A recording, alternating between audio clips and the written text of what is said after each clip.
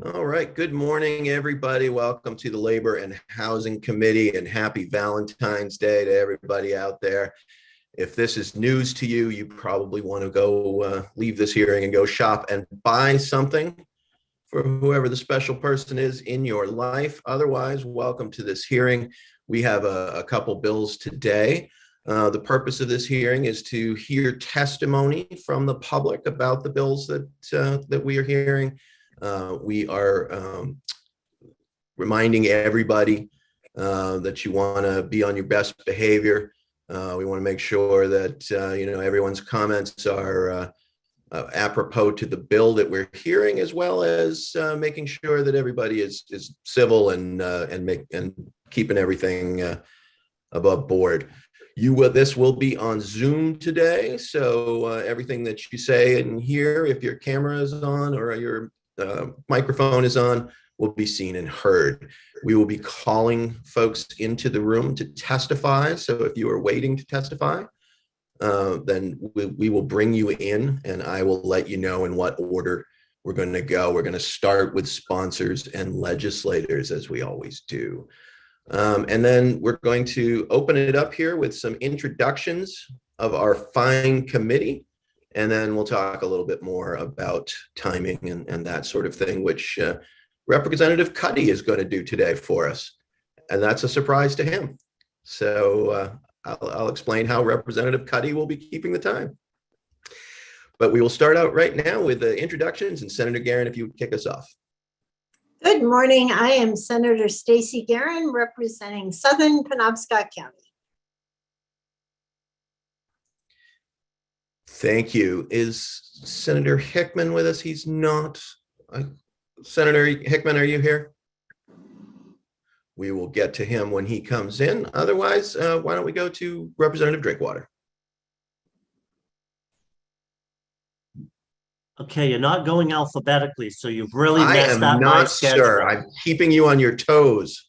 Thank you. Live from Milford, Maine. This is Gary Drinkwater, representing District 121. Thank you. Representative Gear. Good morning. Thank you, Mr. Chair. I'm Tracy Gear. I represent House District 9, which is Kennebunkport and Coastal Biddeford and Kennebunk. Representative Morris. Good morning. I'm State Representative Joshua Morris. I represent House District 75, which is the towns of Turner, Leeds, and Livermore. Representative Bradstreet. Good morning. I'm Dick Bradstreet. I represent House District 80. That's Vassalboro, Windsor, Somerville, and part of Augusta. Representative Warren. Good morning. I'm Sophie Warren. I represent part of my hometown in Scarborough, Maine. And good morning, everyone. Representative Pebworth. Thank you, Mr. Chair. Good morning, everyone. I'm Sarah Pebworth. I represent House District 133. I brought you some flowers today. Oh, that's very nice. Representative Cuddy. Good morning. I'm Scott Cuddy. I represent House District 98, which is Winterport, Frankfort, Searsport, and Swanville. I live in Winterport. Happy Valentine's to everybody. And if you can keep your screen so that you can see all of the gallery, you will see me do this when you have about 30 seconds left on your 3 minutes. Thank you, Representative Cuddy. And well, there ain't no party like a labor housing party, because a labor housing party don't stop. Representative Cuddy will stop you when you get to the end of your 3 minutes and politely tell you that if you could, or politely suggest that you finish your sentence. Representative Rader. Hi, I'm Representative Amy Rader, and I represent Bangor, District 125. Happy Valentine's Day to all who celebrate. Representative Prescott. Hi, I'm Dwayne Prescott. I represent Waterboro and Lyman, that'd be House District 17. And I'll just check in once more with Senator Hickman.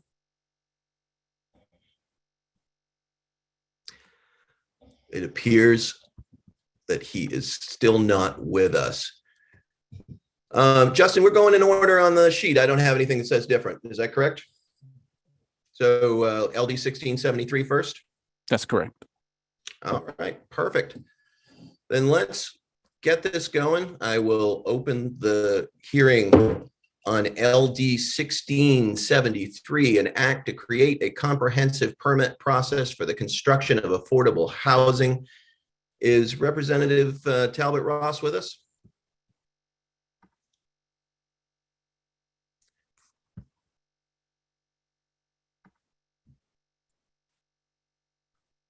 Do not see her on here. There's a phone number, but I'm not certain if that is her. I do not see her name though.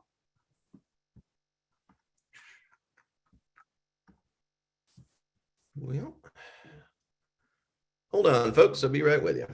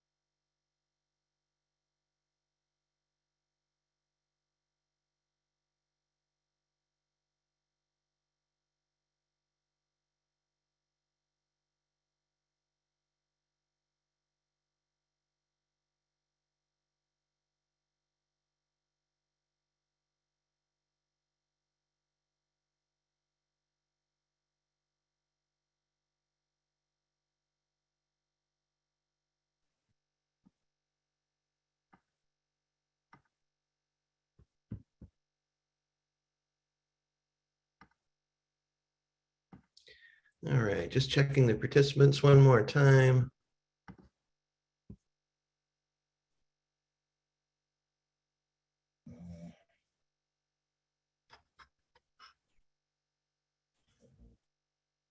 Representative Bickford.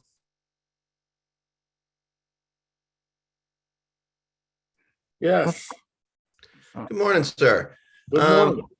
Representative Talbot Ross seems to be having some trouble with her computer. Are you able to do your bill now? Are your folks ready to go, or I believe so. Later?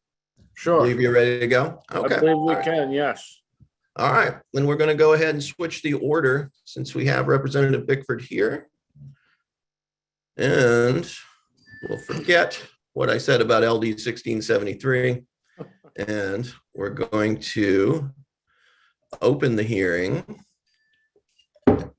on LD 1884, an act to create affordable agricultural homesteads.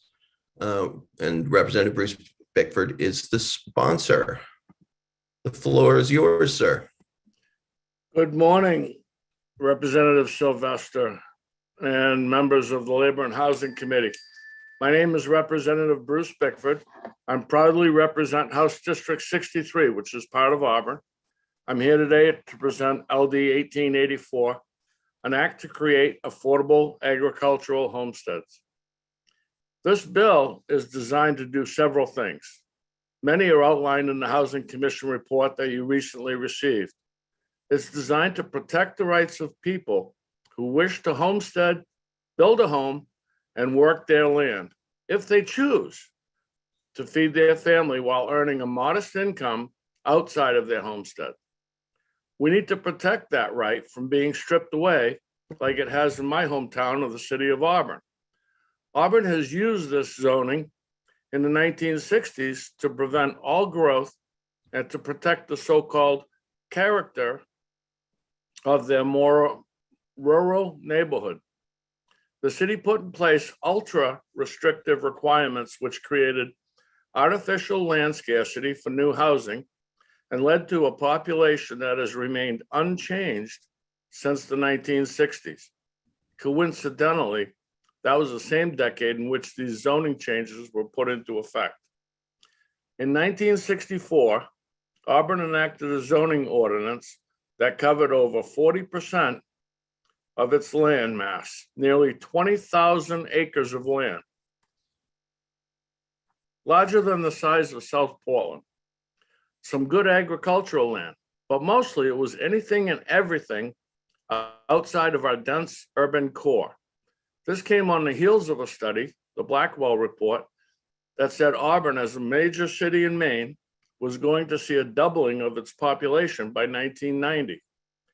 So instead of planning for regional growth, it simply shut the doors and threw away the keys. Hiding under the name agriculture and resource protection, the purpose was to stop all growth, control who lived next to the existing residents, and decrease their property values so drastically by making their ag land worthless under the state tax code. This shifted the tax burden to those who stuck to the core with no way out. Again, I hear the same talk happening today in communities around the state. Increased minimum lot size, cap building permits, drive up costs so only the ultra rich can live here. Petitions to change zones so that affordable housing can be built, and so on. And while it's true that Auburn is the only municipality in the state that has these restrictive income standards as a condition to build a residence, I envision other towns and cities adopting this proven to work ordinance as a way of circumventing the legislative's prerogative of creating affordable housing. Here's an example. Accessory dwelling units are a good thing. My neighbor in Auburn, a retired firefighter, just built one so he can age in place and his son and daughter could move into the big house. But his neighbor, just a couple hundred feet down the road, a retired farmer, can't build one on his land because he no longer earns income from farming, and it's not an agricultural needed building. So one neighbor can live with dignity on their land, and the other will end up in an assisted living facility. Does that sound fair? This gets to my second point. As we age in place, we need better housing. The 100-year-old house a senior family may have owned for the past 30 or 40 years needs upkeep. It can't be completed because of age, maybe because of disability. Most older housing stock is of a Cape design. Not exactly easy for a disabled senior when the bedrooms are all upstairs.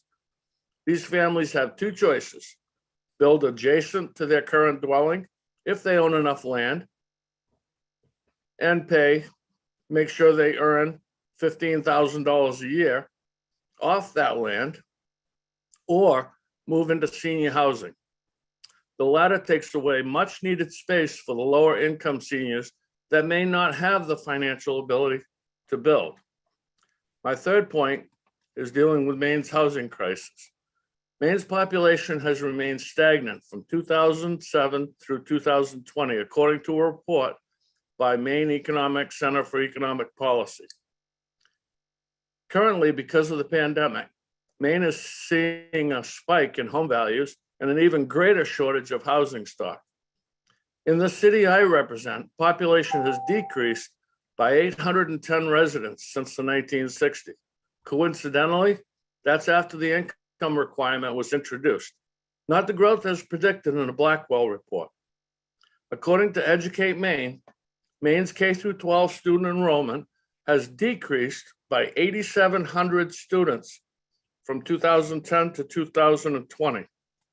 Let's look at the cycle that this draconian income requirement could generate if copied in other municipalities. More seniors on waiting lists for senior housing.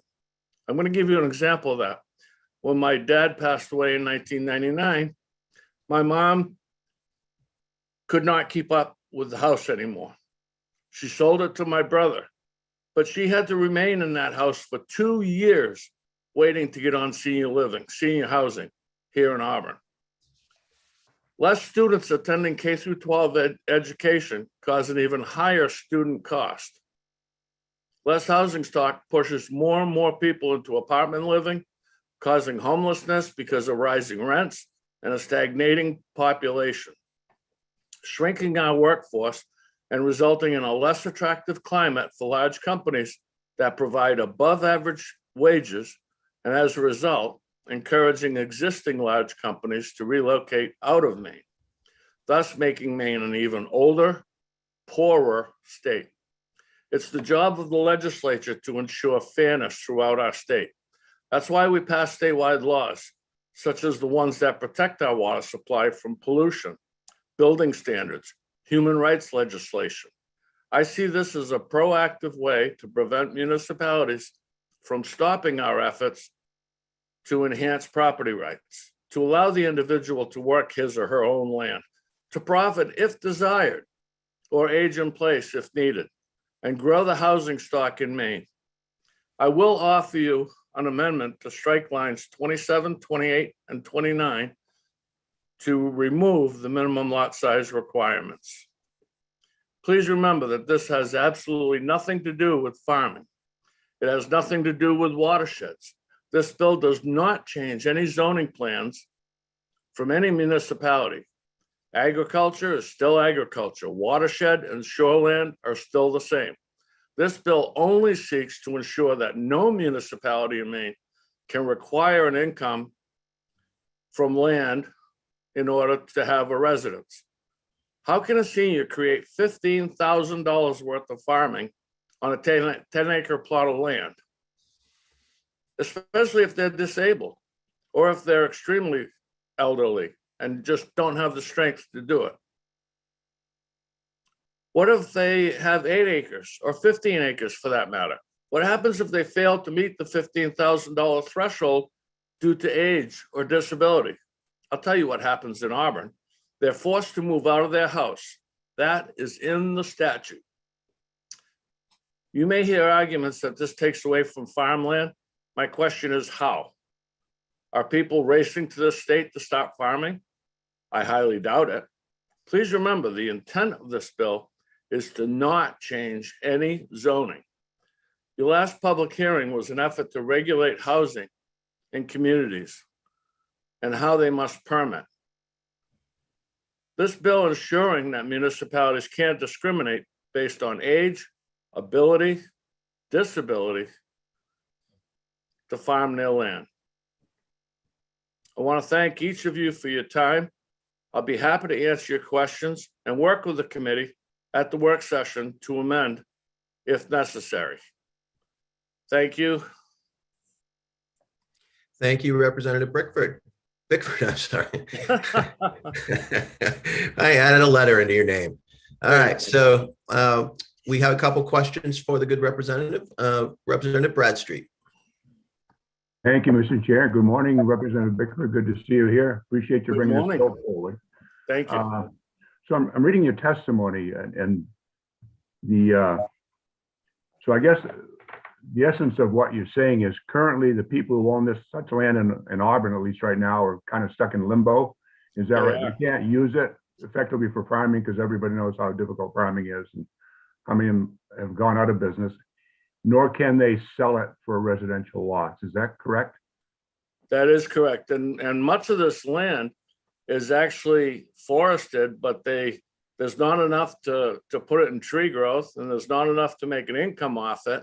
And even in the forested area, that is not considered agriculture.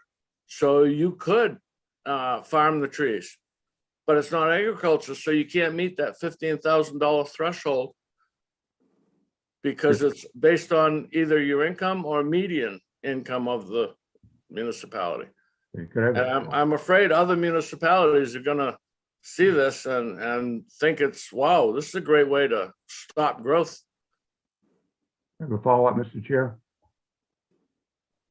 Of course, Representative. Thank you. Does a person who owns such land, is there any remedy for them to be removed from such designation as they're already in? Or is it reasonable if they can do that? To move them from the land, from the designation. To move it out of ag? Right. Well, I guess you have some precedents. I mean, right across Route 100 from me is an old farm that's been there for hundreds of years. All they do is hay the field. And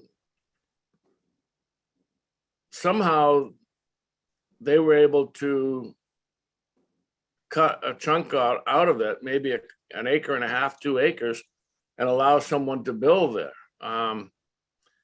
But sounds like it would be an uphill fight. Thank you. Thank you.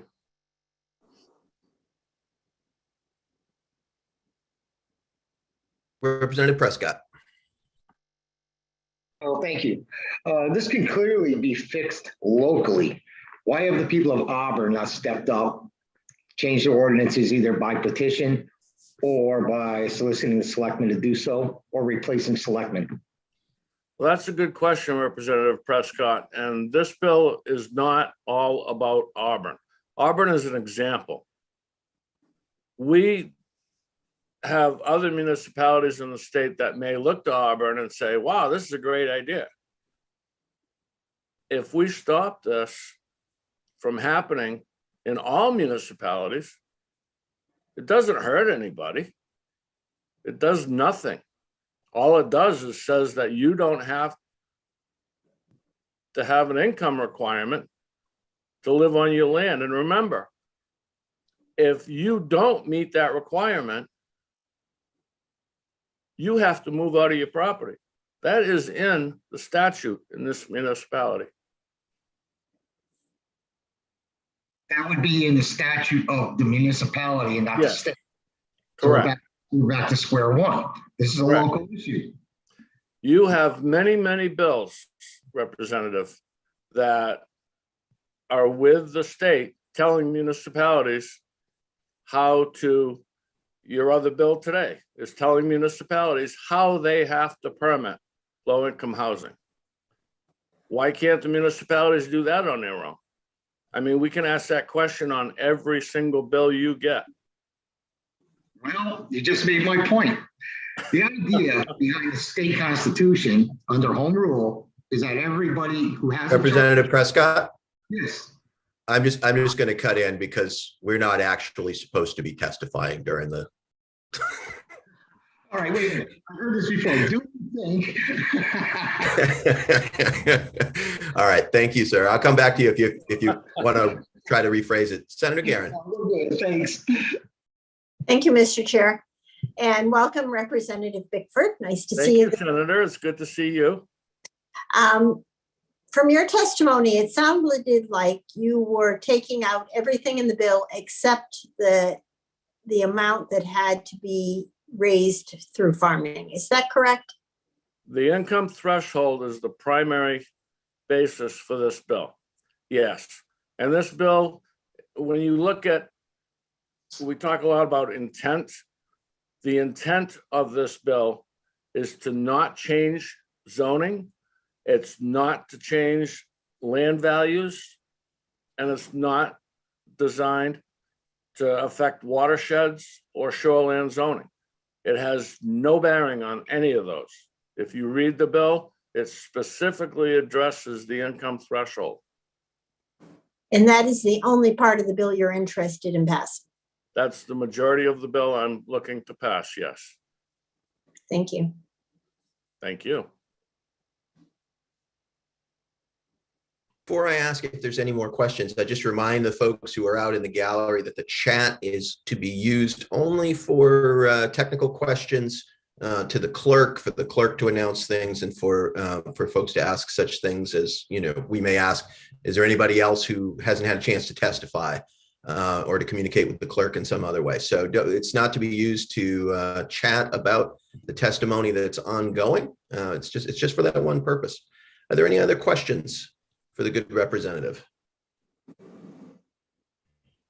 I have a quick one. You were talking about the gentleman who wanted to build an ADU.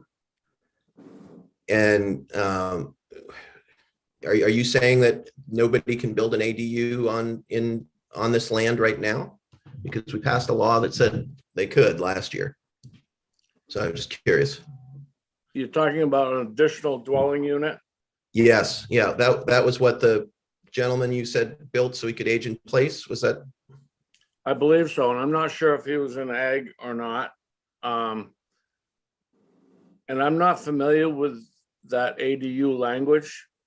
Okay, no, I just want to make sure the laws Yeah. work in Representative Bickford. So, yeah, okay, great. That was the one thing I needed clarification on. It looks like Representative Prescott has something.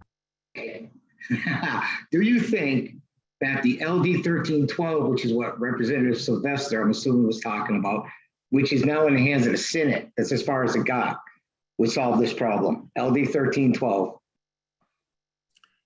If LD 1312 says that someone can build another unit on the land they own and sell their existing property, is that what that bill does? Or does it just give the person two properties? I'll tell you what, Representative, why don't you look into 1312 and we'll take this up at the workshop. Sounds good. Thank you. Thank you. Are there any other questions? Seeing none, thank you, Representative, for being here. Thank you, Mr. Chair. I appreciate your time, and I look forward to seeing you guys at the work session. Thank you. We will see you there, sir. All right. We are going to, we've already brought these folks into the room, but we're going to go Dan Bilodeau, and then followed by Brad Kowalski, followed by Jason Levesque, followed by Peter Moore. So, Mr. Bilodeau, if you could turn on your camera.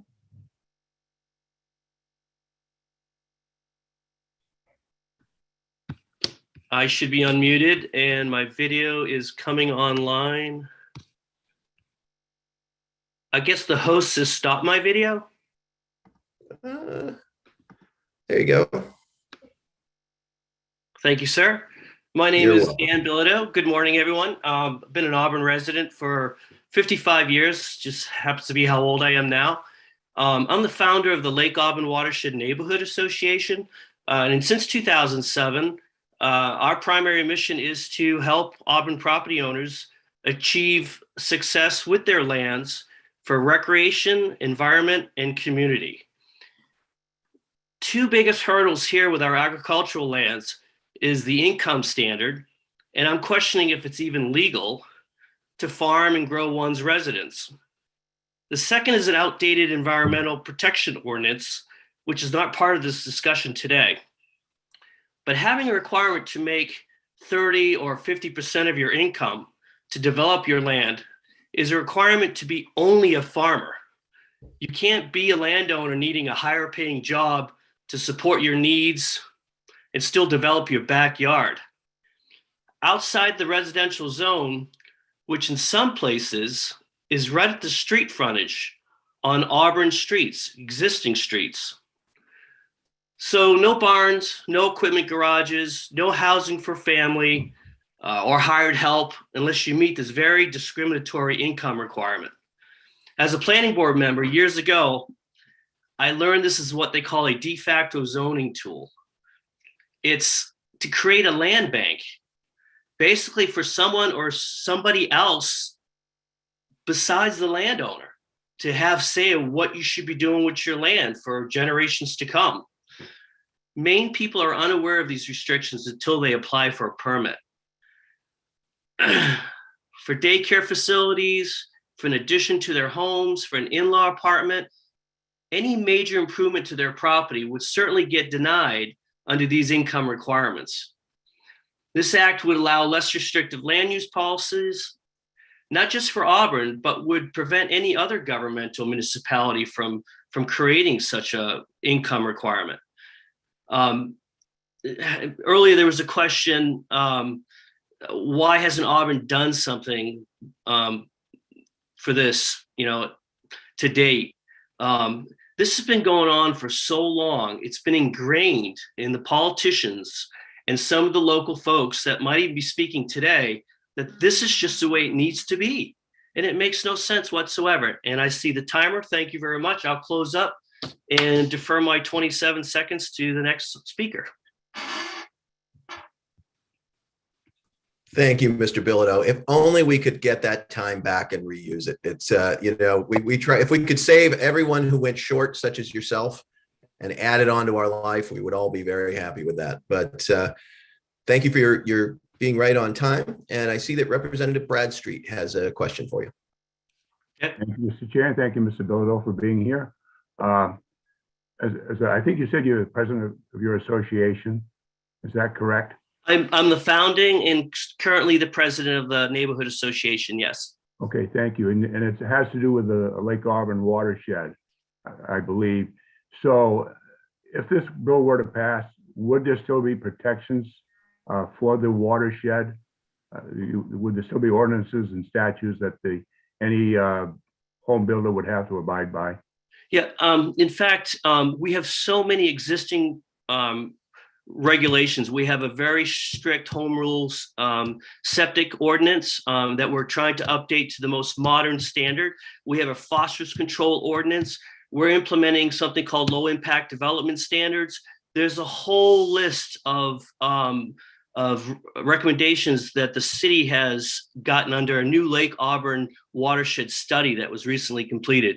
So we're very modern out here to get those standards in, and I don't see any effect to this watershed. And again, I'm speaking as a neighborhood association. I am not the Watershed Protection Commission, even though I'm a member of that.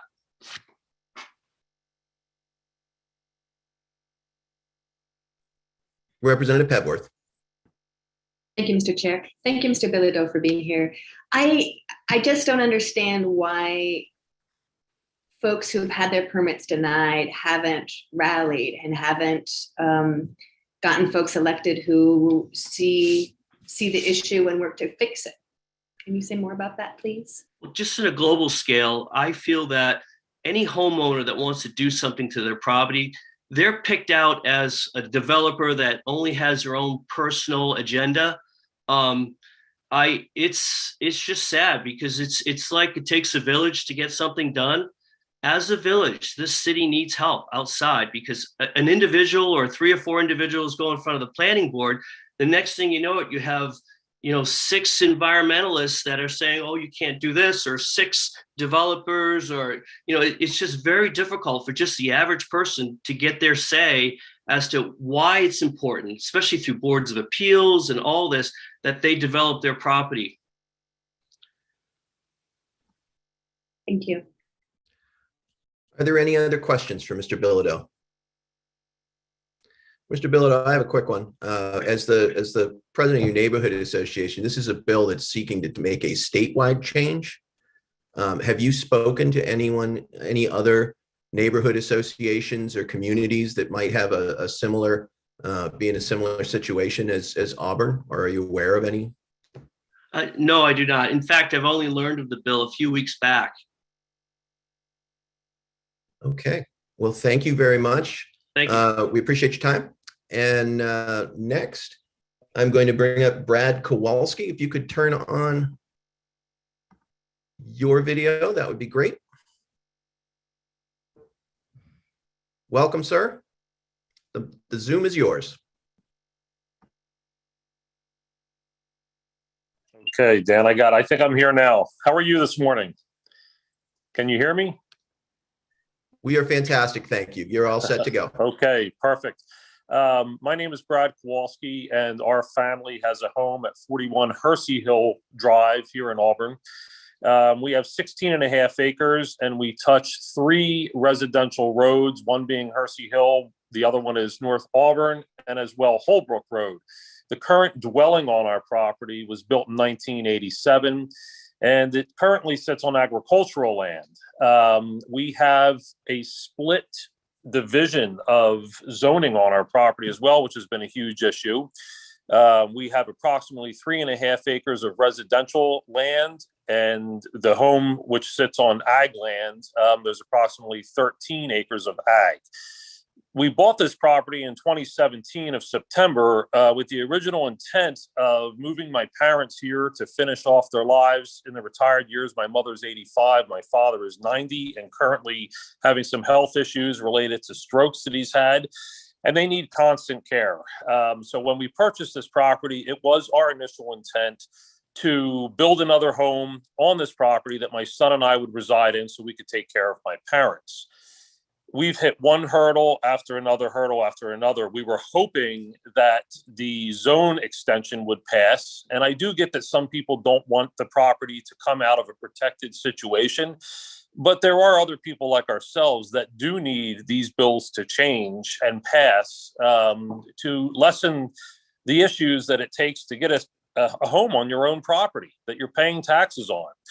So we're now faced with the fact that I cannot put a home on our property because the 3.5 acres of residential land has soils that do not meet the current septic ordinances, as stringent as they are. And the other property now is in ag. So that means 10 acres has to stay for each home. So you leave the home that's currently on this property on 10 acres. It only leaves 3 acres to build a home, which does not meet the requirements in this town.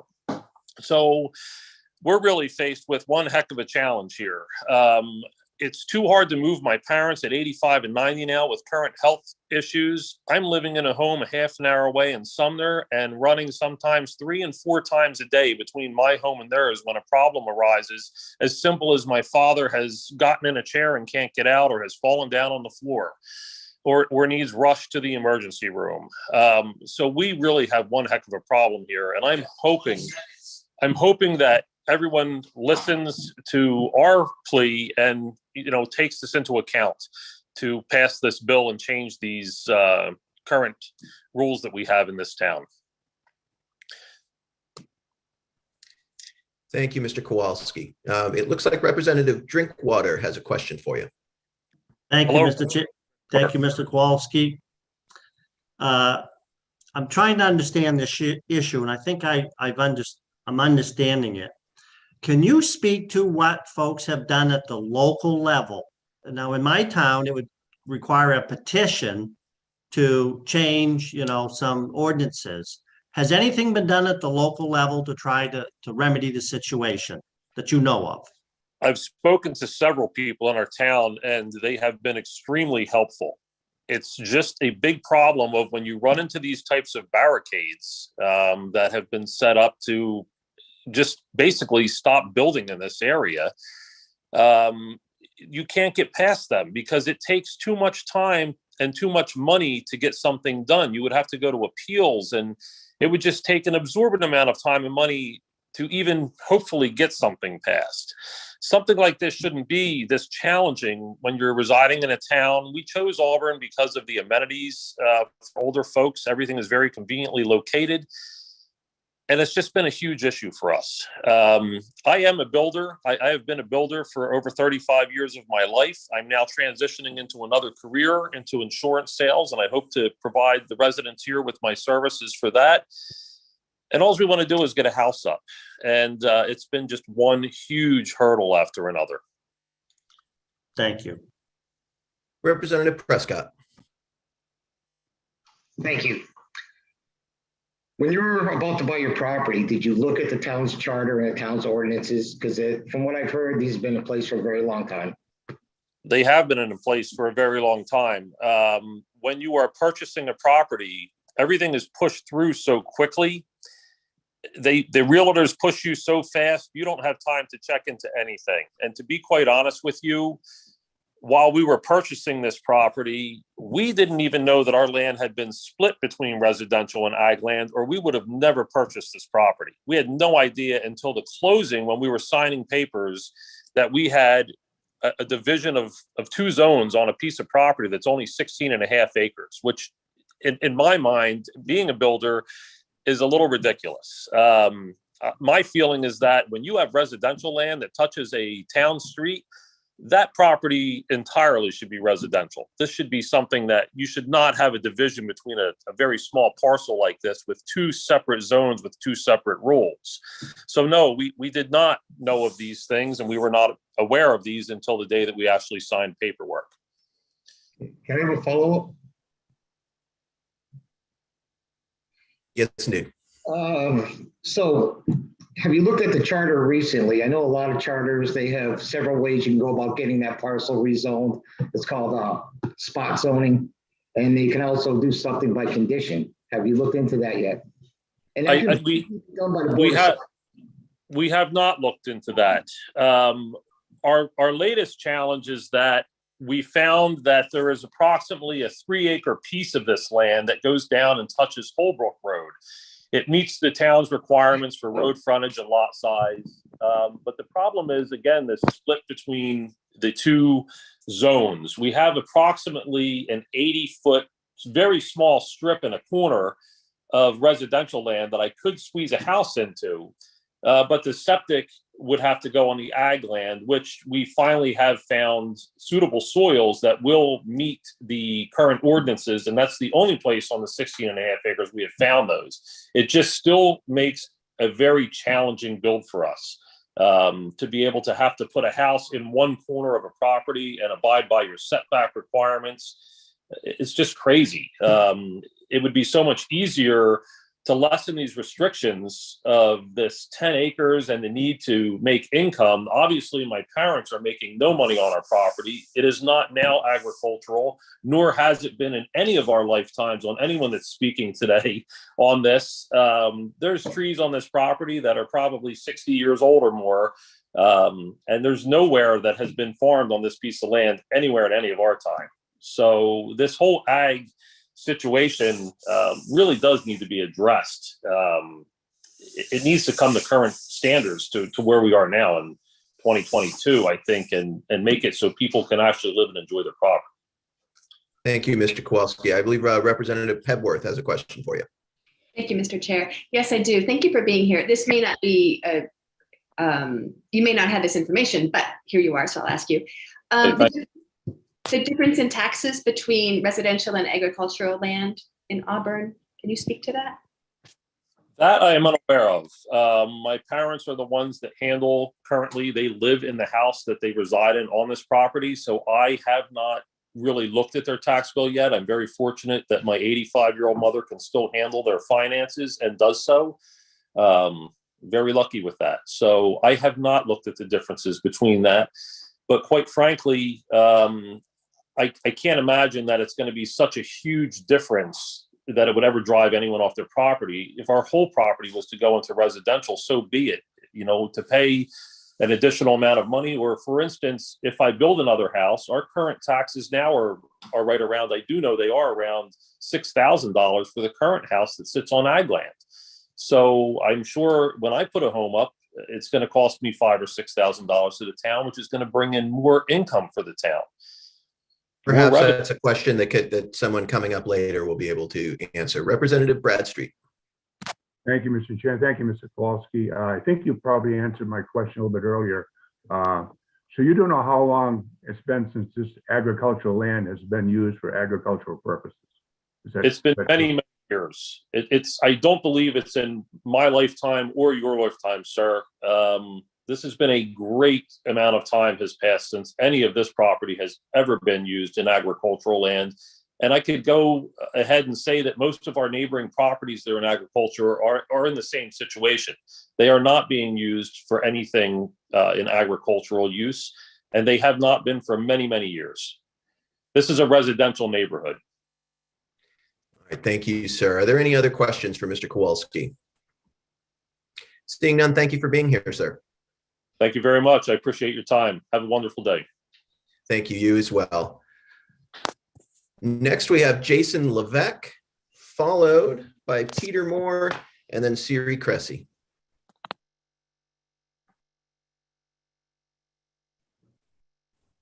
Good morning, folks. Are we all here? Can you hear me? Yes, indeed. You have the floor, sir. Welcome, Mr. Mayor. Thank you very much. And first of all, thank you, Senator Doherty and Representative Sylvester and the rest of the members of the Labor and Housing Committee. I'm going to just kind of paraphrase a little of my written testimony. I would encourage you to read it or at least reference it because there's a lot of data points in there and a lot of answers to the questions that you've already posed to the previous speakers. Let me just do this, and then I'll try to answer some of those specific questions. I've been mayor of Auburn for 4 years. I inherited this issue for my predecessor, who was working feverishly for 2 years on this. And I will say right now, this isn't about Auburn. This is a cautionary tale. This is an ordinance that, as other municipalities see how effective it has been to stopping all development for the past 60 years within our city, they might actually want to look at adopting. And I think that's going to become clear as I answer some of your questions. I'd like to start front to back if I could. Representative Pemworth, I believe, asked a question upon differential or differences in taxes. Significant. So when we're looking at how do we fix ordinances and zonings within a municipality, there are mechanisms in place, of course. But when you actually use zoning to affect a positive tax break on people who have homes on roads or built before 1964, example, the first 350 feet of a property is zoned residential. After that, it's all your backyards, and there's 1,300 of these backyards in Auburn are zoned agriculture. Agriculture is not a residential zone. So hence, previous bills and our local ordinances allowing accessory dwelling units do not apply because they only apply to residential zones. Agricultural resource protection is not a residential zone. So there is a financial benefit, and I know this for a fact because I'm actually one of those individuals. I bought my house of 11 acres, or excuse me, 13 acres, 7 years ago. Through a clerical error, I didn't realize that the back 7 acres of my house, my backyard, is actually within the agricultural zone. When our city tax assessor clarified the issue, I all of a sudden received a $600 tax credit on my tax bill. That's $600 less in taxes I pay. Now, I was mayor. We actually, did not lower the budget by $600 that year. I see the time coming up. Previously, I do happen to have the answers for them. Thank you, Mr. Mayor. Someone may ask you some of the questions that came forward. I'll just ask, and you touched on it a little bit, but it's my understanding this is that the council has taken up this issue before.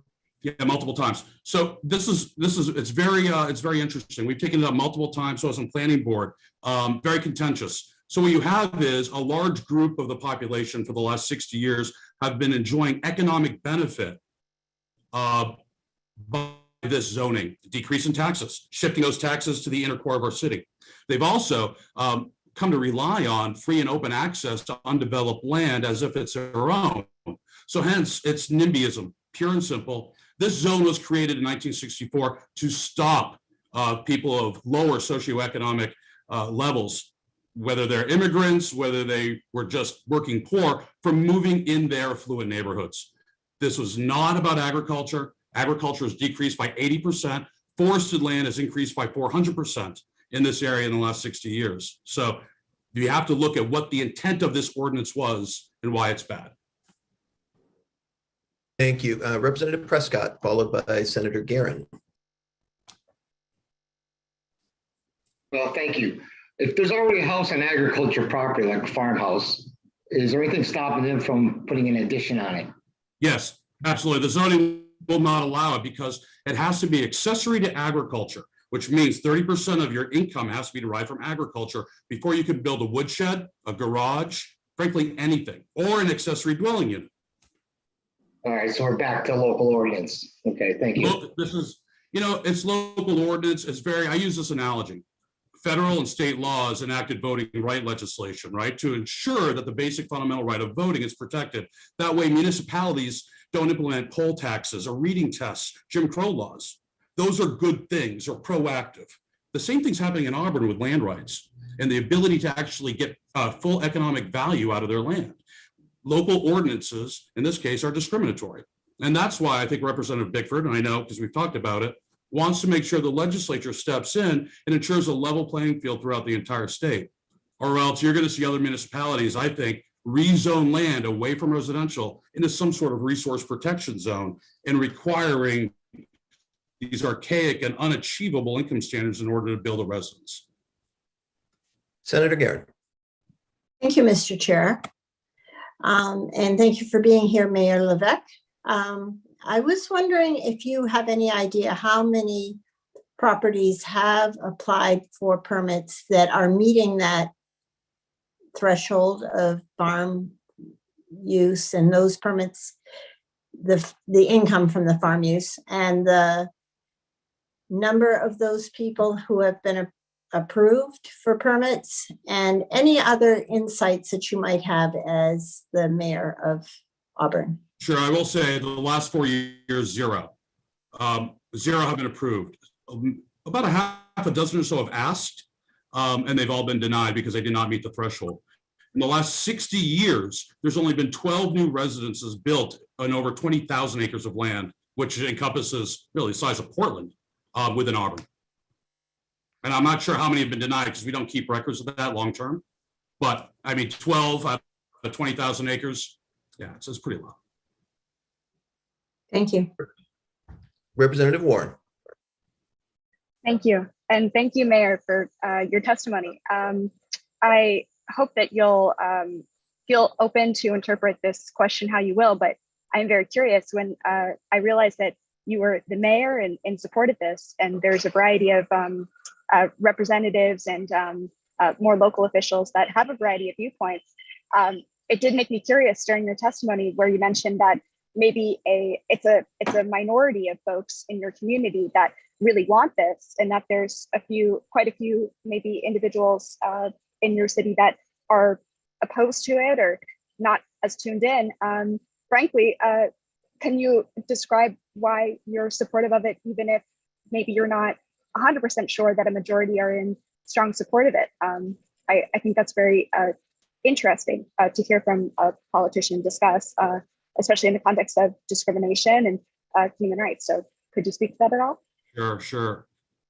First of all, there's about 1,300 landowners within Auburn that financially benefit from this, and they're disproportionately represented at meetings. They go to meetings, they understand, they're vested in making sure this land stays where it is, which is basically locked up in order to keep their value low and their taxes low and control neighbors.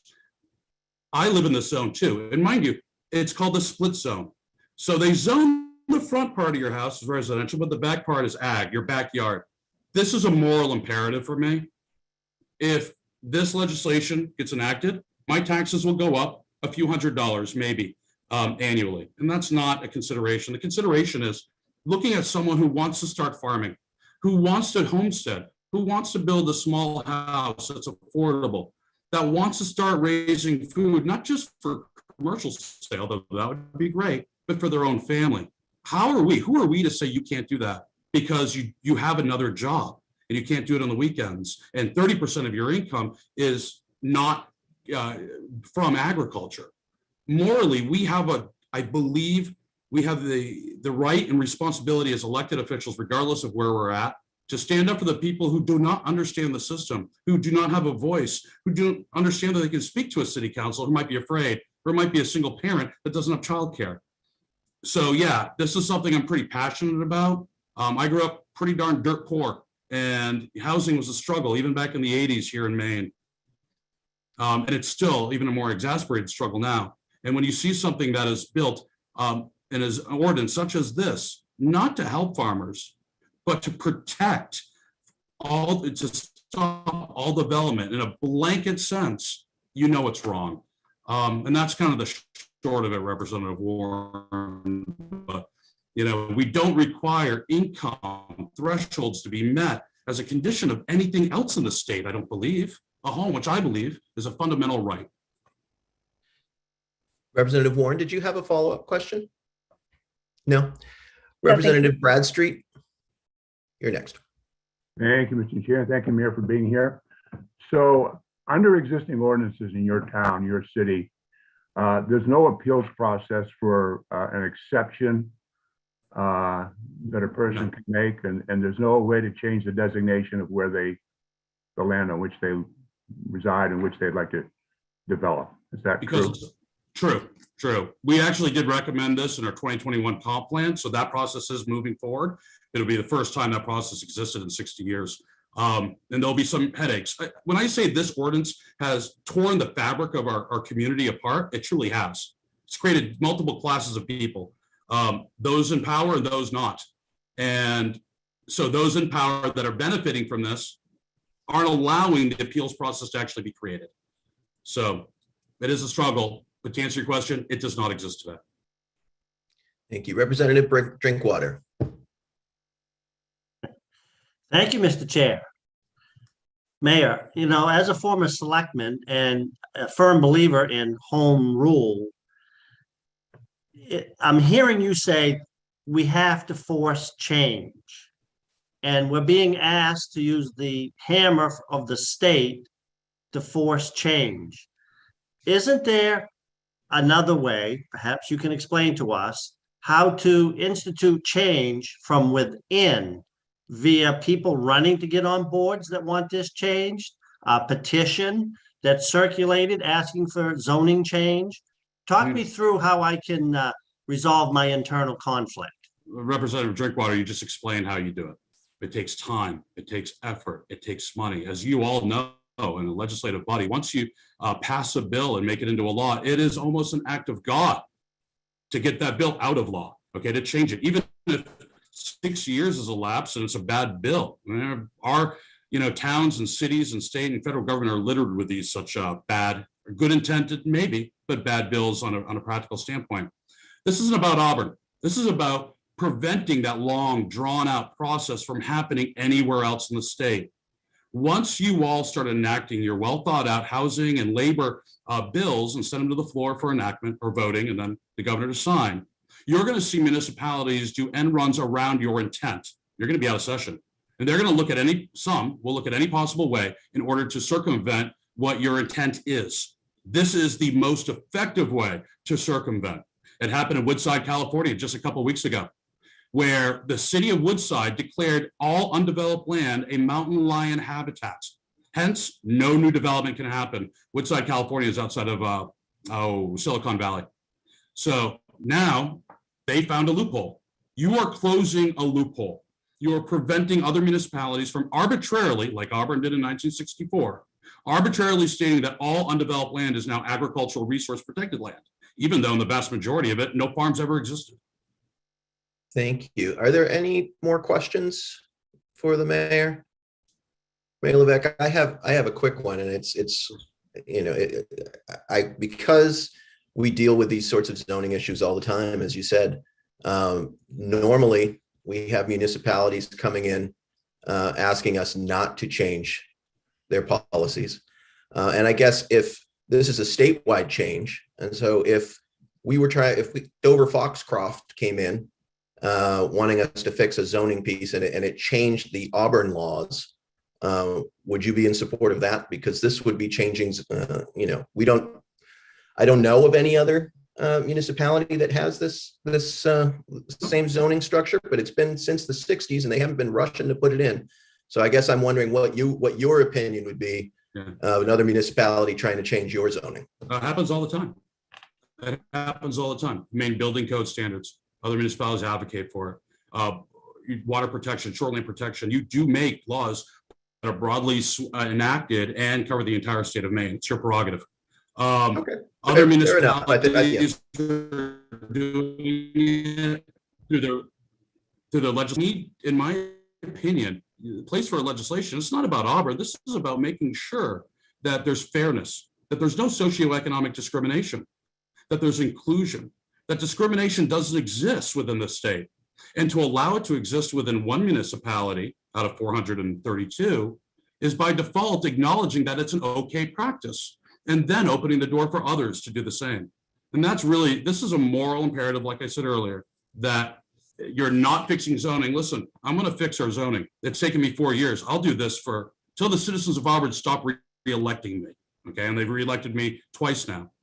I will keep pushing until this gets done. But I will say, this is why you're going to see a lot of opposition to it, because they're going to say it destroys water, it does this, it does that. No, they want to keep this type of discrimination in place so they can control who their neighbors are and keep taxes lower. I just need you all to remember that in the grand scheme of things as you're looking at all the other laws that you're going to pass with ADUs. And by the way, Auburn's adopted the vast majority of some of the recommendations that you're going to hear. Downtown infill, parking requirements. We are leading the way in modernizing our zones, but we still have that 40% that's locked up, which is causing massive disruption in costs and CO2 emissions by pushing people further out to the other municipalities. So you could look at it, Representative, as by being proactive on this, you're actually saving money for other municipalities and saving the headaches and the fights that could happen long term. So okay, hopefully great. that answers the question. Thank you very much. It certainly does. Are there any other questions for Mr. Levesque? Seeing none, we'll bring forward Peter Moore.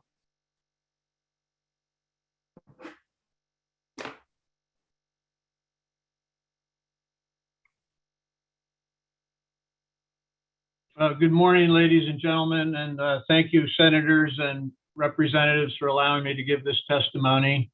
Of course, sir. The floor is yours. Thank you. My name is Peter Moore. I'm a Falmouth resident, and my wife and I own approximately 800 acres of land in the Auburn Ag Zone. We've owned that land for over 33 years, and on several occasions have wanted to build a home there.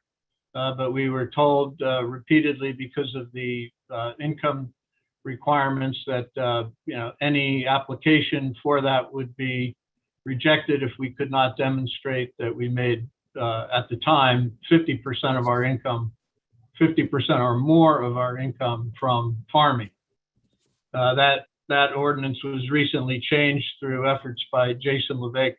It's been brought down to 30%. But that still would still not be workable for us.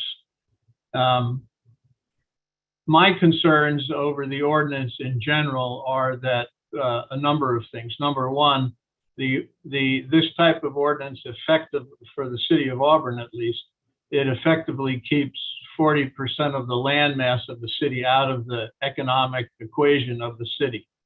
There's almost nothing going on in the ag zone. There are only a handful of truly functioning farms, but there are hundreds of landowners with land that really nothing's happening on. Our land was once over a dozen different farms.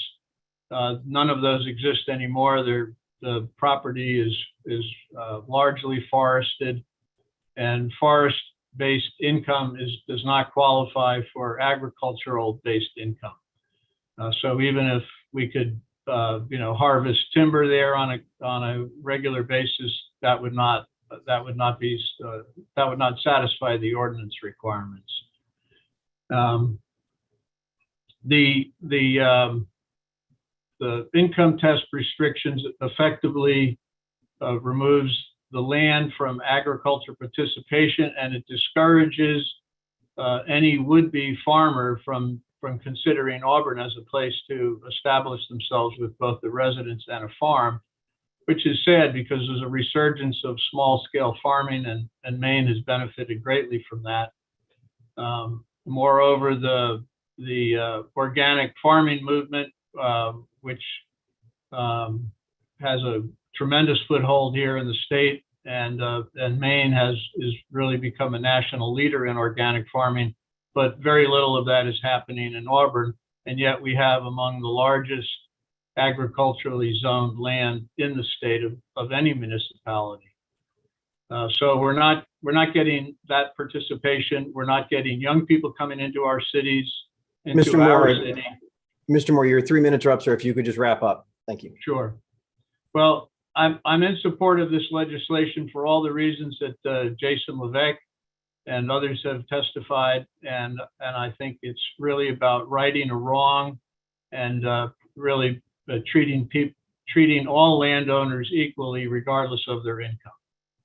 Thanks for giving me a chance to testify. Thank you, Mr. Moore. Are there any questions from the committee for Mr. Moore? Seeing none, thank you for being here, sir. Thank you. All right, we are going to switch over to, unless, Justin, we have anybody else in the gallery who was here to speak in favor? There's no one. All right, I don't see any hands going up. We're going to switch to those in opposition to this bill, and we are going to bring up legislators first.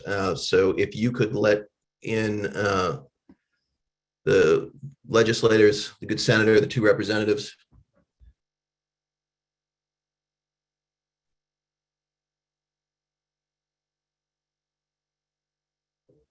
I believe you have Senator Claxton,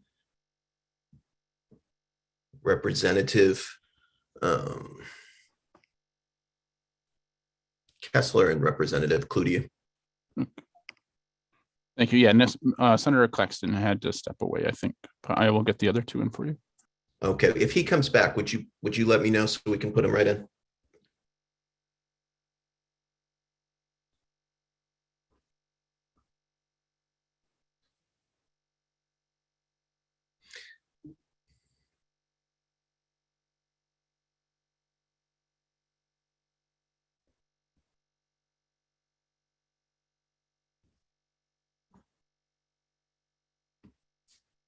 I see Representative Cloutier coming through the wormhole.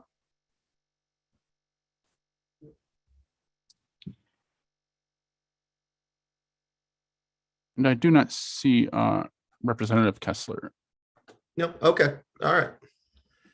Very good. Representative Cloutier, welcome to the Labor and Housing Committee. Thank Floor you. is yours. Thank you, Representative Sylvester. Good morning, Senator Daughtry, Representative Sylvester, and esteemed colleagues of the Labor and Housing Committee. I am Kristen Cloutier, and I proudly represent House District 60, which is part of my hometown of Lewiston. And I am here today in opposition to LD 1884, an act to create affordable agricultural homesteads. In the neighboring community of Auburn, as you've heard a lot about this morning, there has been a very long and ongoing debate around updating the Agricultural and Resource Protection Zoning District. And I've provided a list of various news articles and letters to the editor in my written testimony. And I have watched from the sidelines on the other side of the Androscoggin River as this issue is debated time and time again and voted down by everyday residents, not those with an economic interest, repeatedly. Growing tired of not achieving the desired results at the municipal level, it appears that local leadership has decided to bring this fight to Augusta. The homesteads envisioned and publicly described by those pushing for the ability to develop the land within the HERP zone would hardly be affordable to anyone currently residing in the Lewiston-Auburn community. Under the guise of equity, the bill before you claims to seek a solution to the income requirement originally put in place to preserve Auburn's farmland and forests in the wake of development pressures. Without context, one could assume that an individual would need to be within a certain income bracket in order to build a home in the Agriculture and Resource Protection Zoning District. And if this were in fact the case, the requirement would certainly be both problematic and discriminatory. However, the actual language of the ordinance pertains only to a requirement that a certain percentage of income earned by residents within the district be derived from farming. And my written testimony provides that statement from the ordinance. I'm not going to read it because in the interest of time. And so why does this matter to a state representative from Lewiston? Well, because elimination of this income restriction would open up the HERP zone in Auburn to large-scale residential development and could lead to runoff from fertilizers and pesticides into Lake Auburn, the sole public water supply for over 39,000 consumers residing in both Auburn and my hometown of Lewiston, greatly impacting their health and safety. As detailed by Holly Ewing, a Bates College professor and longtime researcher of Lake Auburn, more nutrients on which algae thrive are already entering the lake through stormwater runoff. In addition, a warmer climate is creating more annual precipitation, which leads to greater runoff, carrying more nutrients. Large-scale residential development along the shores of our primary water source will only exacerbate the deterioration of Lake Auburn's water quality and threaten the sustainability of our watershed. Additionally, a recent study released in October 2021 entitled A Regulatory, Environmental, and Economic Analysis of Water Supply Protection in Auburn, Maine, conducted for the City of Auburn by FB Environmental Associates, Horsley Witten Group, and the University of Maine, determined that expanding development in the Lake Auburn watershed would provide minimal net economic benefit across all affected stakeholders. Representative Cloutier, your 3 minutes are up, so if you could wrap your thoughts up. Sure. So I'm not going to read the rest of that quote. You can read it in my testimony. I also just want to point out that I understand the dire need to develop housing that is both accessible and affordable, and I proudly support the efforts and recommendations put forth by the Commission to increase housing opportunities in Maine by studying zoning and land use restrictions. I also want to point out that that Commission took a look at this bill and chose not to recommend it for passage to the legislature for precisely the reasons that are being presented to you today. So I'm happy to answer any questions, and I hope that you will recognize that the debate taking place in Auburn is complex, it's multifaceted, and it's one best addressed within the confines of local control. Thank you, Representative. It looks like we have a question from Representative Prescott. Thank you. I've heard recently they amended their ordinance. Now it's 30% of someone's income.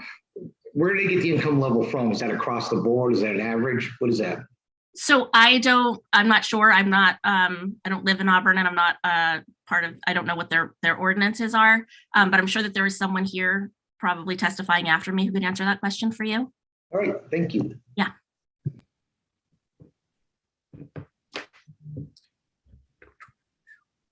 Representative Bradstreet.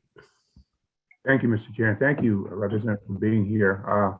Yeah, you had another dimension to the conversation, that's for sure. This question probably is not just for you, it's for anybody coming behind you or anybody anywhere could answer it. Given that agriculture is really, for many people, not a viable means of making a living, what are people who are in this, who own land in this zone, what are they supposed to do with that land they own? What is that man from Falmouth supposed to do with his 800 acres that he really effectively can't use? And again, that's a question for anybody to answer. So thank you. So I guess I want to partially address that, if it's okay. I mean, I would say when you're buying 800 acres of land, you're not buying it to just build your own house on, right? Like you're actually buying it probably to develop it.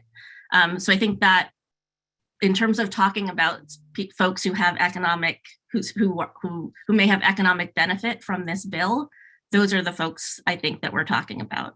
So, you know, someone who's buying 800 acres of forest and farmland and saying they're looking to just build one house, that's probably not, they're probably looking to do more than that, I would say. And I would say that those are exactly the kind of folks that people in Auburn have been concerned about over the years, and why this has failed repeatedly at planning board and city council meetings. Is because they're trying to prevent these kind of land grabs.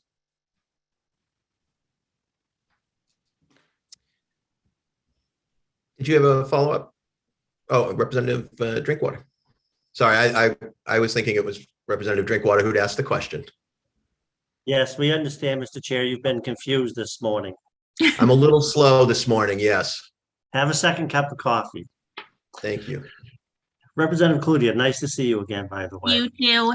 You know, when you talk about algae and runoff, I get that. But I also understand that like Sebago Lake has a tremendous amount of development, and that is a water source for the area. Do you know, I've never been on Lake Auburn. Is that heavily developed with camps around the lake?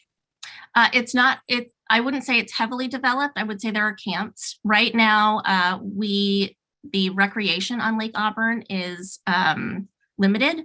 So you can use boats, but you cannot swim in the lake because we have the ability to filter out non-biological contaminants, whereas biological contaminants we don't have the ability to filter out. And we are currently receiving a waiver from the DEP that prevents us from having to build a filtration plant to be able to do all of those things. Are there any year-round residents on the lake? Yes. All right. Thank you. Are there any other questions for the good representative? Seeing none, thank you for being here today, Representative. Thank Appreciate you you all. Have a great day. I'll see you for the next one too. Yes, indeed. All right. So we are going to start hearing testimony from non-legislators, because I don't see either Senator Claxton or Representative Kessler. Justin, on above the other 400 things you're already doing behind the scenes, if you get a chance, if you could reach out to the senator and representative and let them know that we'd be happy to hear their testimony if they're able to come in. They should have left a number in their sign up. But we are going to go right now to, did I see Bruce Berger come in? You did. There he is. All right, perfect. You've turned on your camera and moved. Excellent. You have the Zoom, sir. Thank you. We appreciate the opportunity to testify before this committee, and we thank you very much. The Maine Water Utilities Association is in respectful opposition of LD 1884. We don't have any issue with removing the income requirements from zoning. We do, however, have an issue with the legislation or legislature taking away tools that we use to utilize and protect public drinking water supply, specifically the ability to require minimum lot sizes large enough to prevent threats in a source water protection area, as you heard from Representative Cloutier's testimony. Maine Water Utilities Association is a nonprofit organization, and we represent most of the drinking water organizations or municipalities here in the state. LD 1884 mandates that municipalities are prohibited from requiring lot sizes more than twice the minimum lot size of the most restrictive residential zone in that municipality. Traditionally, these municipalities are allowed to create local regulations more restrictive than state regulations, but not less restrictive. Municipalities often fairly allow small lot sizes in residential zones to encourage high density. Many of these areas are served by public water and sewage utilities.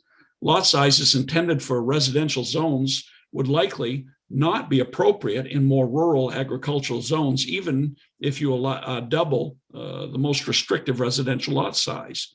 Here's our concern with the bill, is that most municipalities do require larger lot sizes in source water protection areas in order to protect their public water supply.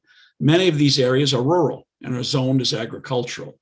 Since the bill's stated intention is to encourage affordable housing, we are assuming there is no intent to increase threats to public water supply. So we suggest that the legislature add an exception to these restrictions to allow the larger lot sizes in source protection areas of a public water supply. Maine is fortunate to have many pristine public water supplies, such as Sebago and Lake Auburn. We have some of the best drinking water quality in the country. The issues with PFAS that came to light in recent years demonstrates the importance of protecting our pristine sources of water. We urge the legislature to consider amending this bill to allow municipalities to continue to protect their source water protection areas. Thank you. And I still had 15 seconds. You did. Yeah, I commend you, sir. Well done. Well done. It looks like Representative Bradstreet has a question for you. Yes, I do, Mr. Chair, and thank you. Thank you, Mr. Berger, for being here. Representative Bickford offered to remove the minimum lot size from his bill. Do you think doing that would answer most of the objections that you have? I think in part, as a representative before me mentioned, you know, the more increased lots there are, the better chance there is for runoff and degradation of water supply. So that's always a worry. The larger lot sizes restrict more housing and more influence for runoff into a surface water supply. And this is important to Lake Auburn because they do have a waiver to filtration, one of just a handful here within the state. And that potentially could impact them losing the filtration waiver and having to build a very expensive filtration plant. Are there any other questions for Mr. Berger? Seeing none, thank you for being here today, sir. Have a great day. You as well. We have Dennis Bergeron, I believe, on the phone.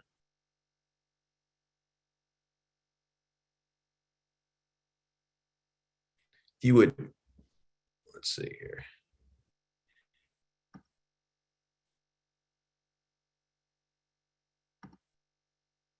Justin, he's muted. Any idea? Is it *6? Is that how that works? Oh, there you are. Look at you. Oh.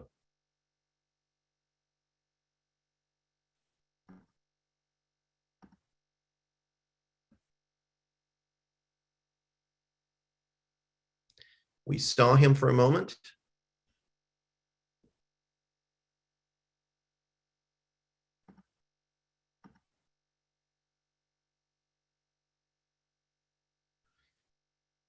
Justin, while we're waiting for Mr. Bergeron to try to turn on his camera again, would you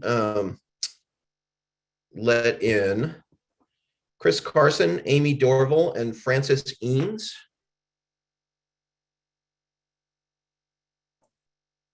I can do that. I believe we did have somebody after Mr. Bergeron as well speaking against, but yeah, we have a long line of folks.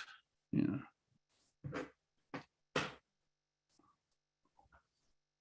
Mr. Bergeron, are you able to? There you are. All right, we can't hear you, but we can see you. Is your microphone on?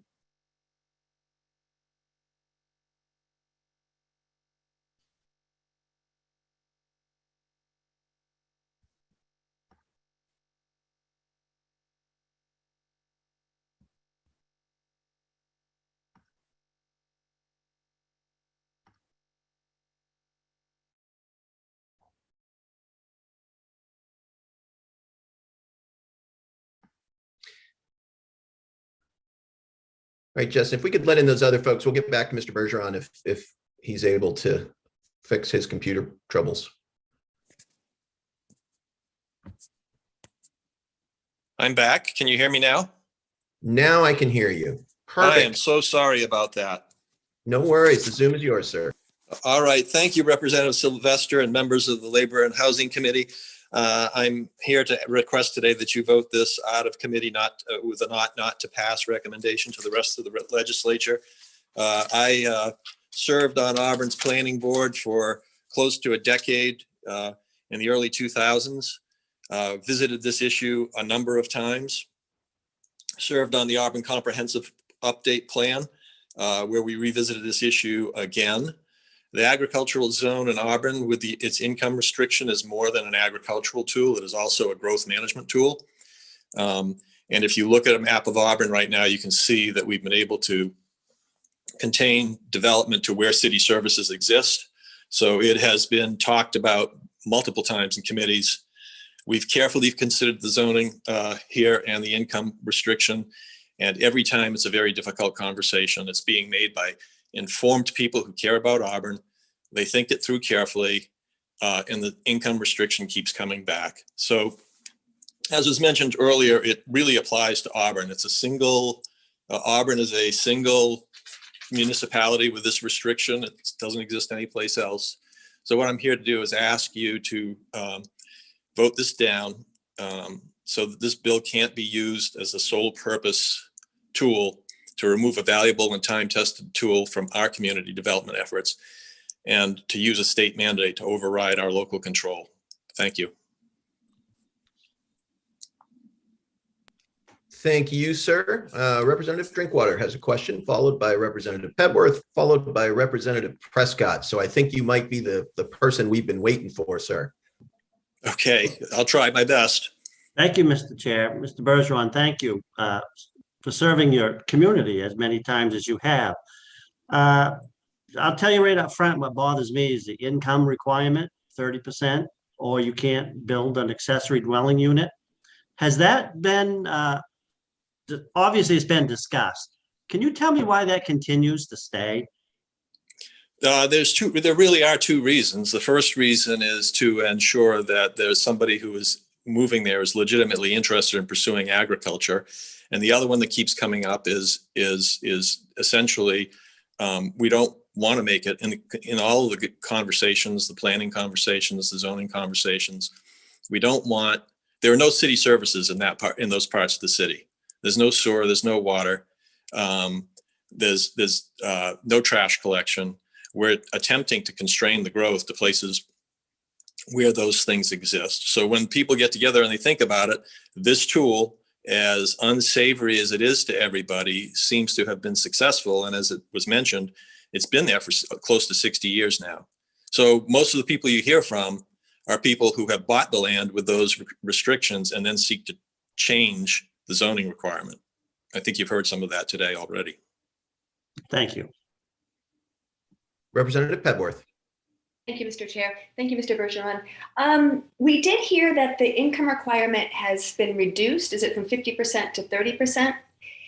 And the fact that that change has happened reassures me that there is that local control can adjust these requirements.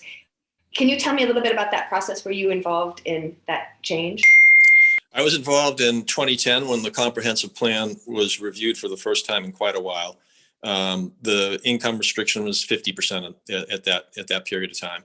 Then and we retained it. Subsequent to that, in 2018, a special committee was developed with residents from the area and without the area. Some people were farmers, some people were not. And at that was an agricultural committee meeting, and that group said they wanted to retain the income restriction, but they would entertain changes to it. And then I did not participate in the 2020 update, which just concluded, where I believe is where the income restriction was adjusted down to 30%. Thank you. Representative Prescott. Well, thank you. The 30% of income, as I recall, somebody said that has to come from farming. Is that correct? From some agricultural pursuit. Okay, then what is the basis of the amount of income? I mean, you got 100%, you got to have 30% of 100%. How do you know? Is it 52 grand a year? Is it 37 grand? You got to make 30% of that? I would be going beyond my knowledge base, but and that would be a question for city staff. But I don't think that I don't recall that there's a threshold. So if you're earning $30,000 a year, it could be $10,000 a year from selling hay or something like that. That's my understanding of it. But that would be a question for the city staff. All right, thank you. Representative Bradstreet. Thank you, Mr. Chair. Thank you, Mr. Bergeron. It was stated earlier that the status quo discourages people from becoming farmers. And I'm not sure if you would have this information, but if you do, I'd certainly like to hear it as to how many people recently have chosen to start farming on these on these properties that we're talking about. I have not heard that it discourages farming. I do know that farming is a very difficult occupation and profession.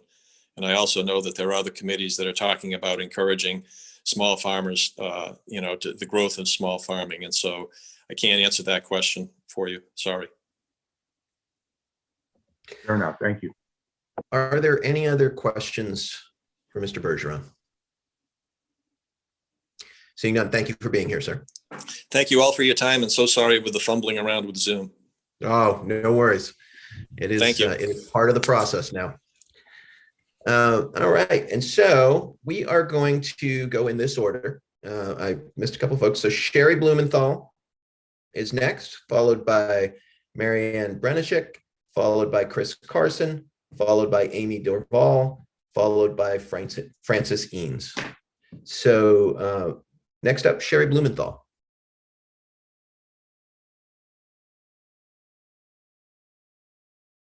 Who may not be in the room.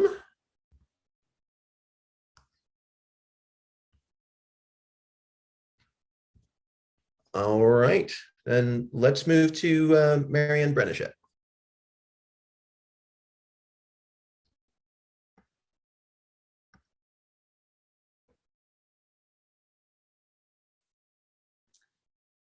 Sounds like Sherry's having computer issues. Okay, perfect. We'll try and help her fix those. Ms. Brenishek, are you there?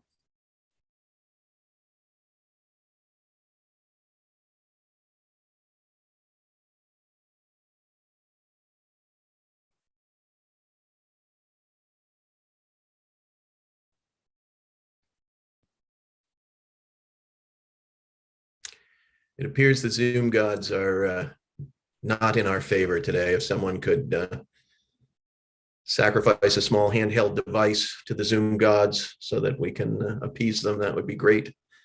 All right, let's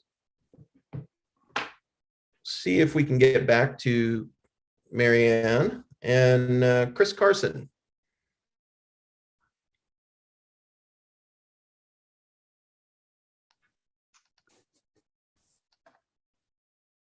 Hey there.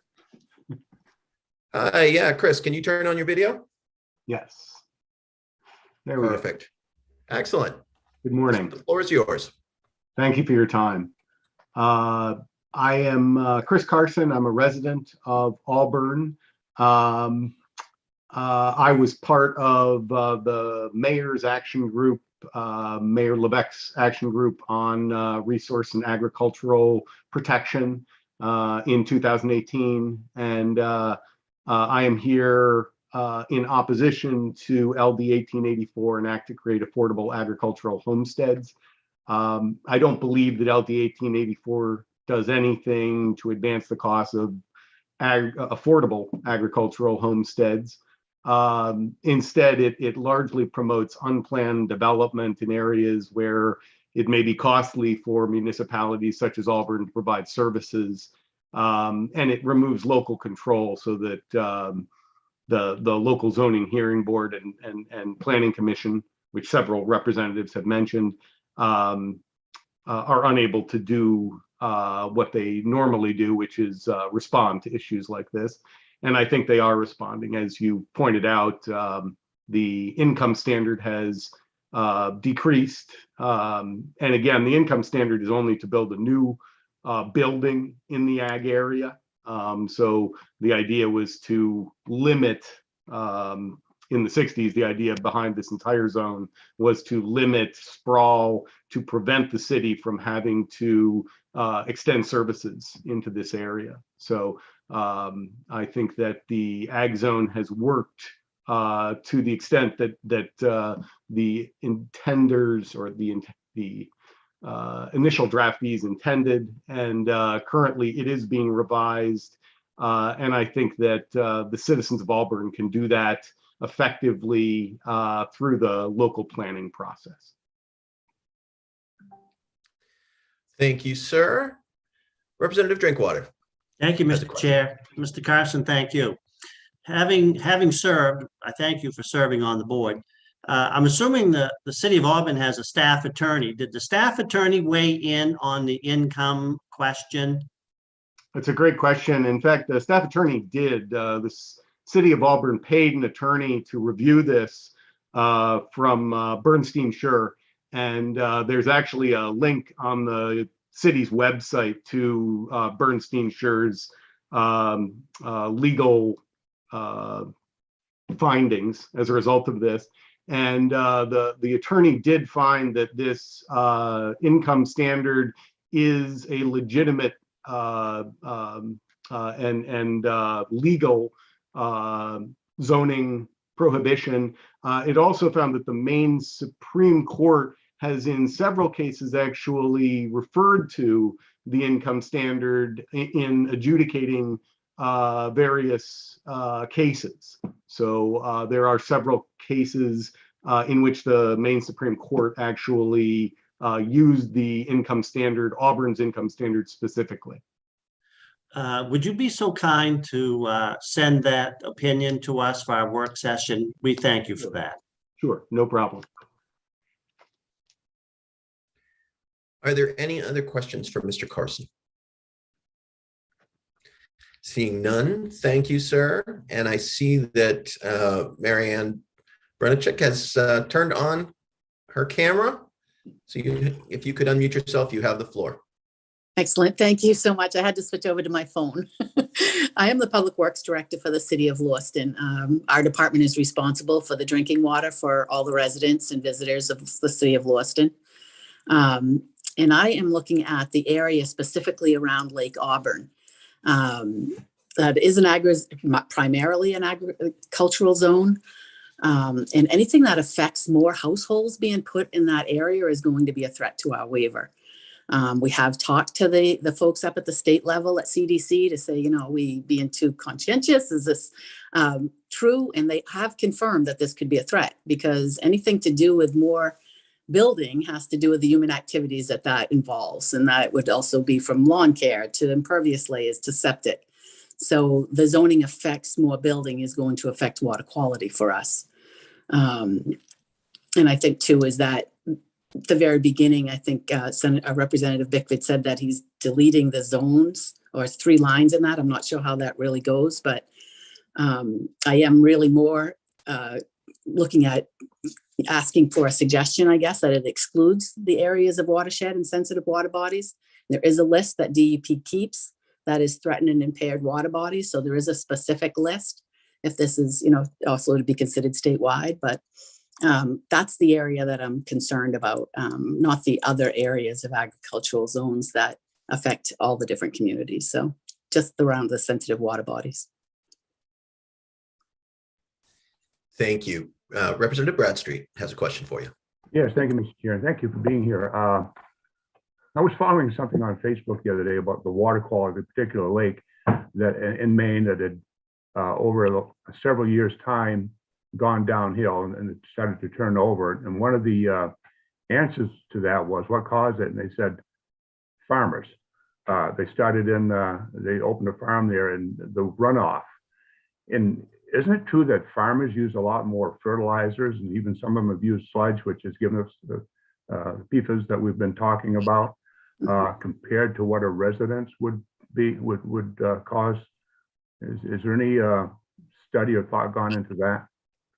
There is a lot of connection with PFAS on farms, and mostly within our area it's not being used as a farmland, the agricultural lands. It's being used to hay, or is, you know, not being used at all. We own 80% of the shoreline, and within the watershed, there's another 40% of agriculture not really being used for farmland. But if it was, the land applications of PFAS is now no longer being done. Animals do pose a threat because of their own biological contaminations, but I don't think that is a big piece for us, for the animals. And there are a lot of responsible farmers. So it's all individual, I'd say, from what I know from my knowledge. Thank you. Are there any other questions from the committee? Seeing none, thank you for being here. We're glad you got in. Thanks. Next, I have Chris Carson. Oh, hold on. Before Chris comes in, I am going to move to Senator Claxton, who's been able to join us. You snuck in amongst the committee members on my video, Senator, so I didn't see you in there. It's my stealth attack. Good morning, Excellent. chairs. Good morning, chairs Sylvester and Daughtry, and respected members of the Committee on Labor and Housing. My name is Ned Claxton, and I'm honored to represent Senate District 20, which includes Auburn, where I've lived for 42 years, Mechanic Falls, Minot, Poland, and New Gloucester, and I appreciate the opportunity to testify. LD 1884 raises 2 major concerns for me. In the 129th, as I served on the Committee on State and Local Government, I quickly appreciated the power and benefits of home rule. Mainers prize their opportunity to influence local issues. This bill would summarily override home rule for Auburn on a subject that has gotten major community attention in the last 6 years. On state and local, I also learned to be distinctly uncomfortable with using the legislature to address local issues. This bill would override 2 key elements, now apparently 1, of Auburn zoning code in its agricultural and resource protection district, also known as the Ag Zone. It very specifically removes minimum acreage and income requirements, some version of which have been in place for over 60 years. My question is, how many other communities would this bill impact? How many other communities have the same 2 key elements in their zoning regulations? I could only find a few other towns that even have ag zones, and I could not find any other that have a minimum income requirement. I'm hoping somebody will correct me if I'm wrong, but this only applies to Auburn. Auburn has been a good steward of the ag zone, protecting it for agricultural and recreational use, that help contribute to the town's character. With this bill, the town's locally developed requirements to build a house in the ag zone would be eliminated. Auburn, through an extensive community process, has opted to keep both an income requirement and a specific lot size minimum to build a house in its ag zone. These stipulations have not been static over the last 60 years. Revisions based on work in the last 6 years in particular have led to significant changes. The ag zone used to be twice as big as it is now. The income requirement was decreased from 50 to 30% to the local median income. The lot size requirement may soon shrink from 10 to 6 acres. These changes came after 2 professional studies confirmed the importance of both of these requirements in protecting this resource at a time when we need more farmland for people who want to develop small farms. These changes have involved years of work by the city council and extensive input from Auburn's residents.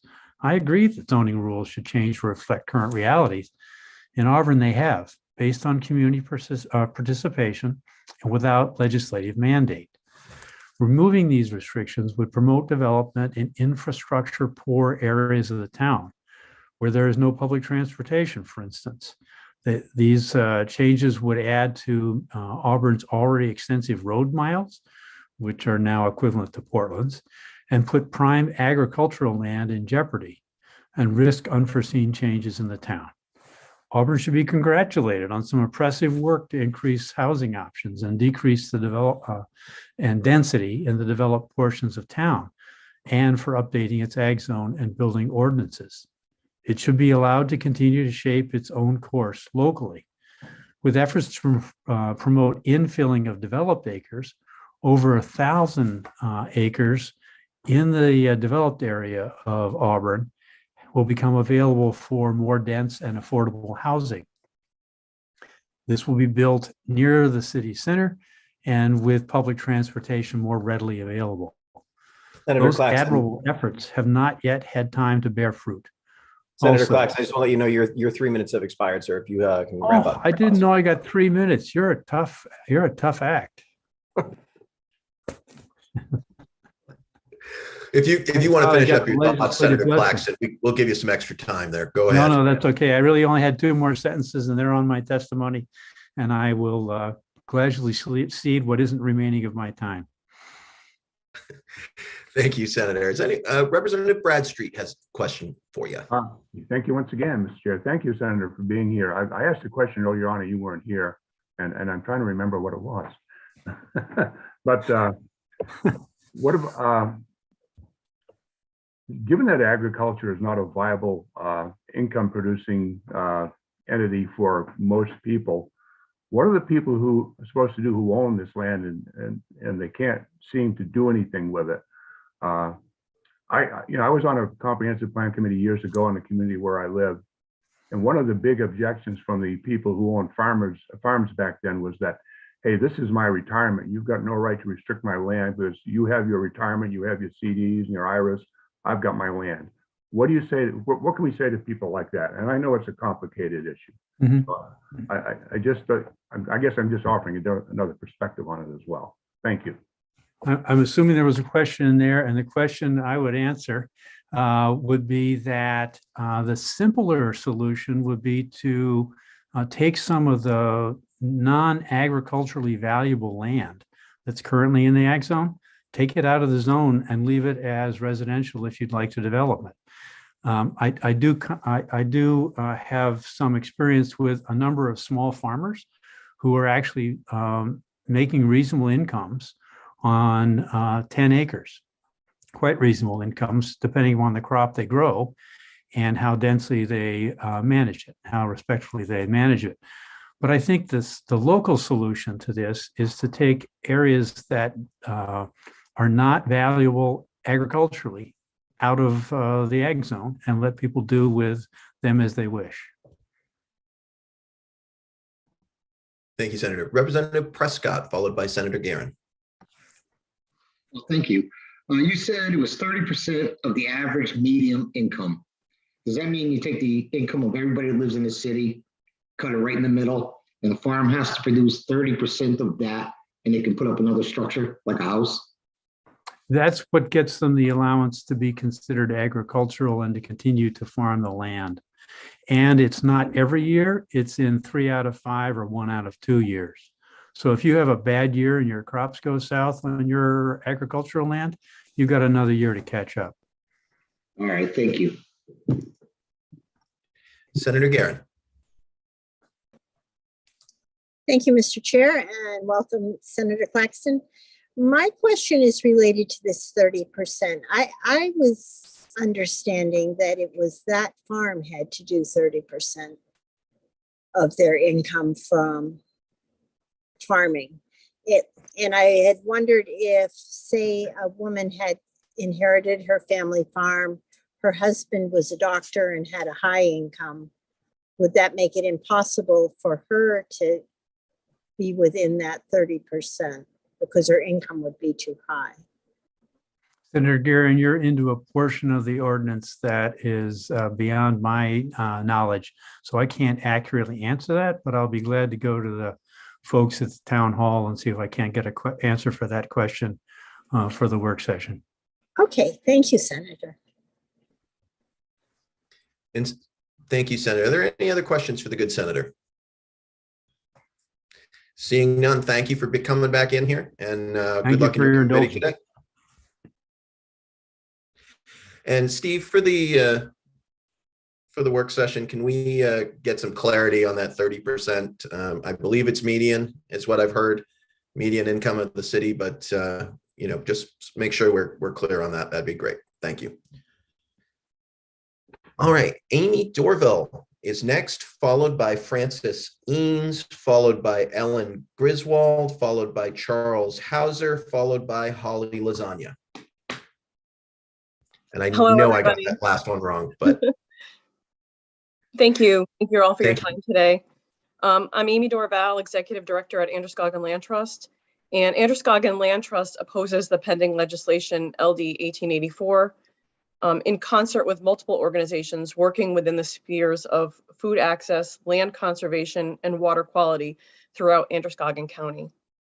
The proposal, as advanced, undercuts the efforts many municipalities have put forth to protect and conserve agricultural lands for the benefit of our communities, while supporting strong local food systems, land and resource conservation, and buffers for our watersheds in a manner that protects water quality and biodiversity throughout our region and beyond, while still permitting use and creating a tax benefit.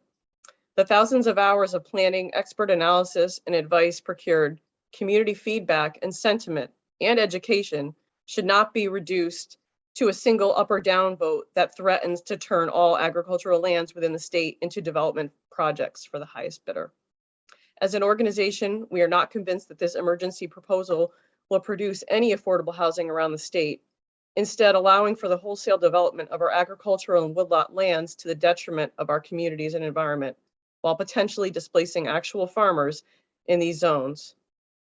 We urge our legislators to not move forward on this bill as written. And also I'd like to add, as a conservation organization, once the land is developed, it's gone.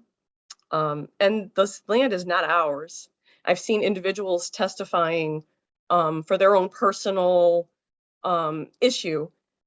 It's ours to protect. It's not ours to unilaterally decide what happens. And I do feel that it should be deferred to local municipalities as decisions and not the state. This is a complex municipal issue that needs to be resolved at the municipal level rather than a sweeping legislative movement. I think that more research and information is needed before making a vote. But anyway, we oppose the legislation as written. Thank you. Thank you, Mr. Vall. Are there any questions? Representative Drinkwater has a question for you. Thank you, Mr. Chair. Quick question for you. I understand conservation, absolutely agree with it. But what we're seeing now is an explosion of these solar farms. Does your organization stand for these solar farms or against these solar farms? We haven't taken a position on that right now. I think it's something that we do need to talk to as staff and board. But I think the timing of them is alarming, but I will leave it at that. We haven't made it a group decision on that. Certainly, thank you. Are there any other questions about the bill for Ms. Dorvell? Seeing none, thank you for being here. Thank you. And next we have Francis Eanes, and I'm asking you to start your video now. If I have turned off your video, I will ask you as you come in. It makes it difficult to see the room if everybody has their video on. The floor is yours, sir. Thank you. Can you hear me okay? Perfect. Excellent. Well, thank you, Senator Daughtry and Representative Sylvester and members of the Labor and Housing Committee. My name is Francis Eanes, and I'm a resident of the city of Auburn. And I've previously conducted research on land use and urban development as a faculty member at Bates College. And I'm here before you today to oppose LD 1884 because despite its stated aims and its rationale, this bill will not, in my view, create more affordable housing, neither for agricultural homesteads nor for non-agricultural residents. And I say this despite the fact that, without a doubt, we have an alarming shortage of affordable housing in this state. You know this, we all know this, and I wholeheartedly support efforts to increase the stock of affordable housing for anyone, regardless of income. But I'm just concerned that this bill is not going to do that. And here's why.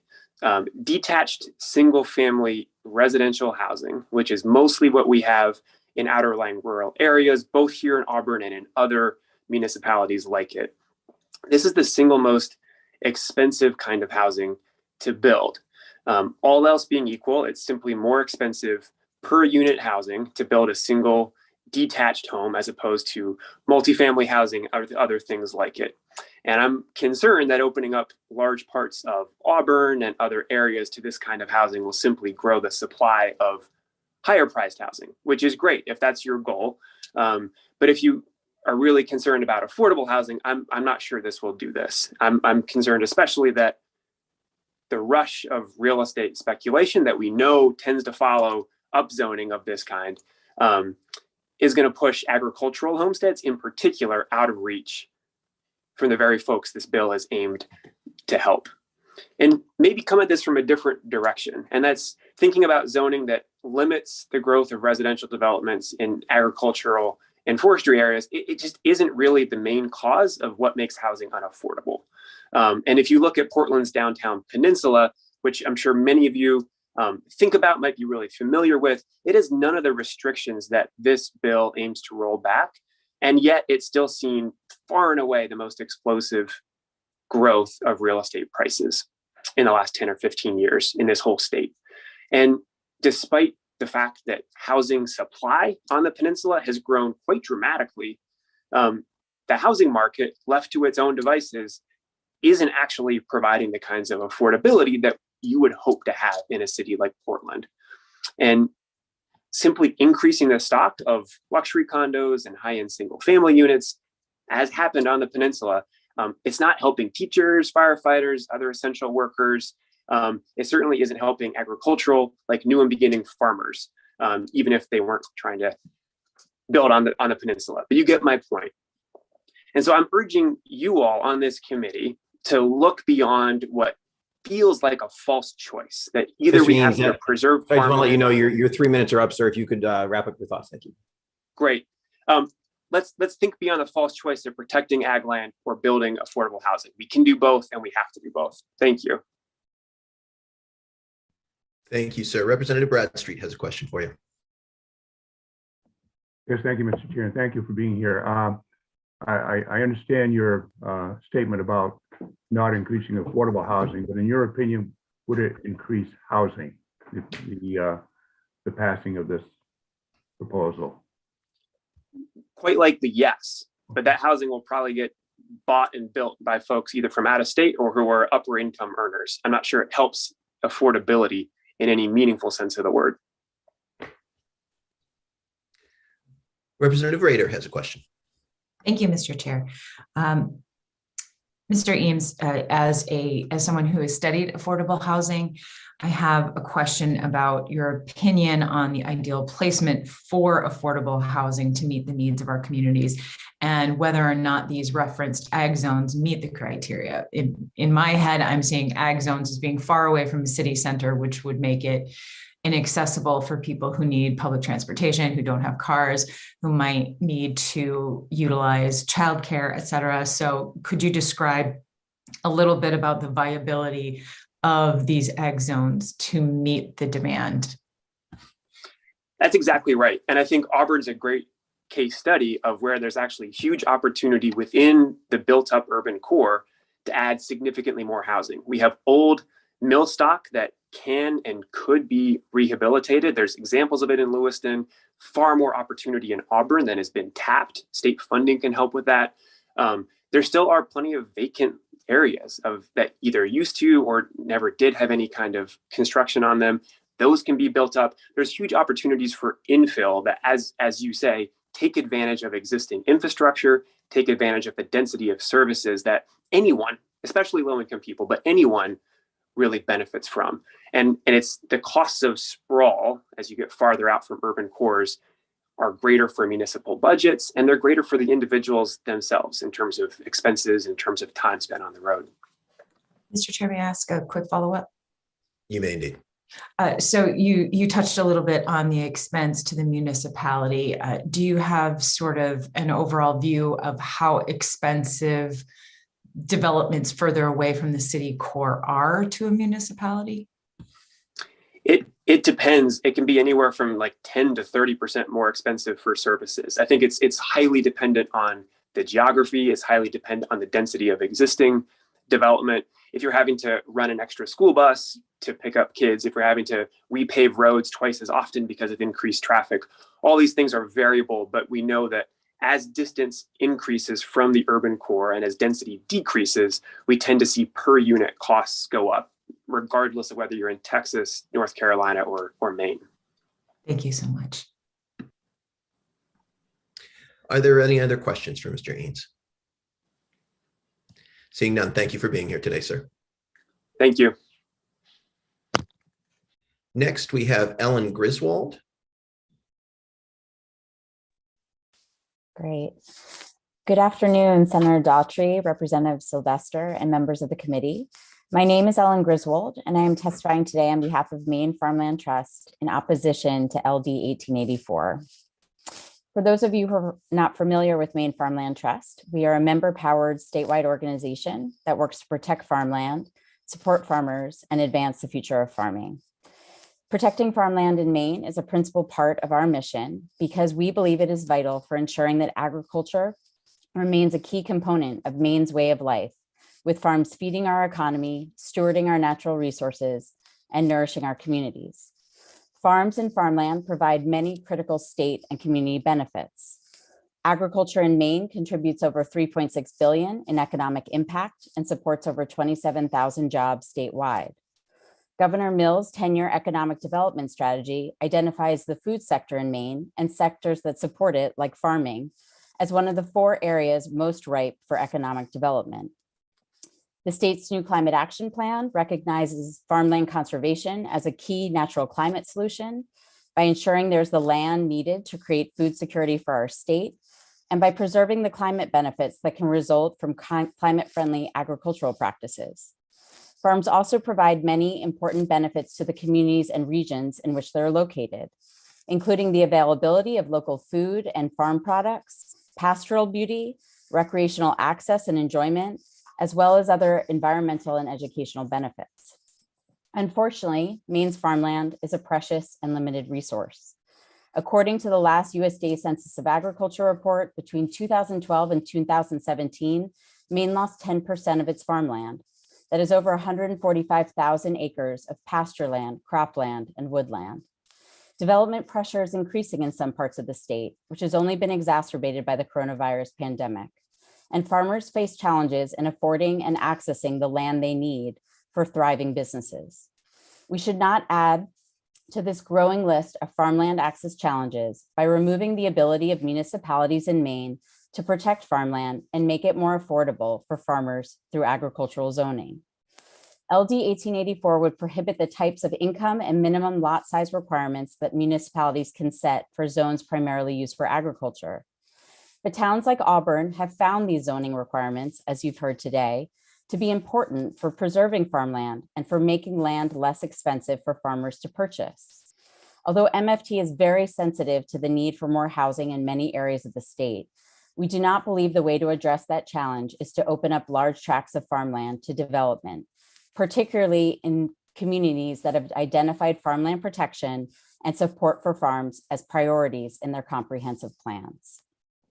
For all of these reasons, MFT hopes that you will oppose LD 1884 and ensure that agricultural zoning can continue to play an important role in providing farmers with the land they need to feed Maine's economy and people for generations to come. I appreciate this opportunity to testify and be happy to answer any questions that you have. Thank you, Ms. Griswold. In 3 minutes like a pro. Very well done. Are there any questions from the committee for Ms. Griswold? Seeing none, thank you for being here. Thank you for having me. I do not see Justin Charles Hauser. Am I correct in that? If I believe I let him in. Yeah. Oh, you are here. I'm here. Oh, there you are. Perfect. Awesome. I'm asking you to start your video and come right on in. Thank you so much. Honorable Senator Daughtry and Honorable Representative Sylvester, distinguished members of the committee, my name is Charles Heuser. I'm a semi-retired community planner. I'm here on behalf of the Maine Association of Planners in opposition to LD 1884. Given the proposed amending out of the minimum lot size provisions, we're left with the question of the income requirement. And I think the key question now becomes, is an agricultural income requirement inherently bad? If it is, then it would be worthy of statewide legislation. But I don't think it is. One can certainly imagine, and I think this is where Auburn was, initially, a community with a substantial farming presence where the farmers would not want the land to be rezoned to small lots, thus increasing the value of the land, increasing their taxes, and encouraging subdivision development that'll put residential neighborhoods, non-farmers, next door to them, who will then start complaining about odors and all that other stuff. So I think it's perfectly reasonable to consider having an ag zone with an income standard.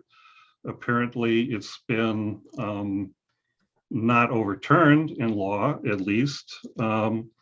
And therefore this is not appropriate for statewide legislation and should be resolved by Auburn, whether to simply repeal what they have or to amend it to allow the ADUs or whatever. It's very easy to do. And I should note that they just completed a comprehensive plan last year. So the whole community has just gone through this process, and apparently they, they don't want to make the big change. So this also may have some unintended consequences. I mean, you have things like inclusionary zoning. Portland has inclusionary zoning where developers in certain situations are required to provide a certain number of affordable housing units. That's an income requirement. And, if this passes, that may put that kind of thing in jeopardy. I don't know. But anyway, I think it's possible for Auburn to fix this on their own. Thank you. Thank you, sir. Are there any questions for Mr. Hauser? Seeing none, thank you for being here today, sir. Thank you. Next is Holly Lasagna. Welcome. You are on mute, Ms. Lasagna.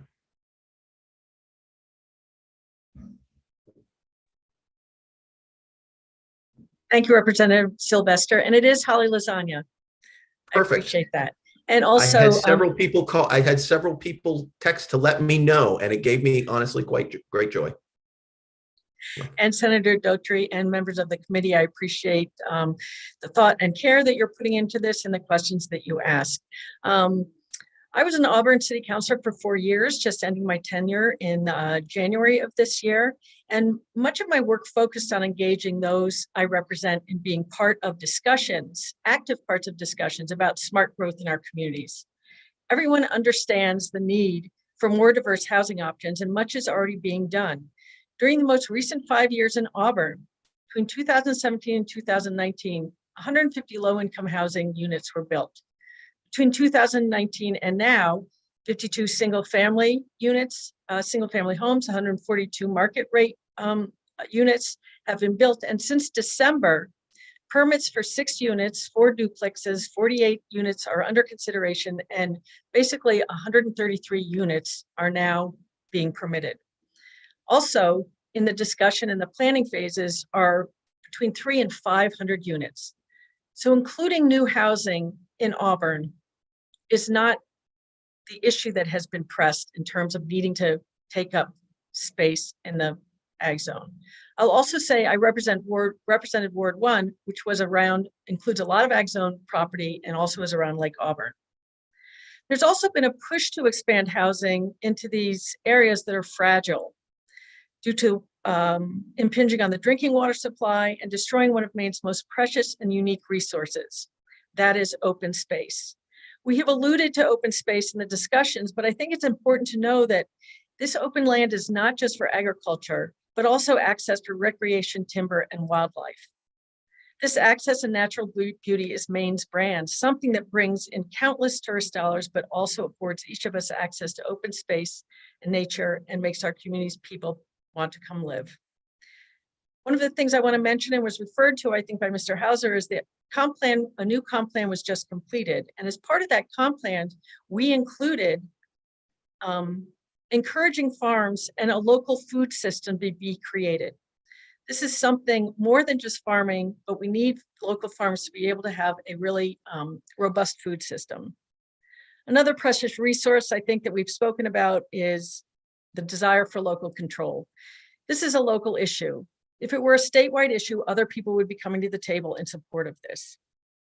In addition, Auburn's Natural Resource Protection Zone and many, many other local organizations and groups have worked to prevent development in ecologically sensitive areas. Each time that a proposal comes forward to the Planning Board or City Council, these smart growth restrictions have been upheld.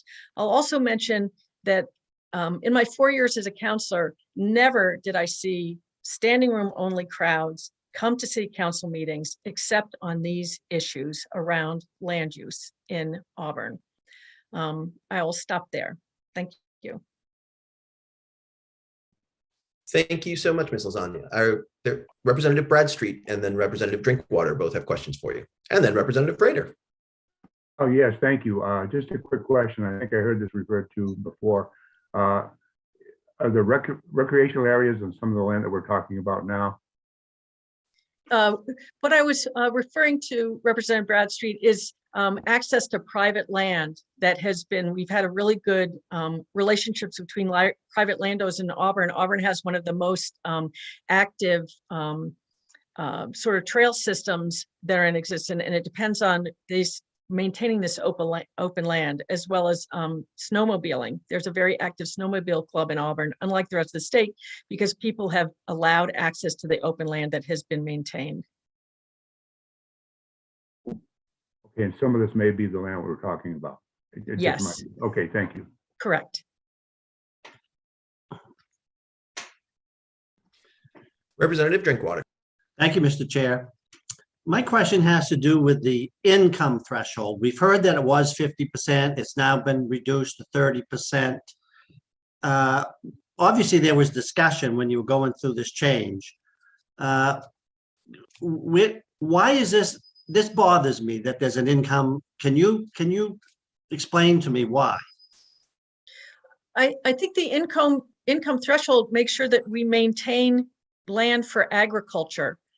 So instead of sitting on this land or building it, people are encouraged to actually farm it and use it as farmland. And if there was no income restriction on this land, it could be used, it wouldn't have to be used for farmland. So it is a way to maintain possible farmland and important soils in our community. If I may just have a quick follow-up, but isn't that what zoning does? I mean, in my town, we have agricultural zoning, which means it has to be used for agriculture. But you're saying part of the agriculture zoning is that there's also an income requirement. Why couldn't it just be zoned agricultural and then that's it? Well, I think that that's certainly an idea, and it's something that could be brought forward. But right now, unless we have the income restriction, that land would not necessarily be used for farming.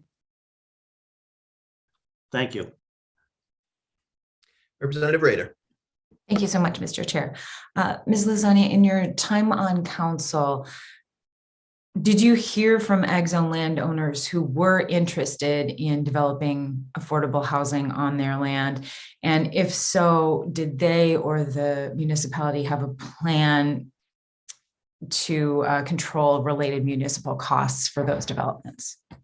Thank you, Representative. No, to my knowledge, nobody came forward who wanted to do affordable housing in ag zone land.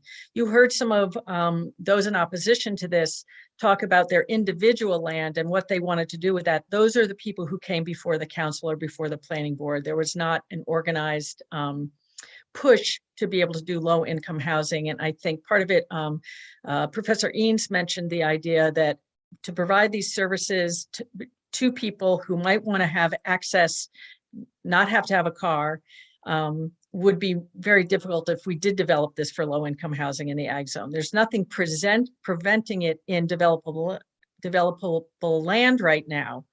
But the situation that we're in, as I mentioned, there's a lot of effort and building for low income housing in the core.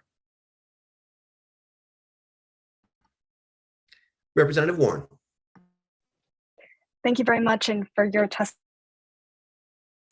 To follow up on my colleague, Representative Drinkwater's inquiry, I as well feel very interested in your perspective on the idea of discrimination around income. And I know how you responded to his question was, that the income versus zoning restrictions, you said something like, I don't want to misquote you, but something like that might be a thing, or that might be something to consider.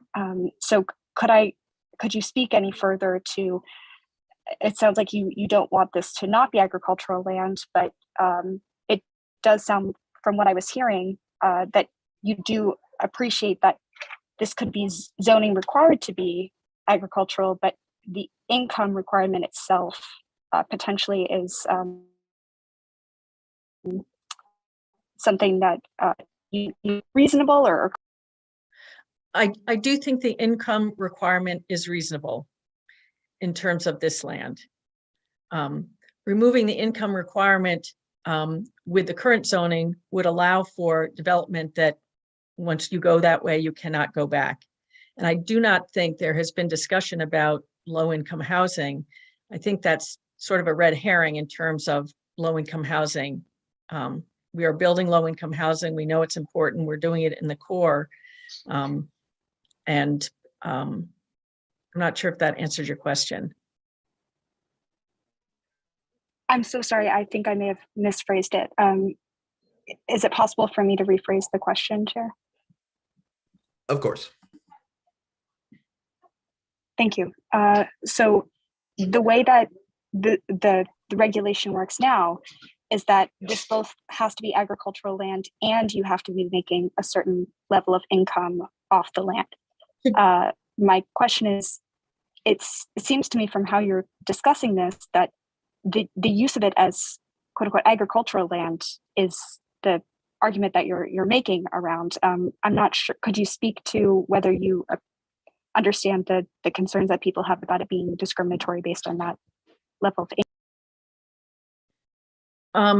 Yes, in terms of being able to the land. I think that having to make some of your money off of agriculture means that you are actually using the land as it was intended, as ag land. If you took the income off of there, we were able to build on these lands without using it as ag land if you did take that that income requirement off of the land.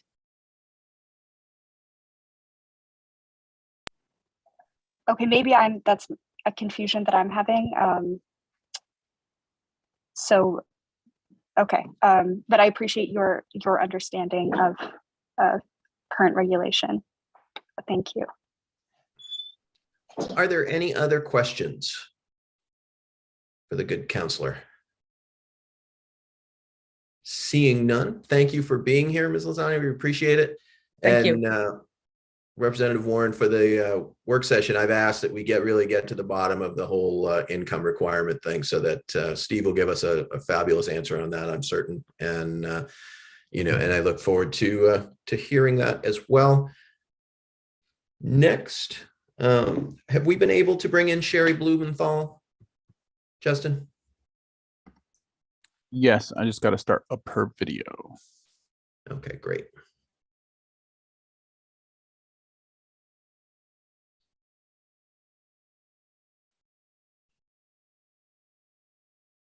And after Ms. Blumenthal, who we were able to bring back in, we have Mayor Sheeline, Heather Spalding, Dana Staples, and Kirsten Walter. In that order. Sherry Blumenthal should be coming through now. She is coming through. Can you hear me? We can, Sherry. Thank you for being here and working to get back in. The floor is yours. Yeah, thank you. I'm going to stay off camera. Well, I will stay hi quickly. Hello, and I'm going to go off camera because I have my 8-month-old unexpectedly with me, so he may be adding commentary in the background. Thank you, honorable members of the Joint Standing Committee on Labor and Housing. Thank you for the opportunity to provide testimony. I'm here this morning to speak in opposition to LD 1884. My name is Sherry Blumenthal, and I live and work in Lewiston, Maine, and have done so for the last 16 years. For the entirety of this time, I've been involved professionally and personally in local food system work with the St. Mary's Nutrition Center, the manager for and now the treasurer of the Lewiston Farmers Market Association, a member of the board of directors of the Maine Federation of Farmers Market, and as a co-coordinator of the Local Foods, Local Places Action Plan for Lewiston, Auburn, which was developed with technical assistance from the EPA in October 2019 through a community process that brought together a wide range of stakeholders across municipal, business, and agriculture sectors who landed on 4 main goals to center our local economic and food system. And this includes increasing equitable access, ownership, and preservation of land to grow food in Lewiston, Auburn. So this is distinct from the comp plan.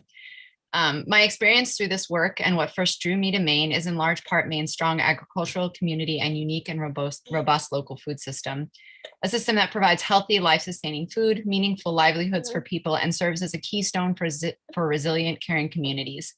Over the last 2 years, under the dark cloud of a global pandemic, I have watched our local food system act as a lighthouse, holding steady through uncertain and unpredictable changes in weather when our global food system saw and continues to see regular disruptions and fluctuations. In order to have a robust local food system like this, there must be viable, accessible, quality farmland in which to grow food. Of Maine's many assets, available, affordable, and potentially high quality land is what made it for a time just 5 years ago one of the few states across the country with a growing number of farms and a population of farmers that was getting younger.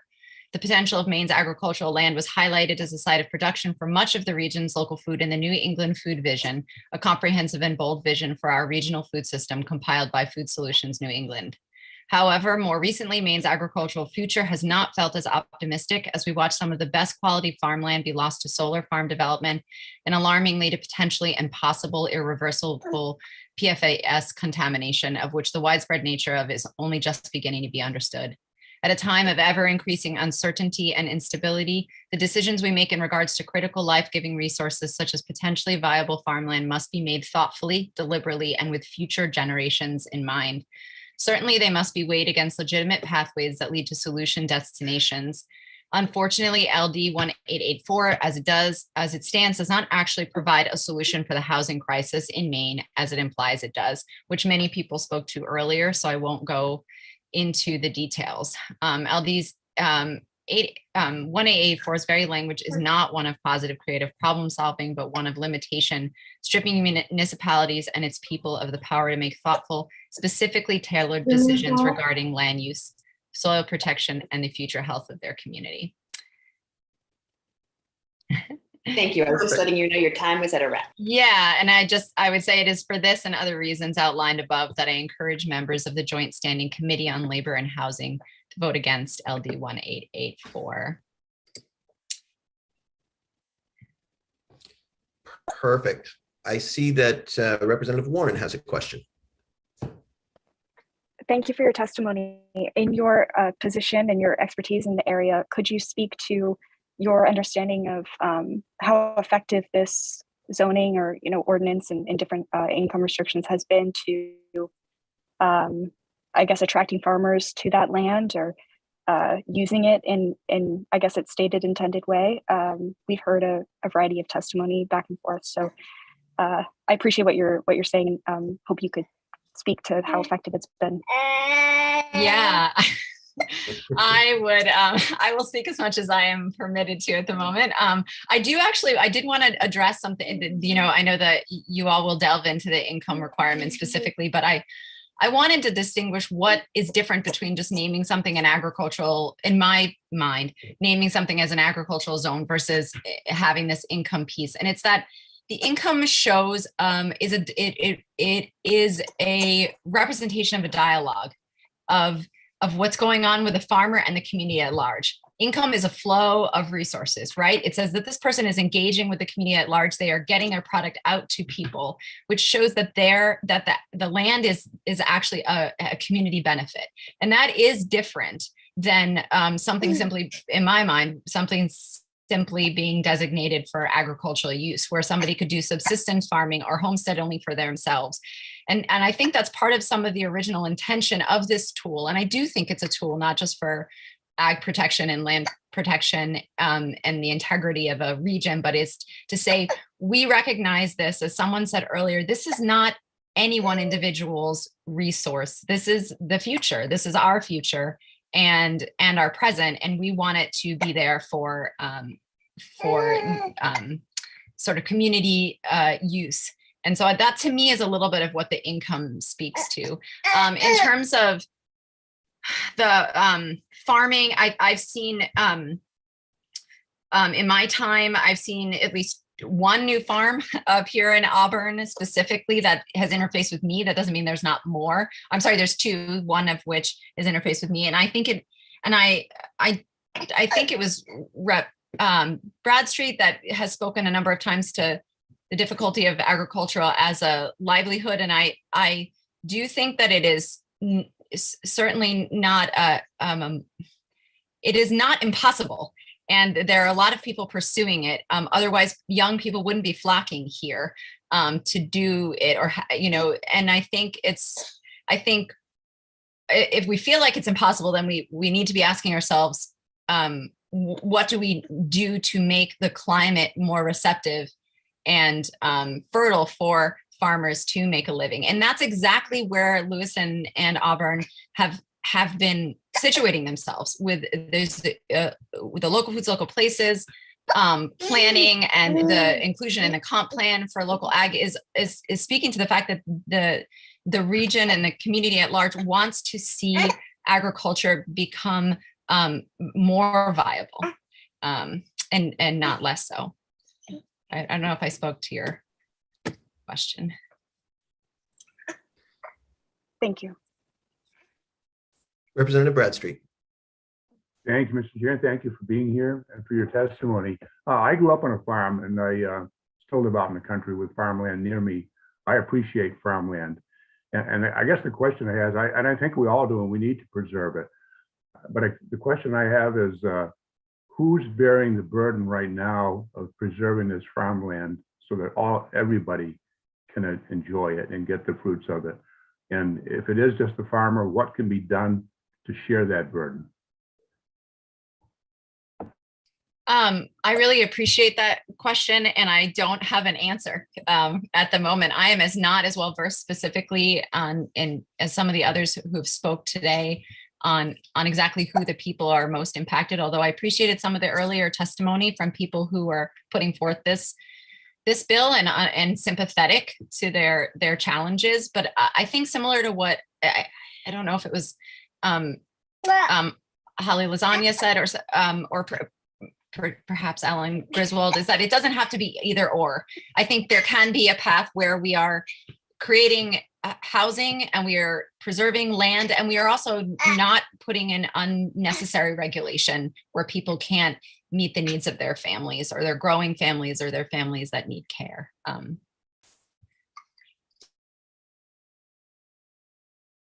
Representative Kennedy. Thank you very much, Mr. Chair, and thank you for your testimony today, Ms. Blumenthal. And I just wanted to say that listening to your 8-month-old in the background has been an absolute highlight this morning. It's been delightful. Thank you. Thank you. He's been a regular presence. He's learning early. I would just echo that, and I'd say, having 3 boys almost all out of the house that I've never, I've missed their sounds, and the only thing I regret is shushing them as many times as I did. So we appreciate having you here today. Well, thank you for your understanding. I think this is the world we live in, but I think it's a more forgiving and whole person one. But just as he says hello and thank you too. Hi. All right. Thank you for being here. Next, we have Mayor Carl Sheelan.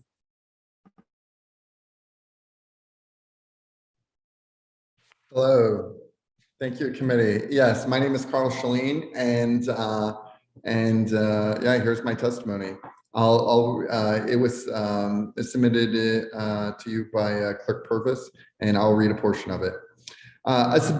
This piece of legislation does nothing to further the goal in its title, and instead has the potential to create real harm. A substantial portion of the agricultural and resource protection zone lies within the Lake Auburn watershed. Residential development will naturally increase runoff of fertilizers and pesticides that will be detrimental to the lake. Lake Auburn provides the drinking water to Lewiston and Auburn, and its protection is of the utmost importance to both municipalities. Lake Auburn currently enjoys an EPA filtration waiver that would be placed in jeopardy should development occur within the lake's watershed. Any attempt to link this bill to statewide conversation on affordable housing that is occurring is purely opportunistic. It is highly likely that passage of this legislation will only produce expensive homes on multi-acre lots. Also, it should be of note to the committee that there is very little city infrastructure in the AGRP zone. Besides putting the lake's water quality at risk, it will increase costs to the city that will unfortunately be subsidized by the rest of the Auburn taxpayers. In a complete subversion of local rule, this bill was submitted because the AGRP zone enjoys wide support within the Auburn city limits. Faced with an uncooperative city council and unimpressed residents, the only path forward was to enlist the help of the Maine state legislature. Please see this bill as a transparent attempt to supplant the will of Auburn voters. Should this bill pass, it would send the wrong message to municipalities and set an unacceptable precedent. LD 1884, in closing, LD 1884 is wholly unwelcome in Auburn, absolutely unfavorable to Lewiston, and completely disagreeable to the state of Maine. Thank you. Thank you, sir. Representative Bradstreet has a question for you. Thank you, Mr. Chair, and thank you, Mayor, for being here. I appreciate your testimony. A couple things that I understand you're very concerned about protecting the water quality. But even with the enactment of this bill, aren't there means to still protect the water quality of Lake Auburn?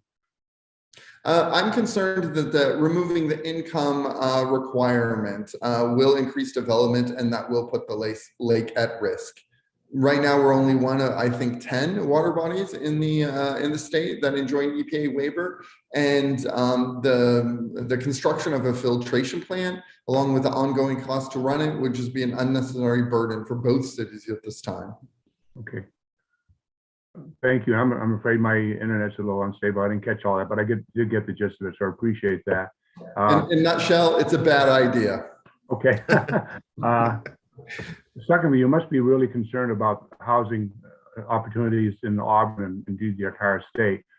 And I think the presenter of the bill testified that allowing any type of housing would relieve some burden on those that are looking for subsidized housing or some type of aggregate housing, whatever you want to call it, in the cities by allowing them to live on the land that they already own, thereby freeing up a spot for someone else to be in one of those dwellings. Do you think there's some validity to that assertion?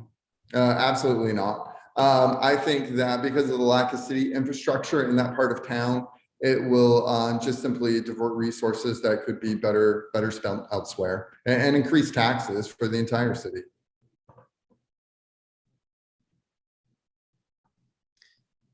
Are there any more questions for Mr. Shalin?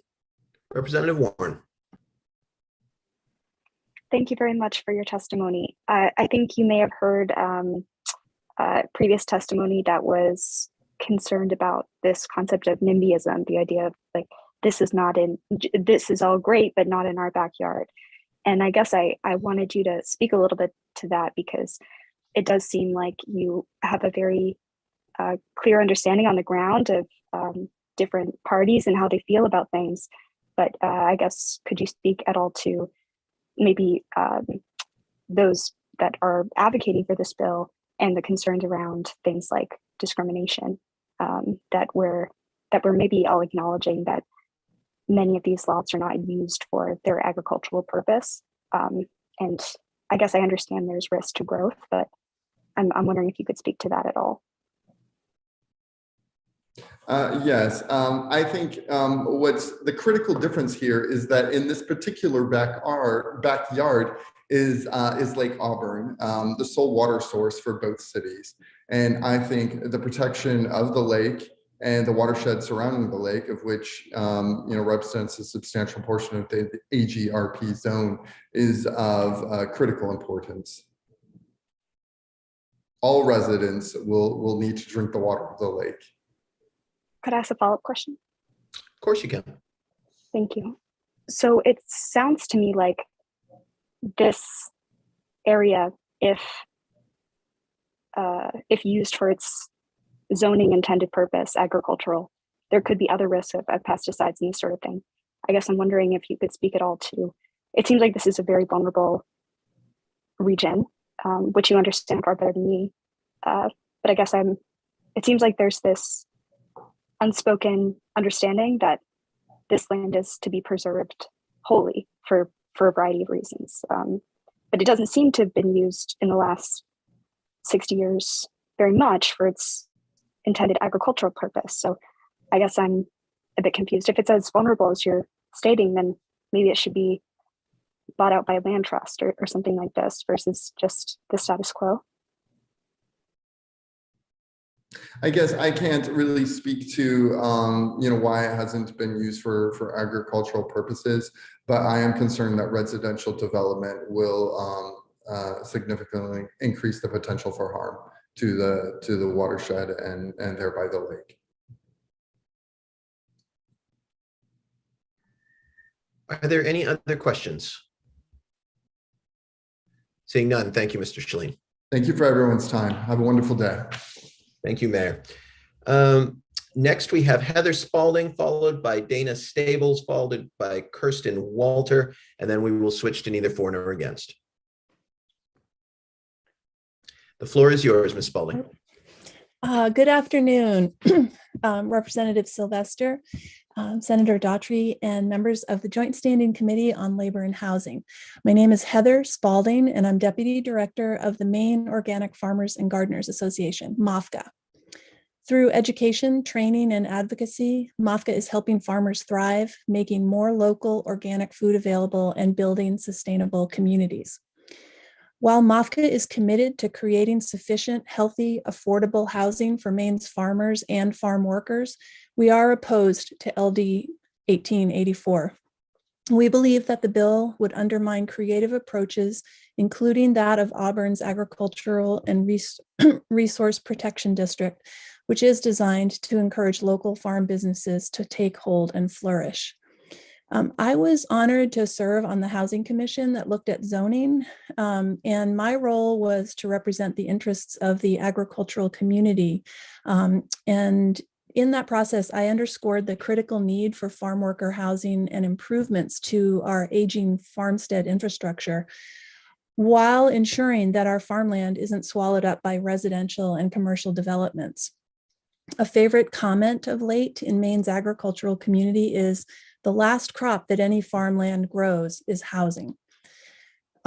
Maine's agricultural community is facing enormous challenges with an aging population, the imminent transition of roughly 400,000 acres of farmland, dramatically shifting weather patterns, a dire shortage of farm labor, a loss of farm businesses, increasing energy, infrastructure, and supply chain costs, and skyrocketing real estate prices, which make it hard for farmers to justify keeping their land in agricultural production. And each day we learn more about the havoc that forever chemicals are wreaking on Maine farmland and our farm families. We have got to protect Maine farmland, and municipalities need latitude to create incentives to get farmers farming the farmland. Ensuring that farmland is affordable and that farm worker housing is accessible is critical to the future of our agricultural economy. We believe that an interagency effort led by the Department of Agriculture, Conservation, and Forestry should begin as soon as possible to conduct a comprehensive assessment of farm and farm worker housing needs across the state and across agricultural sectors. The Housing Commission's report on zoning impacts is profound and visionary, but there does remain a critical need for addressing agricultural housing. In the written submission that I'm sending in, I've included a list of possible strategies, and I shared that with the Housing Commission. So thank you so much for your consideration. I hope you will oppose this bill, and I look forward to working with you and stakeholders across the agricultural community and with municipal officials to address the tension between our housing crisis and the need to protect our precious and finite farmland. Thank you. Thank you. Representative Bradstreet has a question for you. Thank you once again, Mr. Chair, and thank you, Ms. Pauling, for being here. I understand. I'm not sure if all farmers affected by this or all farmland affected by this bill are organic in nature or not. But is it your opinion that a house with a septic is less apt to pollute the land than a farm that might use pesticides, herbicides, and that sort of thing, and fertilizers? Just wondering if is there something that maybe we're not looking at completely here? Well, I guess I feel like it's an interesting question, and I appreciate your raising it, but my hope is that, well, certainly our goal is to encourage the transition of Maine's agriculture to more organic production and protecting the soil and embracing healthy practices that minimize reliance on agricultural chemicals. As far as septic, in housing developments, I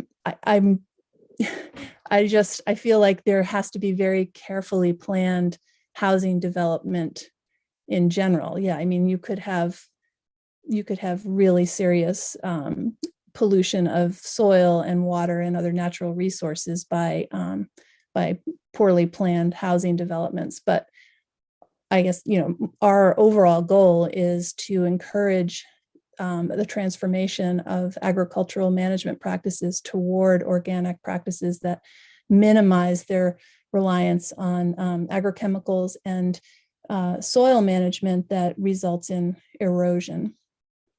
So yeah, and again, I feel like I am not opposed to creating housing on in agricultural areas and agricultural zones, but the goal needs to be to create housing that supports Maine's agriculture directly, that provides housing for the desperately needed farm workers, and also that helps improve and update our aging farmstead infrastructure.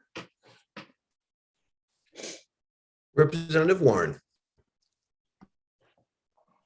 Thank you very much and for your testimony. My understanding is that MAFCA has strong commitments around both organic farming and also pairing, I think, with certain equity commitments, as far as at least in my naive understanding.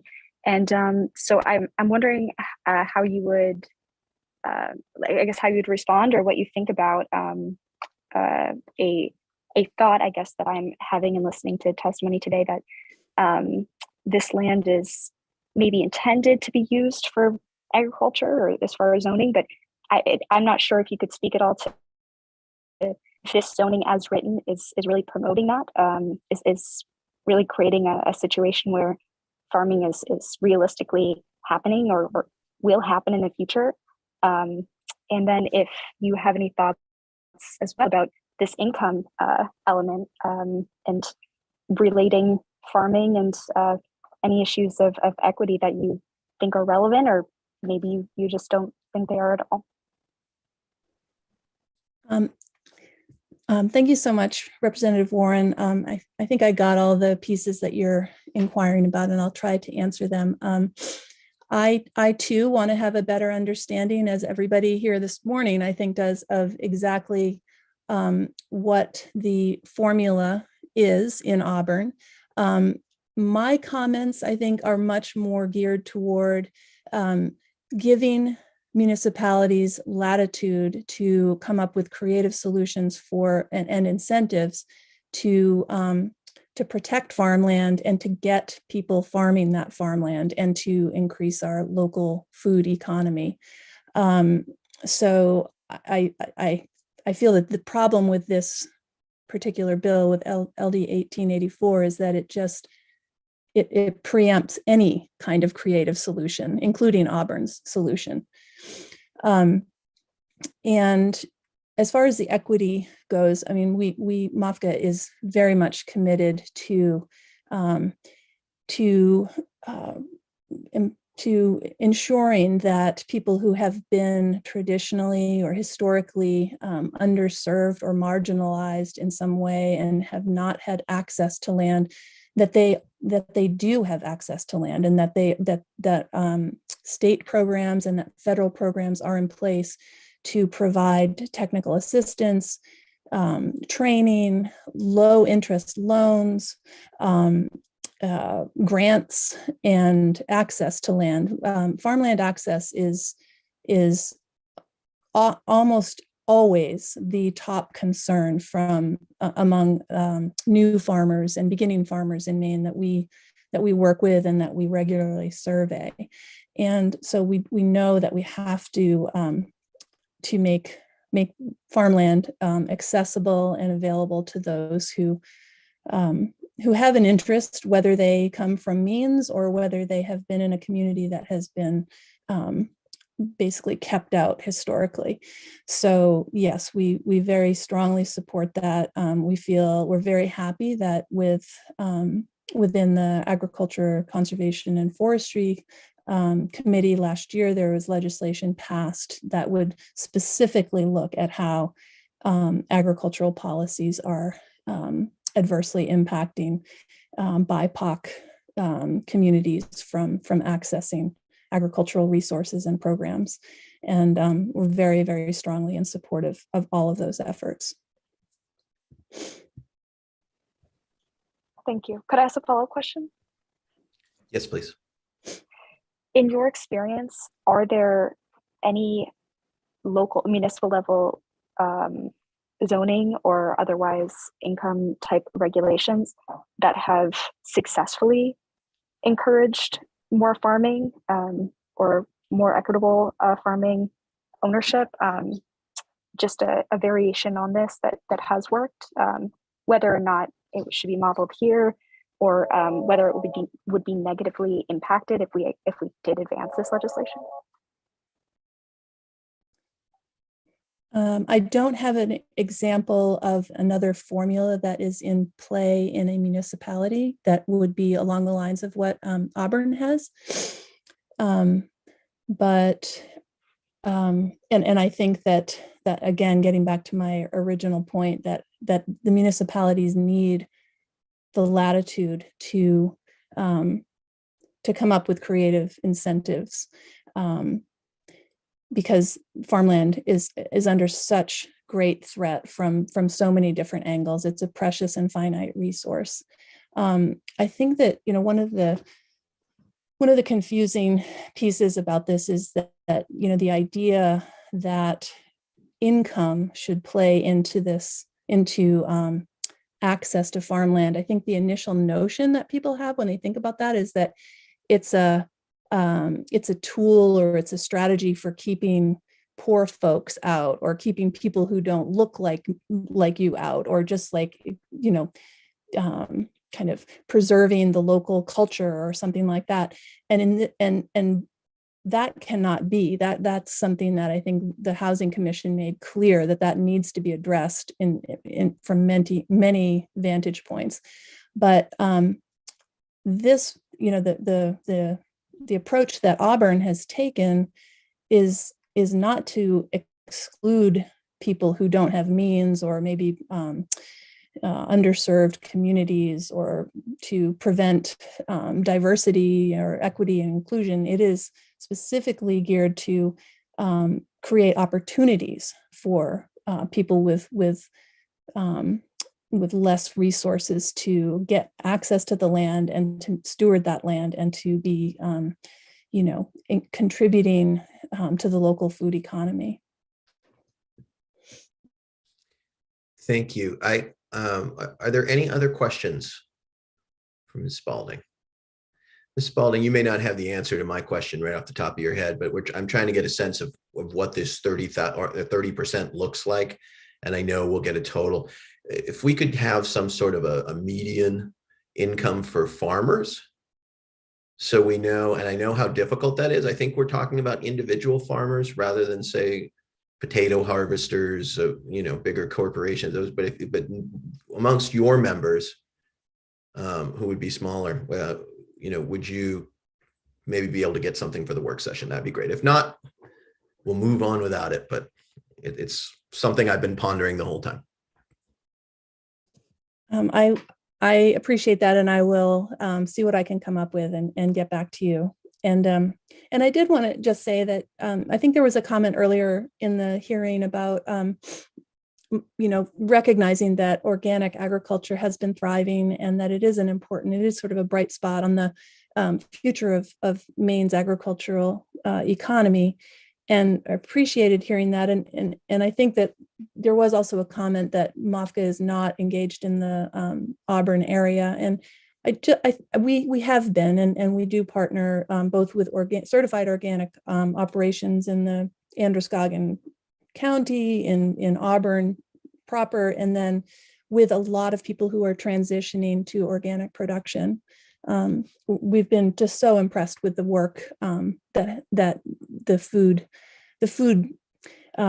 local food access community in Auburn has done through the past 20 years. It's just been incredible, and we're very hopeful about that. Okay, thank you so much. Next is Dana Stables. Hello, can you hear me? Yes, Dana, thank you for hanging in with us. Hey, good afternoon, Chairs Daughtry and Sylvester, and esteemed members of the Committee on Labor and Housing. My name is Dana Staples. I'm current city councilor for the city of Auburn. I serve at large, so my constituency is the entire city. Before being elected to the Auburn City Council, I served as the chair of the 2021 Comprehensive Plan Update Committee, and also as a member of the Planning Board.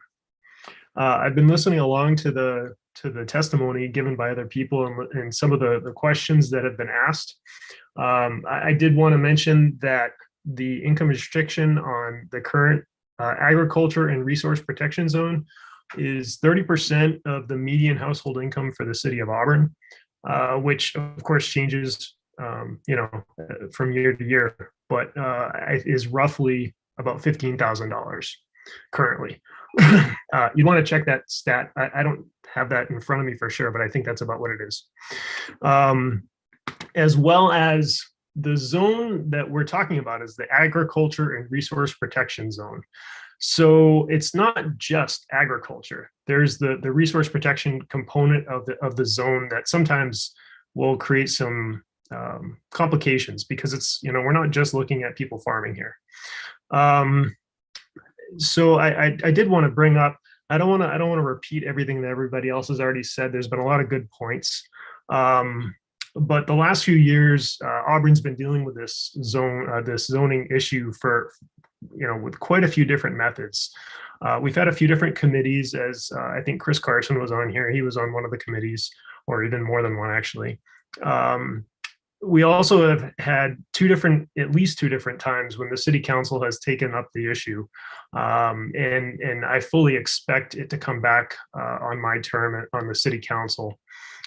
We also talked about this when Auburn created a strategic plan in 2019, and we extensively discussed zoning in our comprehensive plan update in 2021. Through all of this, we have made no major changes to the agriculture and resource protection zone. I would just, as a citizen of Auburn, I believe that Auburn should be given the opportunity to make the decisions about our zoning. I would please ask the state not to interfere with our intentions on zoning. I encourage you to vote ought not to pass on this legislation. And I would take any questions you guys have, but thank you for allowing me to speak. Well, thank you for staying to speak. It's been a long morning. Sure. For those of you waiting in our virtual lobby, Representative Pepworth has a question for you. Thank you. Thank you, Mr. Staples. So in your opinion, home rule is effectively taking care of the concerns that Auburn residents would have? I'm sorry. I don't know if it's my internet or you broke up or something. Could you repeat that question? Sure. I'm getting at home rule. So I'm asking, in your opinion, it sounds as though the local efforts have reflected the desires of Auburn citizens. And yeah, it certainly appears that way. I know previously Councilor Lasagna spoke about the crowds that we would sometimes see at some of these ag issues when they were taken up in a committee level. I know specifically, I was on the planning board this past fall when we took up the idea of extending some of the residential strip zones for the ag zone. And it was standing room only. We had an overflow room where people were just trying to hear what was going on. And, we never had that level of participation for other types of issues that at least in my experience. It seems as though that there's a strong group of people for sure that are very much opposed to making big changes to the ag zone. Thank you. Representative Bradstreet. Thank you, Mr. Chair. Thank you for being here. Something just occurred to me. Maybe I should have asked it earlier. Are you familiar of any people in these zones actually leasing the land, and how that would factor into their income? Yes, I do believe I think that's pretty common with at least some of the people that own farms. I think sometimes they lease to other farmers for haying. I'm not aware of any agreements intimately. I don't really know the details of that, but I do know that happens sometimes. Recently, we've gotten into issues where people are not issues, but people are leasing their land for solar panel farms. But that would be a different type of thing. It wouldn't fall under the income restrictions that we're looking at here. But yes, I do believe that those situations do occur in Auburn. Okay, thank you. And do you know how that factors into the income requirements? Is it the owner of the land that has to meet them, or the lessee of the land that has to meet them? Well, I guess I'm not really sure. If I gave you an answer, I wouldn't be firm on that. I don't know for sure. Okay, that's fair enough. Thank you. Appreciate it. Steve, it sounds like another one for the whether or not leasing your land counts as your 30%, the income derived from that, or whether it's the crop value on the leased land. And I have a quick question, Mr. Staples. Did you say 15,000 or 50,000? 15, 15.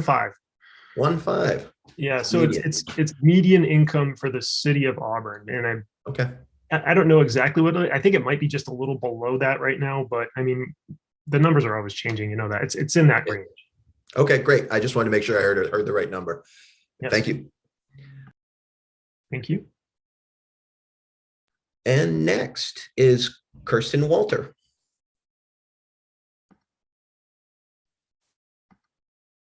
Hi, can you hear me? Perfect. Thank you for waiting so long, and the floor is yours.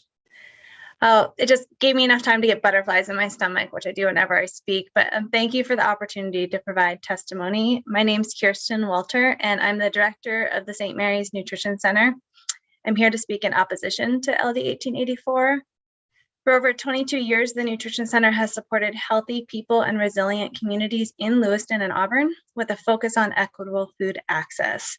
So I bring over 2 decades of experience working specifically in food, agriculture, and public health sector right here in LA.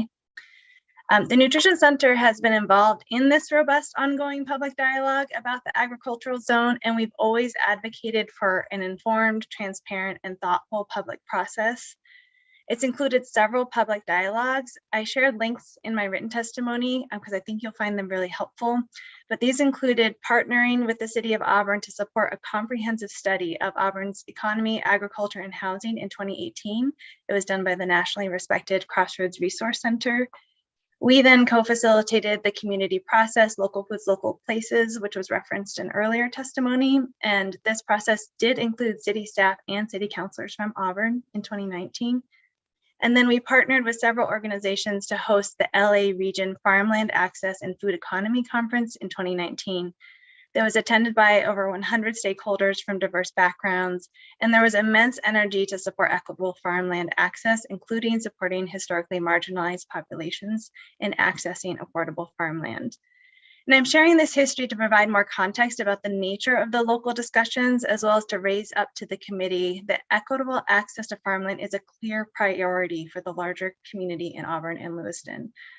The Nutrition Center is a strong advocate of equity, and we do not believe that the intent of this bill is to address inequities.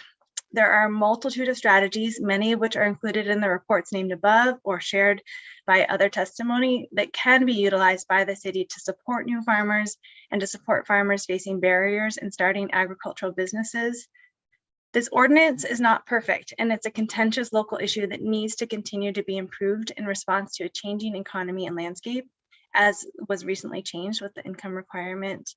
It's been debated and addressed at council and planning board level, as well as resulted in the creation of a new body, an agriculture committee, which I don't think anyone's referenced, but that committee is there to bring more nuanced and informed review of this ordinance and other related issues. And while this bill is clearly designed to address the concerns about Auburn, it has statewide ramifications. It would prohibit other local communities from using municipal tools to pursue locally identified priorities to protect farmland and support for their farm economies. This does not line up with the unique rural character of Maine and the state's strong agricultural heritage and growing farming community. Additionally, with the increased concern about the presence of PFAs and LA being designated as a Tier 1 community for state testing, the potential of farmland being deemed unusable due to contamination, now is a time to lead towards caution while we are in this new world navigating that. Ms. And Walter. Yes. I apologize, Ms. Walter. Your 3 minutes are up. Okay. If you could wrap up your thoughts. Yeah, I mostly was going to say I defer to the others with expertise in affordable housing, thoughtful urban planning, and watershed protection, which have all spoken today. So thank you for your time. Thank you. Representative Warren has a question for you. Yeah. Thank you very much for your testimony and what you had to say a bit about equity and the relationship between that and farming. And I'm just wondering, you mentioned as well the maybe unintended impacts that any change to how law currently is at the state level could unintentionally affect more local ordinances. But I guess maybe your experience, or if you could entertain or reason out to me based on your experience, what is the situation where you think it is right or relevant to farming to be making a certain amount of your income on that farming land? Yeah, I appreciate that you've continued to ask this question over and over, trying to get at the heart of it. So I'm holding this tension. I think there is a very clear, healthy dialogue and tension that is happening locally and needs to continue to happen. The Crossroad Resource Center report that I referenced and is in my full written testimony, one of the recommendations was actually to remove the income guideline and replace it with like clear documentation of specific behaviors that would benefit public purposes and that would essentially meet the standards to qualify an operation as being a farm or having meaningful engagement with the land. I'm not speaking for or against that strategy, but that was one recommendation in 2018, along with many others from that report and then continued dialogue. I do think the questions you've been asking about, it doesn't appear to be working, right? The ag zone has been there. It doesn't appear to be encouraging, new farmers or additional farming opportunities. And I think it's important to think about where we are in this moment in time. There has not, when you want to farm in Maine, you don't necessarily originally look to communities like Auburn because there is more affordable farmland in more rural parts of the state. But as the farm economy changes and the food economy changes, it is a very different landscape than it was even 20 years ago. And more people are looking for opportunities for small scale operations that are closer to metro areas and closer to their markets. But there are barriers that are not just being able to make money off of that land. Farming is a hard enterprise. The barriers are also having that land available in the first place. So I do not look at this and say it is a perfect solution and one that should stand exactly as is. I'm not a resident of Auburn. While I've been in this community and really care about this community, I do want there to be a robust, thoughtful, and informed public process within that community, and one that welcomes perspective from neighboring communities and from people who bring a real passion and care for equity and for farmland access. So I think that, especially with the, if you were to take the existing ag zone and put effort into more supportive measures that are lowering barriers, if that protection right now, as faulty as it is, if the protection went away, then none of that land would be accessible to any farm operation because they would be outbid every time, given the nature of real estate right now. And so I think that starting with that imperfect solution, challenging our communities to come up with better iterations and putting in more supportive measures that lower barriers and decrease other factors around inequities. And having the 2021 comp plan update, it was spoken to briefly, but there was only one new chapter added to this 10-year. Basically, instead of doing a whole process, they updated it. One whole new chapter, and it's around supporting food and agriculture. So it is very clearly a priority in this community, and it feels like this bill is going counter to the energy around it, and that there could be much more proactive efforts to support equitable access to farmland in Auburn. That was a very long answer. I apologize. We thank you for it. Great answer. Thank you so much. Yep, thank you. And what I'm hearing you say, is that there is this robust conversation going on at the local level, and in your opinion, that they don't need the state to come in and tell them what their conversation should be. Is that a fair summary?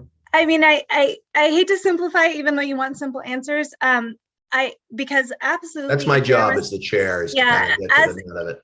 When there are true issues of inequities, there are times when home rule or local rule has to be challenged, for sure. I don't believe that is at the heart of this issue. And that is coming from both personally and professionally. We are committed to equitable farmland access. And recognize there's challenges and recognize that it needs work, but that but that eliminating across the state abilities for other communities to say, this is at the heart of our community, this is what makes us thrive, our economy and the nature of our community, to have this bill have those statewide ramifications to address this issue in Auburn does not feel like a smart move. Thank you very much. We appreciate you being here today. Yeah, thank you. We are going to move, if you can believe it or not, to neither for nor against. That was the end of our testimony in opposition, unless somebody chimes in now that they've been waiting for 3 hours and we missed them somehow. And so, Justin, if you could bring in, there she is, Emily Hamilton. Good afternoon. Thank you. Welcome, Ms. Hamilton. The floor is yours. Thank you for hanging with us. Sure. Thank you, Chair Sylvester and Daughtry and members of the committee. I'm Emily Hamilton, a senior research fellow at the Mercatus Center at George Mason University, a research center where I study public policy solutions to housing affordability challenges. I'll make 3 points. Local zoning restrictions cause the housing affordability problems facing many Maine households.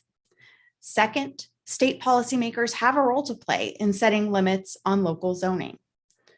And third, allowing landowners to subdivide lots in areas currently limited to agricultural zoning is one way to create opportunities for new housing.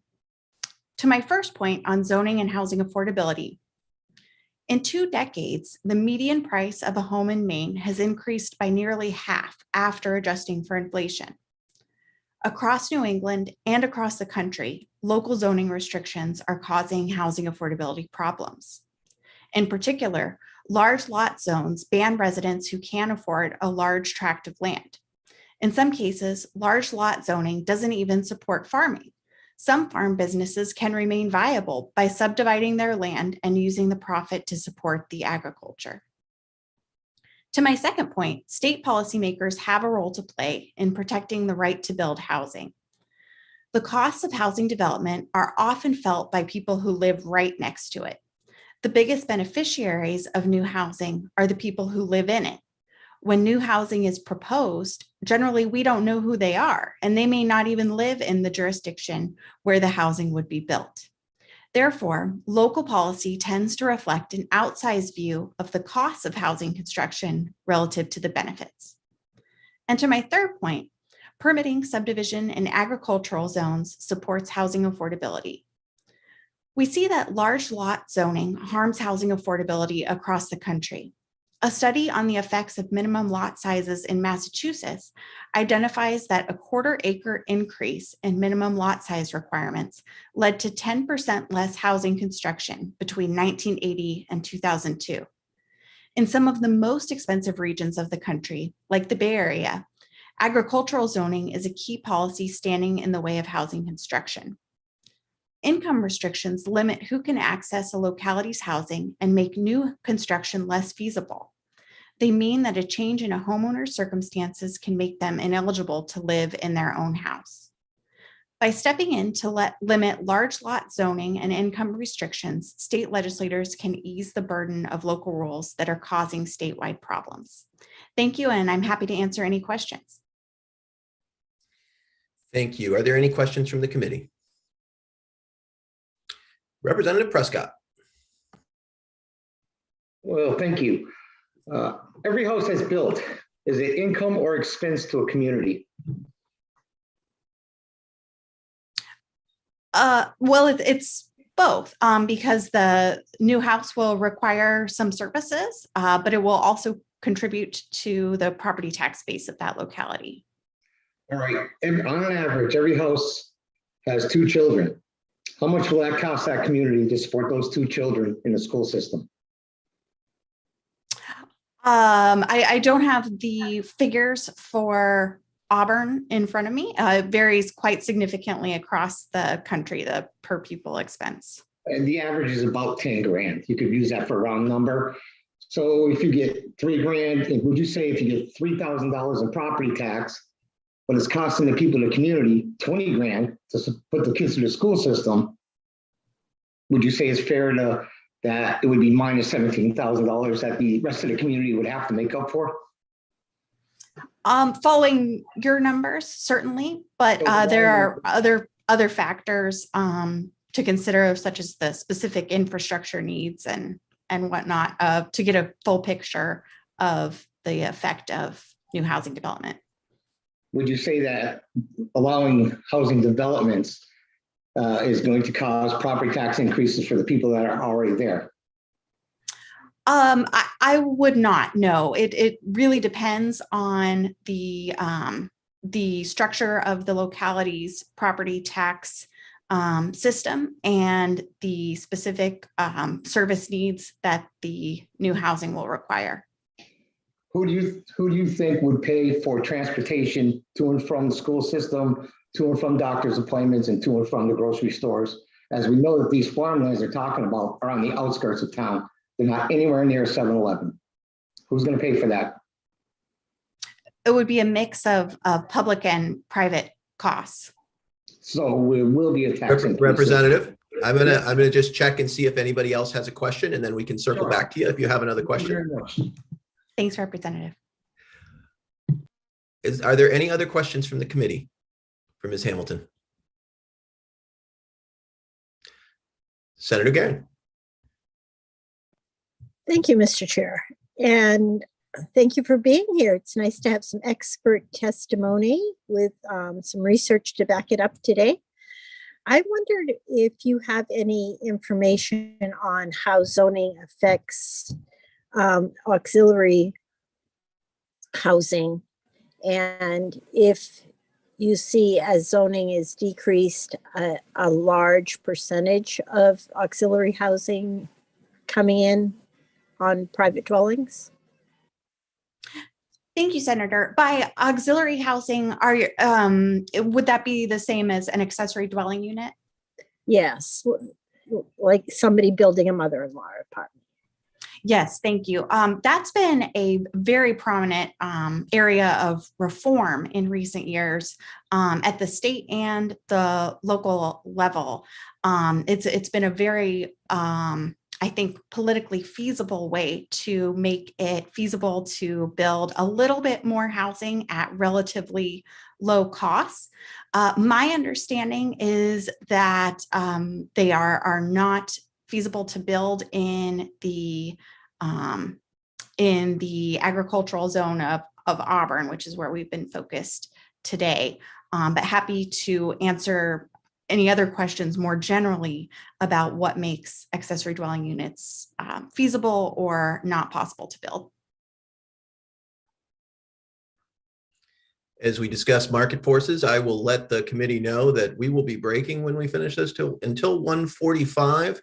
So if the market force of time for lunch is at play, we might want to make sure we're sticking on the bill. Representative Warren. Thank you for your testimony. I was a bit confused about one part of your initial testimony, and I hope that you could speak more to it. I believe you said that the reason for this major housing crisis in the state of Maine was state regulation.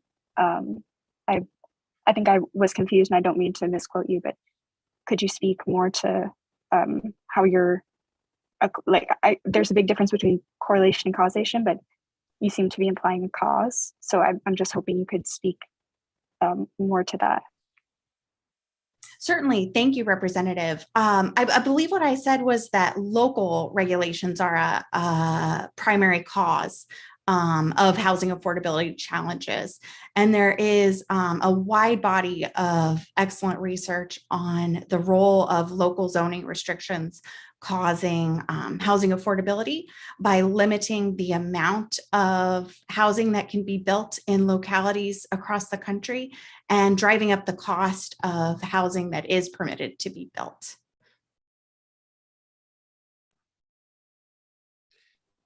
Okay, thank you. Is some of that research in your testimony, I presume?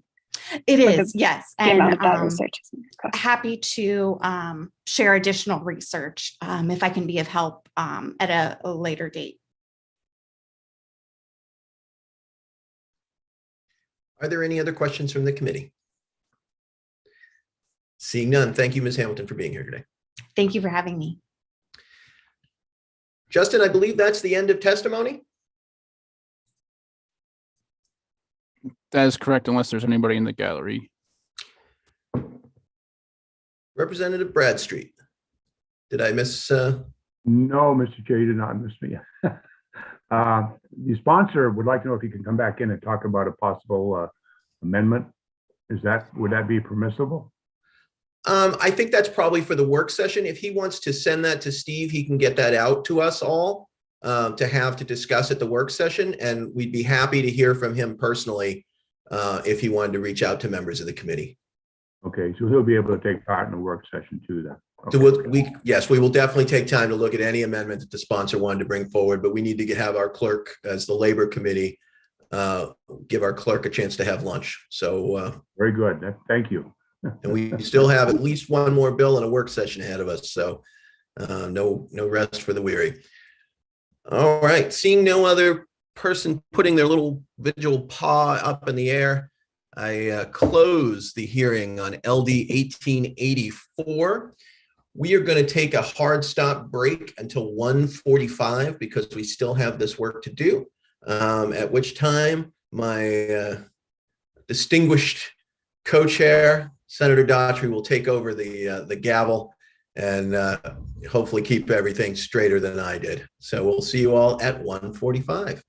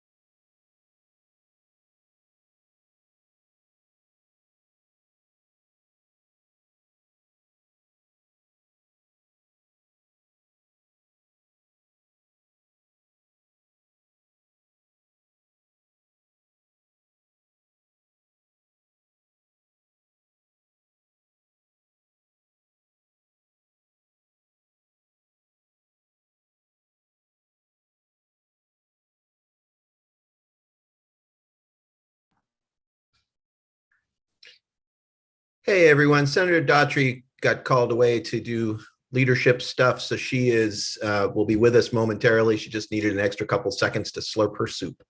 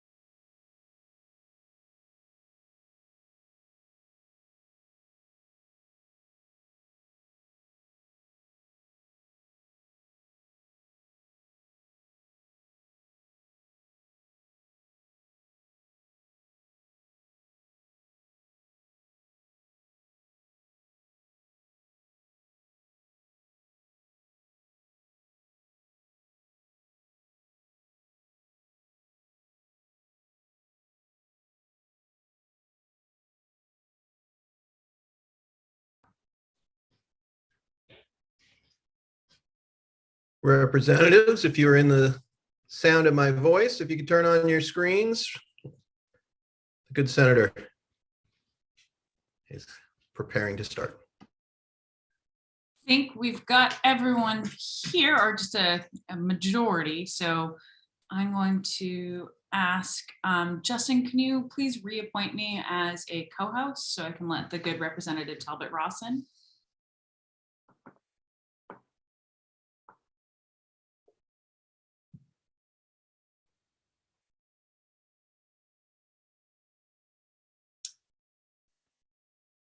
Perfect. Promote her to a panelist. And while we're waiting for her to come through the interwebs, I will bring everyone back to the Labor Committee.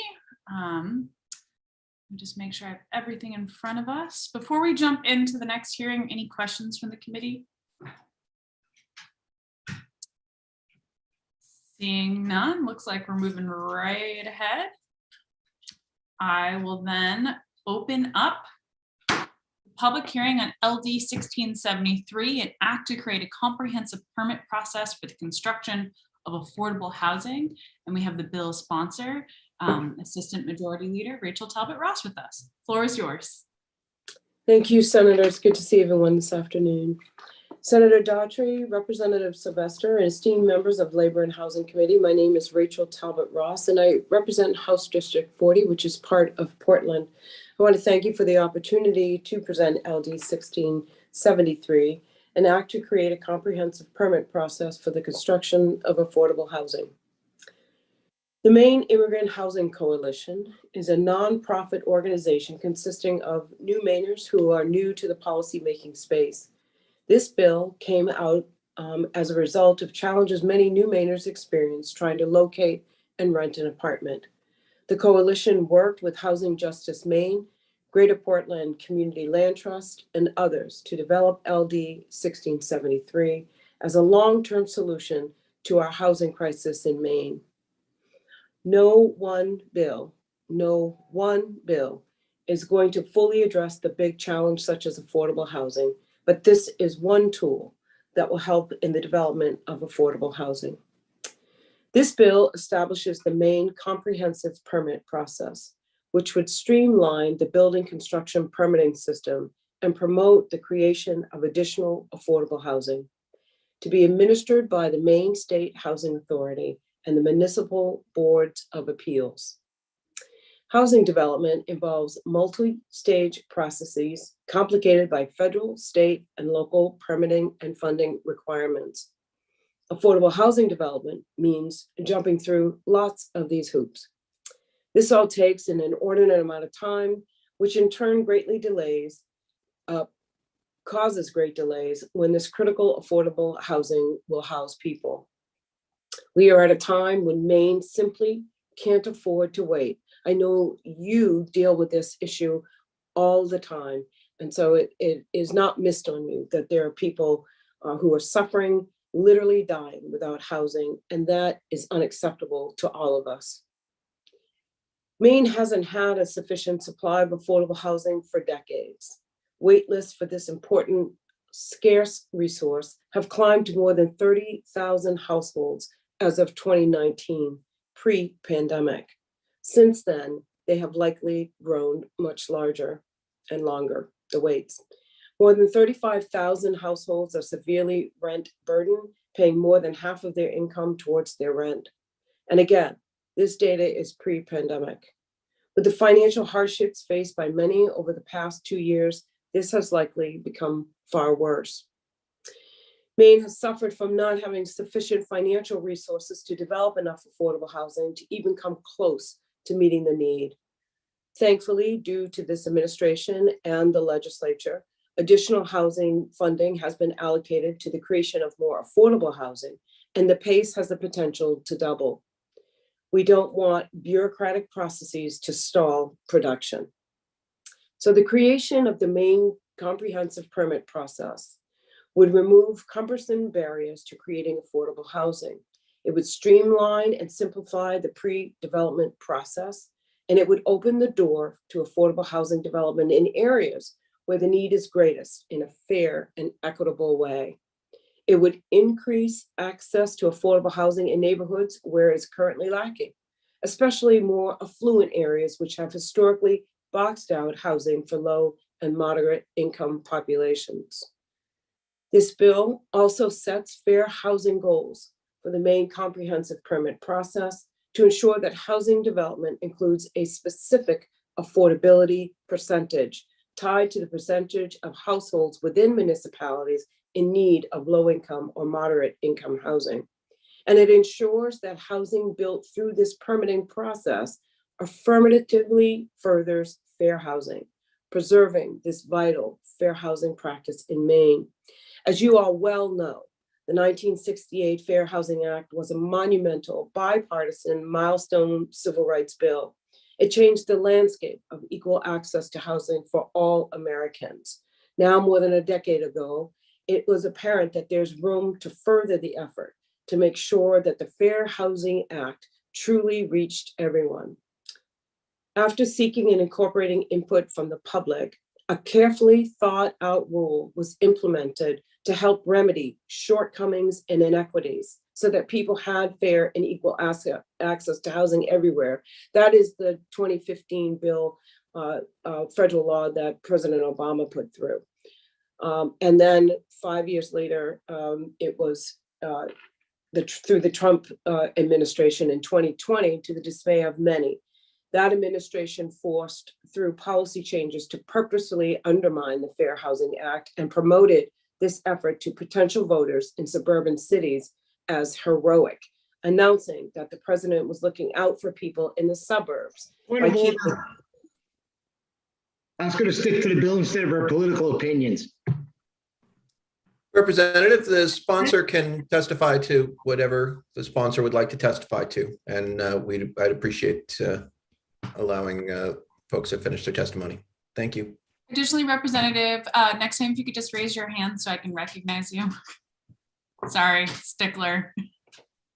And I apologize, I forgot I wasn't sharing. Representative Ross for being a little too forward. Thank you. With that, Representative Talbot Ross, please continue.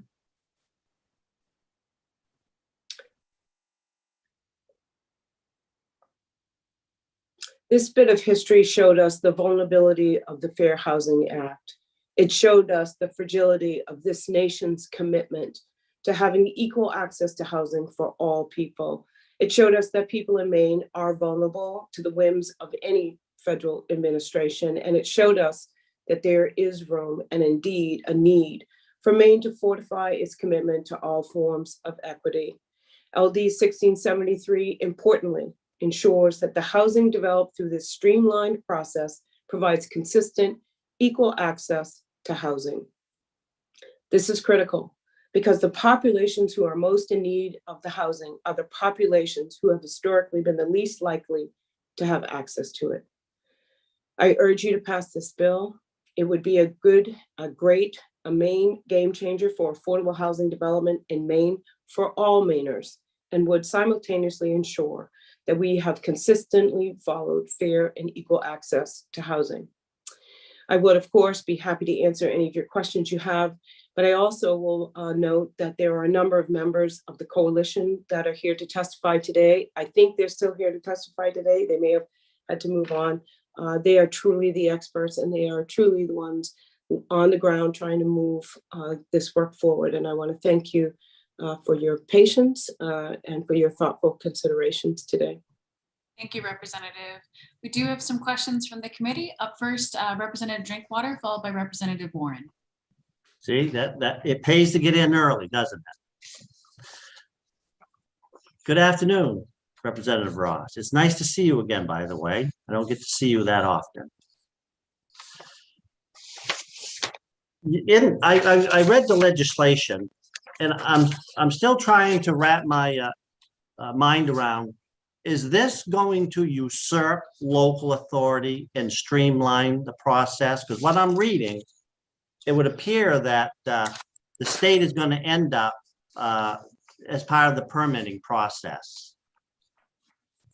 Well, thank you for the question. No, it does not. What this does is it actually helps to supplement the local process by allowing folks who are in municipalities that have fulfilled their fair housing goals or in the process of fulfilling their fair housing goals to be able to come to one streamlined comprehensive permit process. So this does not usurp, it does not take away, it does not extinguish any of the local authority or control, but it does provide another avenue within 70 days for a developer who wants to get a permit for this housing to be able to have a public hearing and get that permit issued within a 70-day period. I will just draw your attention in the bill to the part of the bill that talks about consistent with local needs, because that means that not at the disadvantage or of the local control, that this will consider regional needs for low and moderate income housing. It will protect the health and safety of the occupants of the proposed housing project. It'll promote better site and building design, and consistent with local needs, it'll preserve open space, and it applies to both subsidized and unsubsidized housing. I would further say, Representative, that through this bill, localities would be a part of all the process throughout. So it informs the locality or all of the localities of a application that comes forward, and it seeks the local authorities' recommendations for that permit to be issued. So at the very, very beginning of this process, Representative Drinkwater, the Maine State Housing Authority and the Appeals Board would reach out and communicate with all of the localities in which the permit impacts, and it seeks its recommendation. The second thing it does is during the public hearing, it invites representatives of those localities to participate in the hearing in which to grant the permit. And so it does not take away any of that local authority's process. And in fact, it supplements it in a very streamlined manner.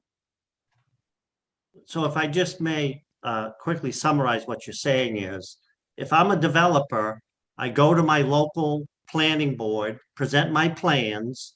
If it gets denied, then I go to my local Board of Appeals.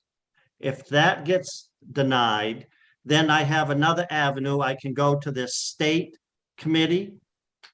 And if it gets denied there, do I have a right to go to the courthouse to overturn the decision? So Representative, this really applies to those municipalities who have not met their fair housing goals. And so all of the local process stays in place. It really is for, if there was an application at this level for development and the municipality has met its fair housing goals, or it is in the process of meeting its fair housing goals, each municipality has up to 3 years to do it, then this process would kick in. 1673 kicks in once, if all things have been met, then there's no reason to access the process outlined in 1673. So municipalities like Portland, this would not apply to. They've met their fair housing goals. A number of municipalities around the state have met fair housing goals. This really applies to those communities that are in the that have not met those goals, so that the low to moderate income housing is spread out throughout this whole entire state. It is not segregated to certain localities. So I hope that makes sense to you. Well, the picture's getting clearer. Thank you, Madam Chair. I have another question, but I'll defer that till later. Thank you. I can tack you on after Senator Guerin.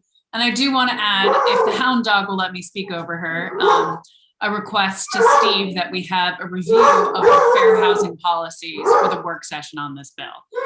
And with that, I don't think Bailey has any questions, but Representative Warren and Senator Guerin do. So Representative Warren. Thank you very much. I just wanted to say that I appreciate the speech and the work that you brought forward, the incredible work that many advocates were part of and bring this forward, and that I'm just speaking for myself when I say you deserve to be treated with an incredible amount of respect, and that just as anyone that comes before us does. And I regret that you were interrupted during your speech. And I want to again thank you for bringing your work forward. Thank you. I have Senator Guerin. Thank you, Madam Chair, and welcome Representative Talbot Ross. I'm always glad to see you. You said that this committee or this state committee would seek the recommendation of the local community. Are they obligated to follow the recommendation or regulations of the local community regardless of the fair housing goals? They're not obligated to follow the local community. No, what it does illustrate is that this Board of Appeals will consult with the local, and that input from the local municipality or entity is an important component to the permitting process. So they can override any local decisions, is that correct? Yeah, the authority does have the right to do so. Again, the heart of this bill is to not only streamline and make a comprehensive permitting process available that supplements what's happening at the local level, but to affirmatively further fair housing and to increase the stock of low to moderate income housing throughout the entire state of Maine. Thank you. And then Representative Drinkwater. I know you had another question, so I auto put you in the queue. Oh, well, thank you very much. Fair housing goals, you mentioned, Madam Chair, you mentioned about it. I'm not familiar with that. Is each town assigned a number, percentage, or about fair housing goals? And where does this come from? Maine State Housing? So within this bill, if you were to look at under the definitions, their fair housing goals have been set, and it does talk about a tiered process depending on the number of households that are eligible for the low income and moderate income housing. So it is a tiered. It goes anywhere from meeting a 10% goal all the way up to a 13% goal, 16% goal. And so many of our municipalities already meet those goals, Representative. And this is really a tool in order to get the rest of our communities across this state to have a menu portfolio, diversity of housing availability in each of these towns. And I'm sorry to ask another question, but I'm trying to understand what's going on here. Okay. If my town does not meet its fair housing goal, how does a town meet its fair housing goal? Is that going to be from the private sector making developments? It meets its fair housing goal whenever a housing permit is sought, and it would go through this process of evaluation. And these goals are set in order to make sure that low and moderate income housing is available to all Mainers all across the state. So it has up until 3 years once a developer puts a permit application forward to try to meet those housing goals. Thank you very much.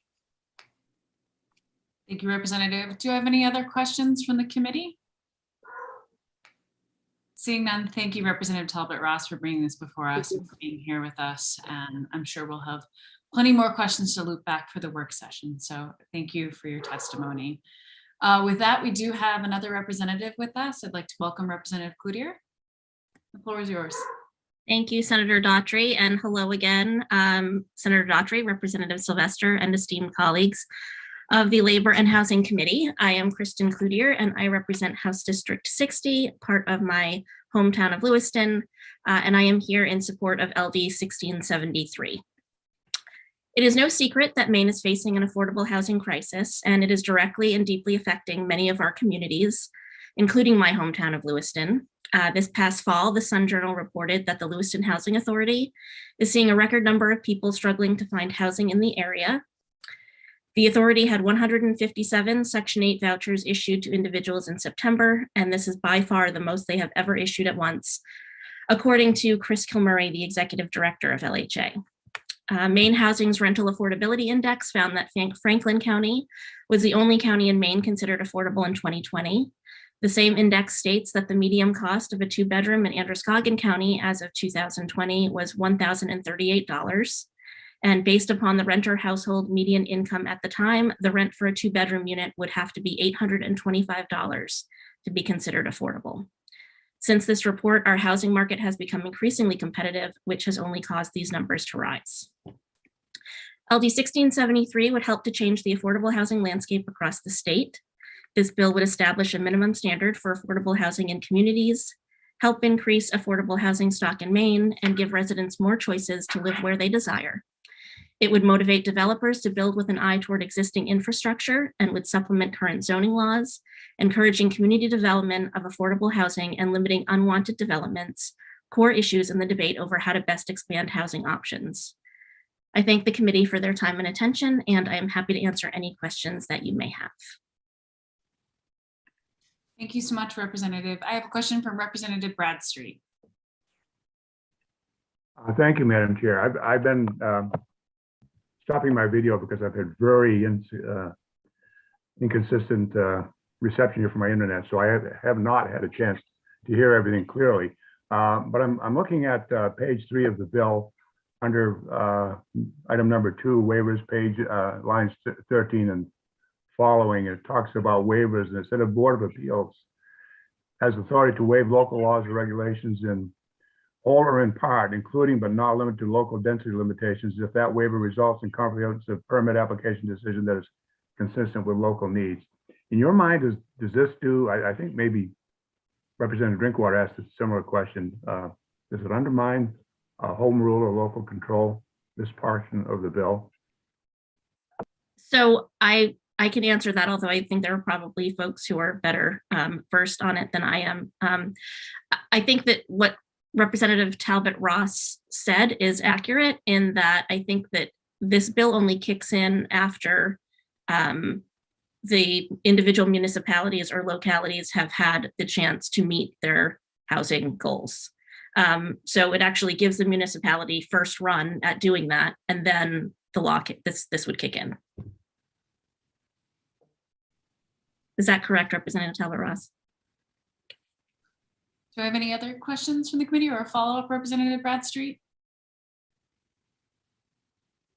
Thank you. None right now. Thank you. Absolutely. Representative Sylvester. Thank you, Madam Chair. Representative Cloutier, thanks for hanging with us all day. I wanted to ask, in that light of a town or whether it's a municipality, city, town of some sort that is trying to meet its goals, it would only be a rule that in some way was either went against state law or that was actively keeping them from meeting their goals, their housing goals. That's the way I read it. And so I just wondered if you had any thought. I should have asked Representative Talbot Ross, but it took me a minute to form my question. And so I'm not sure I understand your question. So it wouldn't be any zoning law that, so if there was a setback for title, right? If that was not the thing that was keeping them from their achieving their fair housing goals, right? It would they would be looking specifically at goals that stop that. Am I correct in that? Yes, that's how I'm reading it also. Okay, thank you. Do I have any other questions from the committee? Representative Prescott. Thank you. I know there's a lot of communities that are already cluttered up, especially the ones out towards the coast. What happens to a community that doesn't have room to expand, or other communities where most of these housing, as we've discussed in other places, that have to be near services. There's a lot of towns that just don't have any place to put these kind of houses to help the people with services like busing and whatnot. What happens to them as well? What happens to an ordinance? A lot of towns have a growth ordinance that only allows so many houses a year to get built. So my understanding is that it would have to it needs to meet those requirements first, right? So you couldn't, somebody who's looking to develop an affordable housing development, like they're coming forward, they like have the space already. So it's not, I guess I'm not sure we can't create space that doesn't exist, I guess is what I would say. And so they're having to they're building where there is space. And again, I'm not the person, it's not necessarily my bill, so I'm not sure that I'm the best person to be trying to answer this for you. I'm sorry. I'm sure somebody else will. Okay. We can also make a note for our analysts as well. So thank you. Yes. Any other questions from committee members? Seeing none, thank you so much, Representative Cloutier, and thank you for your time this afternoon. Thank you. So we are now going to move on from co-sponsors to those who are speaking in favor of the bill. And Justin, I'll ask your assistance in helping move folks forward. Up first, we have Anthony Jackson, followed by Charles Hooser, and I would like to preemptively apologize if I massacre anyone's last name.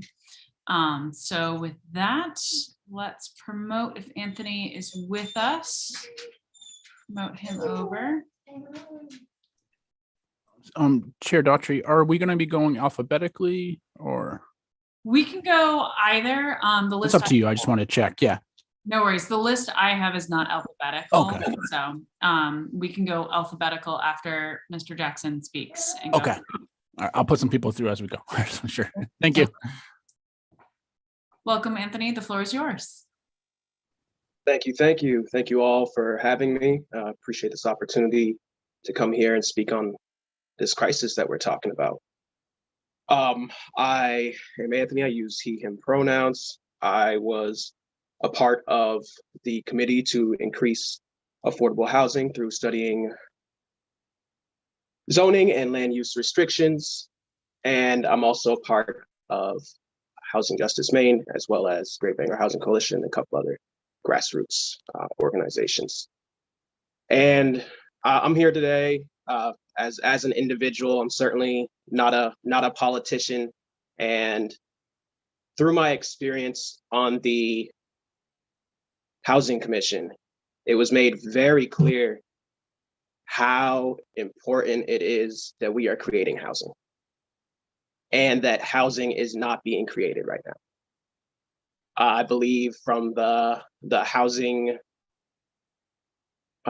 so from Maine Affordable Housing Coalition, since 2014, Maine has not created more than 300 housing units. Within 2020, 282 were created. And I believe the goal is 1,000 new units produced. We're falling short on a human right. And the way the current structure is set up is preventative from creating housing. The process is a part of zoning that needs to be streamlined so we can meet this dire need. There needs to be accountability for us as a community and a region to support all of people in getting housing. And I think that this bill is a great first step, and there needs to be many more steps to providing accountability for a human resource and a human right. So I'm in support of this bill, and because I was also on the Housing Committee zoning, we actually didn't even talk about this bill, which I regret. I think that it's great that we have this first step put forward, and I really am in favor of moving forward on this. And I see that I am running out of time, and so I will go ahead and leave the space open for questions. And I thank you for allowing me to be here. Absolutely. Thank you, Mr. Jackson. And I did neglect, I know we mentioned it when we started this morning, but some time has passed. So for all those watching and listening, we do have a 3-minute timer, and my esteemed House Chair is currently minding the timer. But with that, thank you for your testimony. And do I have any questions from the committee at this time? Seeing none, thank you so much for joining us. Up next, we have Cheryl Gullock. Cheryl, the floor is yours.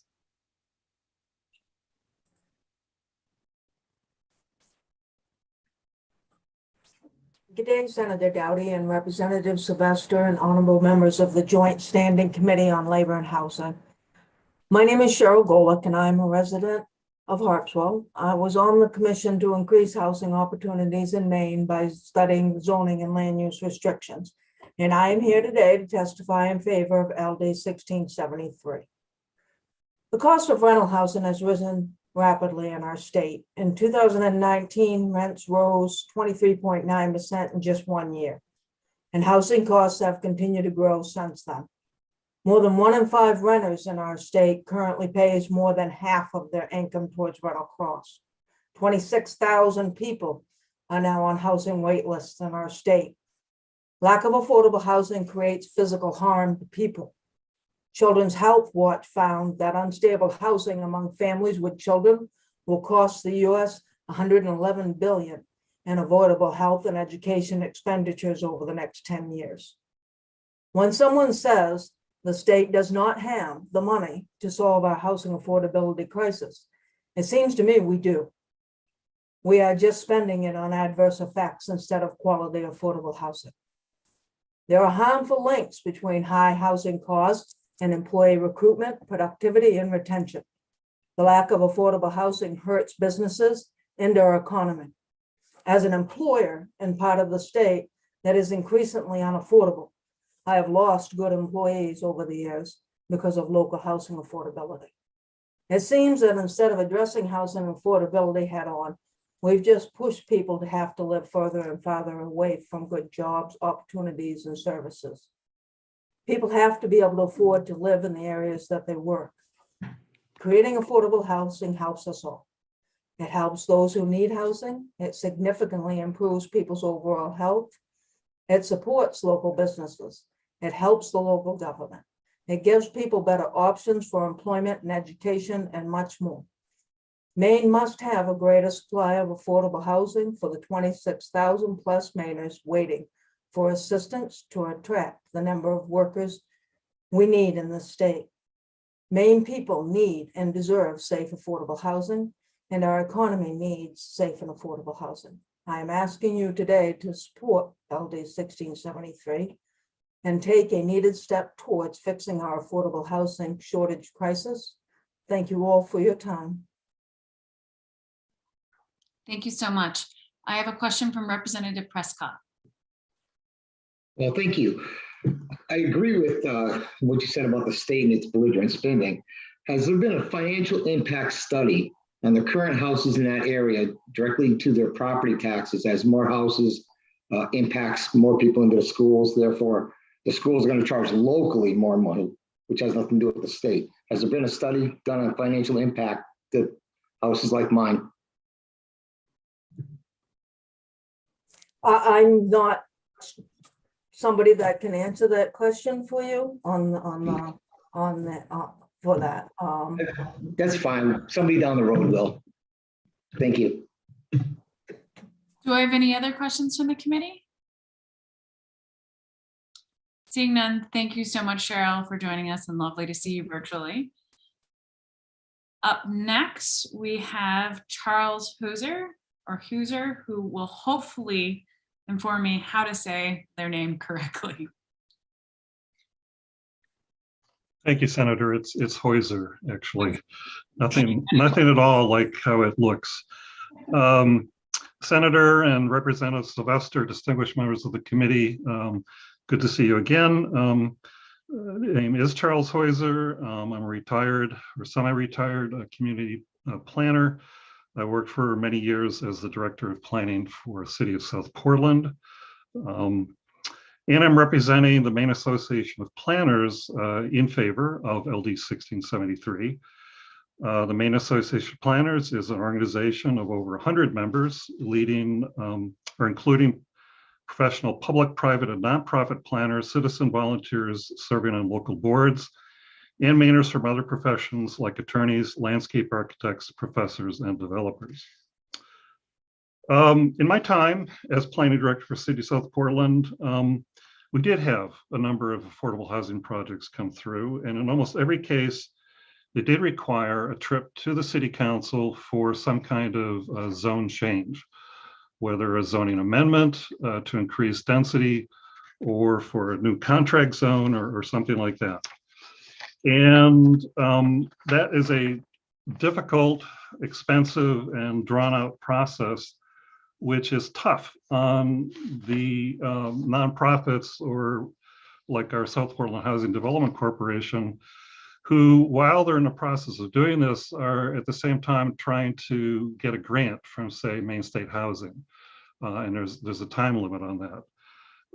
So in some cases, they just can't hack it. They just can't do it. The streamlining feature of this bill is good.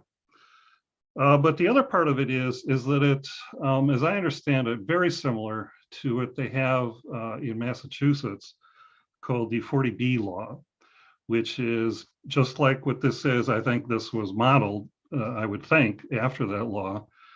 And in Massachusetts, they've created approximately 70,000 total units produced under Chapter 40B, of which over 35,000 units are restricted to households making less than 80% of the area median income.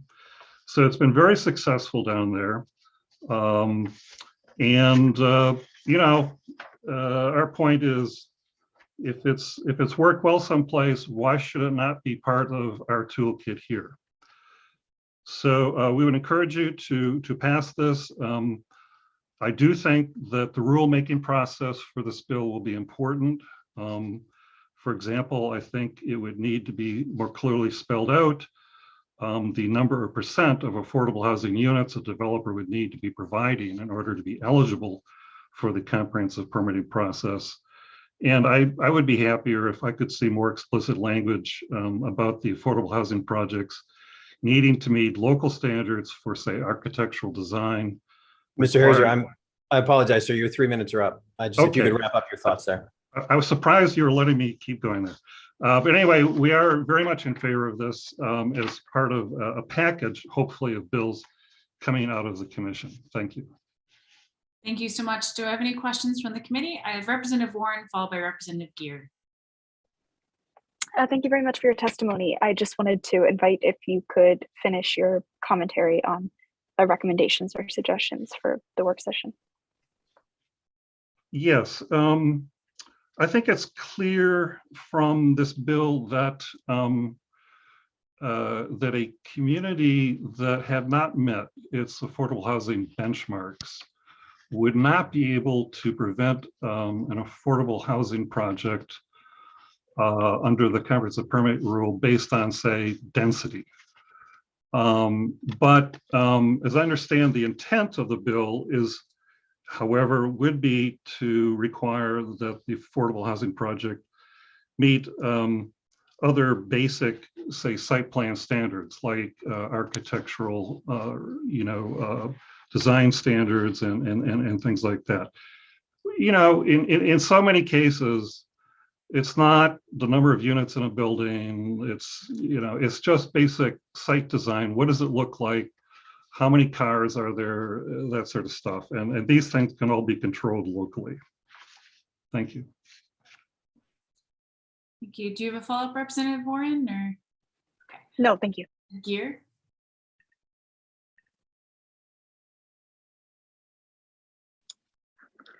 Thank you, Madam Chair. And thank you for your testimony, Mr. Hauser.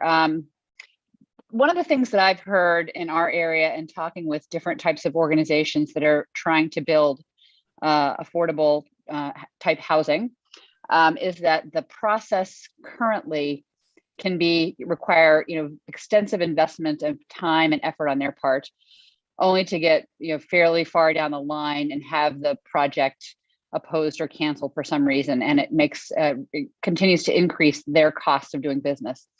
And thinking about the Massachusetts 40B kind of approach, one of the things I have thought about in this challenge that we face in Maine of how that kind of rulemaking and understanding the guardrails and the rules of the road could really help developers from all over the state to understand what they need to do, and then also to help communities understand what they need to do in order to meet the rules and actually have a successful process in place.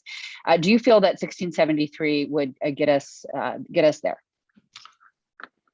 A representative, I absolutely do. And it's sort of the difference between somebody having to go get a zone change from the city council versus somebody having to go to the planning board to get a site plan approval for some kind of building. When you go to the planning board, the guardrails, as you mentioned, are clearly spelled out.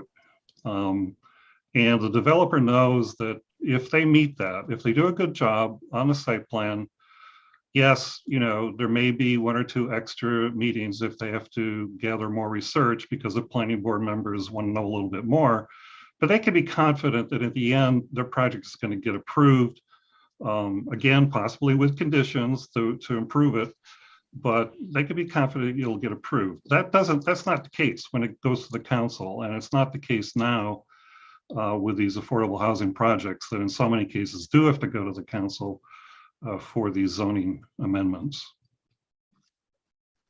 Thank you. If I could just ask a follow-up, Madam Chair. Absolutely. And based on your experience, Mr. Hauser, in South Portland, I'm curious as to the recommendations that you made around local standards and site plan and design standards. Are those the changes that you feel would help local folks feel even more comfortable with their ability to guide the process?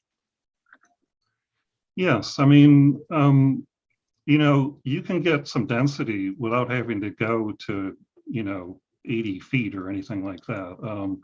Just some basic standard sort of height and appearance type standards. We went a little further in South Portland with our architectural design standards to try to encourage the builder to put a little bit more investment into the facade of the building, the appearance of the building. It makes a big difference. And I will say, just as a tangent, these affordable housing projects can be catalysts for some additional really excellent further investment, in central areas. That's happened. We've had that work successfully in South Portland in a couple of cases. Thank you. Thank you. I have a question from Representative Prescott, followed by Senator Guerin. Well, thank you. I agree with what you said about the planning boards because we have ordinances. It's straightforward. I didn't understand the part about you said when it goes to a council, it may not be as smooth. I didn't follow that. I apologize, Representative. I'm a little more used to the town manager, city council governments, and less. I am working in Hancock County right now for a couple of towns on their comp plans, so I'm a little less used to select boards.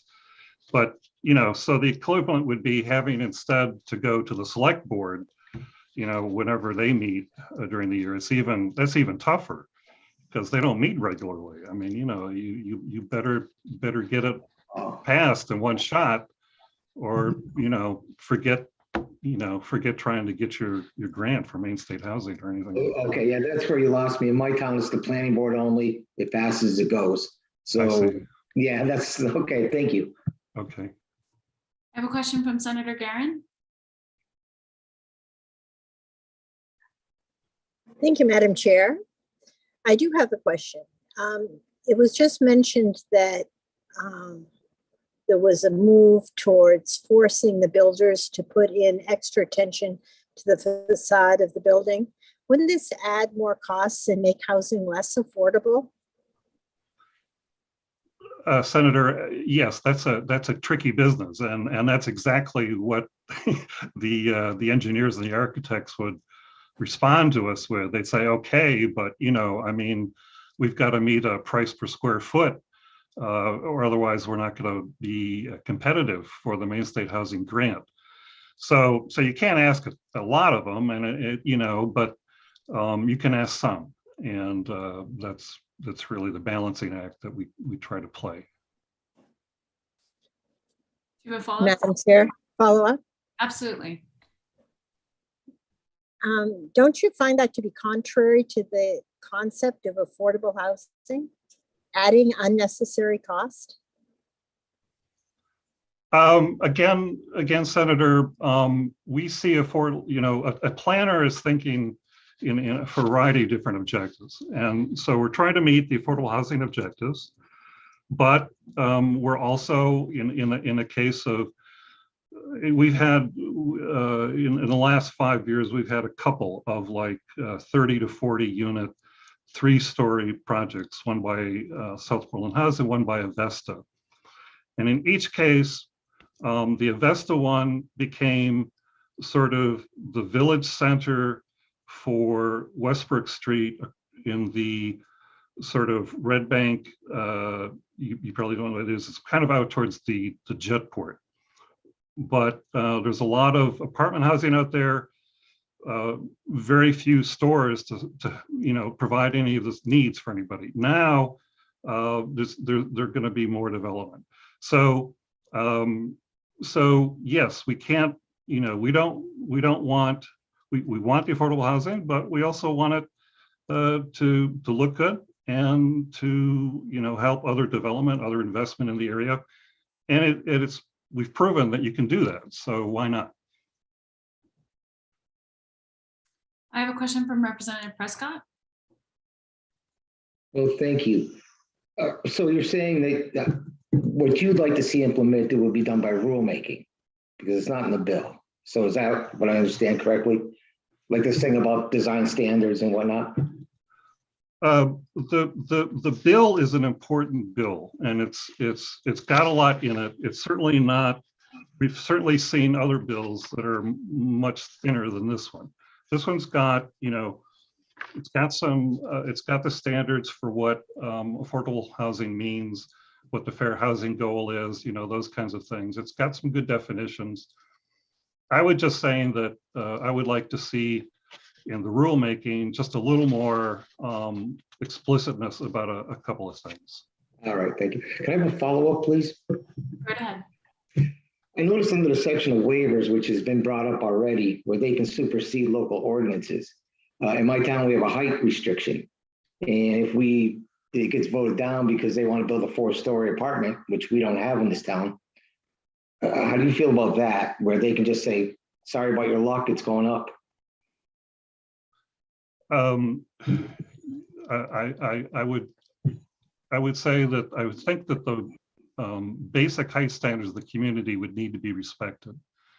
But within that, if they can be creative and get the number of units necessary, the density necessary to make the finances of the project pencil out, then they should be allowed to do that. Okay, thank you. I have a question from Representative Gear. Thank you, Madam Chair. And Mr. Heuser, I just wanted to spend just a minute talking about the words affordable housing. And I noticed in the bill that the housing is to address folks with incomes up to 120% of HUD AMI. To me, I have started to call all of this regular people housing. So housing for people who work for a living, who need a place to live so that they can live somewhere near where they work. And it really does represent a range of income levels that I think we all would certainly at the lower ends feel there should be some assistance and help for those people in addressing, but also recognizing that these folks that fall into this category are public safety employees, teachers, healthcare workers, so many folks who are absolutely essential and integral to our communities. And so I would just say to ask you the question, is there another word that you can tend to use? And then my other question to follow on from that would be, do you have a sense of the current state of the art in terms of mixed market rate and affordable development and how those two pieces fit together? Well, the term that's often used as a synonym in a way is workforce housing for the idea that, we want to have teachers teaching our kids, we want to have firefighters, protecting us, but we have no way to let them live in the community. That's, excuse my dog, that's not right. So there are goals often for workforce housing, and 120% of median income, as this has, is really more workforce housing than say low income housing. You mentioned mixed use and whatnot. Specifically mixed market rate and affordable units. So that's, I was thinking about what percent of development is really not purely addressing one income tier, but really does represent a mix of market rate and affordable. It seems the projects that we've been seeing usually do have a mix, and I think which I think helps the finances of the project to a certain extent. But it also, sort of keeps more of a mix of types of people, in a place, and so it doesn't feel like it's, oh, this is the project or something like that. Generally, seems to be working well when you do that. Thank you. I have a question from Representative Sylvester. Thank you, Madam Chair. Thank you so much for this testimony, Mr. Hauser. It's been very helpful, I think. And if I had to step away for another bill, so I might have missed this. I came in at the end of your testimony, but can you give an example of the kind of ordinance that you would see standing in the way of being able to, of a municipality being able to reach their fair housing goals? Well, in the city of South Portland, our basic multifamily zone is called the G zone. I worked for South Portland so long, I sort of identify there, but, and I live there. But the G zone allows 17 units, no, let's say 17 units per acre. I'm sorry, that's wrong. There's certain cases, but it's 10 units per acre. That'll never work for any kind of affordable housing project. You need 20, 24, something like that. So we've had multiple zone changes because this is our basic zone. We've got it in various places in the city, and these are the sensible places for multifamily affordable housing development to go. And so they have to come in for a spot zone. They have to come in for a contract zone. So you end up with contract zone G7, G8, G9, and now your map is all cluttered up and your ordinance is, 50 pounds in weight, et cetera. Okay, thank you. A quick follow-up, Madam Chair. Absolutely. So just using again South Portland as a target, has South Portland met its fair housing goals under this law? I haven't made that evaluation, but I suspect it has because of the fact that we do have the housing authority, and we have had in recent years a number of housing authority and Avesta and other projects. So I think we've probably met it. Okay, thank you very much. That's very helpful. Do we have any other questions from the committee at this time? Seeing none, thank you so much for your testimony. And Charles, no worries on the dog. I've been on mute because my hound dog is literally under my table whining and crying. So good company there. Thanks so much. With that, we have up next Cheryl Harkins. I'm going to promote Cheryl. Bailey's just going to continue to sing the song over people. Hopefully it's not too loud across the Zoom for everyone. Let's see. And welcome, Cheryl. The floor is yours.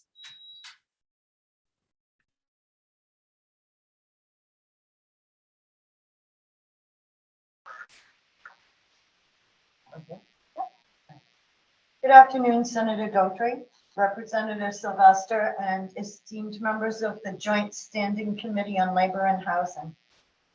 My name is Cheryl Harkins. I reside in South Portland.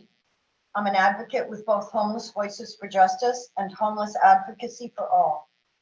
I sit on the board of the Statewide Homeless Council, and I'm a member of the National Alliance to End Homelessness. I assisted the Corporation for Supportive Housing through the Statewide Homeless Council in the creation of the new hub design that will be followed by the Maine State Housing Authority. I volunteered my lived experience of being unhoused for nearly 7 years. I'm 100% physically disabled, and I hold a Section 8 voucher. Every person who wants or needs it should be allowed to access affordable housing, a safe sanitary unit that, with the cost of both housing and utilities, the tenant will not pay in excess of 30% of the gross household income for a household whose income does not exceed 120% of the median income for the area as defined by the U.S. Housing Act of 1997. Homelessness was an issue before the onset of the COVID pandemic. Now evictions are at an all-time high. People are losing their homes at an alarming rate. Currently, there are only 19,200 affordable housing units across the state of Maine. Rental prices have risen by 65% when the median income has risen by 42%. Anyone can lose their source of income and their home for a variety of reasons. Whether the reason concerns a business closing, a retirement, a divorce, an accident, or a disability. Not one of these occurrences warrants putting a human being who is poor on the side of the road with no safety net. A whole section of people are not being adequately provided for. These people are truly suffering. The passage of 1673 will establish a comprehensive permit process to streamline the building construction permitting system and will highlight the exigent need for the creation of additional affordable housing by public agencies, nonprofit organizations, and limited dividend organizations. LD 1673 could only be used by a developer if a community doesn't meet its minimum affordable stock requirement. Each development has a specific timeline and application process to ensure each project is moving along and that all necessary steps are followed without delay. LD 1673 would reduce risk in terms of money, time, and predictability for developers. It increases the affordable housing stock for renters. The economy will see growth through construction jobs and tax bases. Affordable housing developments indirectly attract employers and their businesses to the area. Each municipality would need to meet their local affordable housing needs to ensure individuals with lower incomes would not have to leave because there aren't enough options for affordable housing. Ms. Harkins, I apologize. Your 3 minutes are up. If you could summarize your thoughts for us, please. Okay, by establishing the minimum standard for affordable housing in each community, more residents would be able to, they'd be given the choice as to where they would like to raise their families, send their children to school, and find gainful employment. I respectfully request that the committee vote in favor to pass LD 1673. Thank you.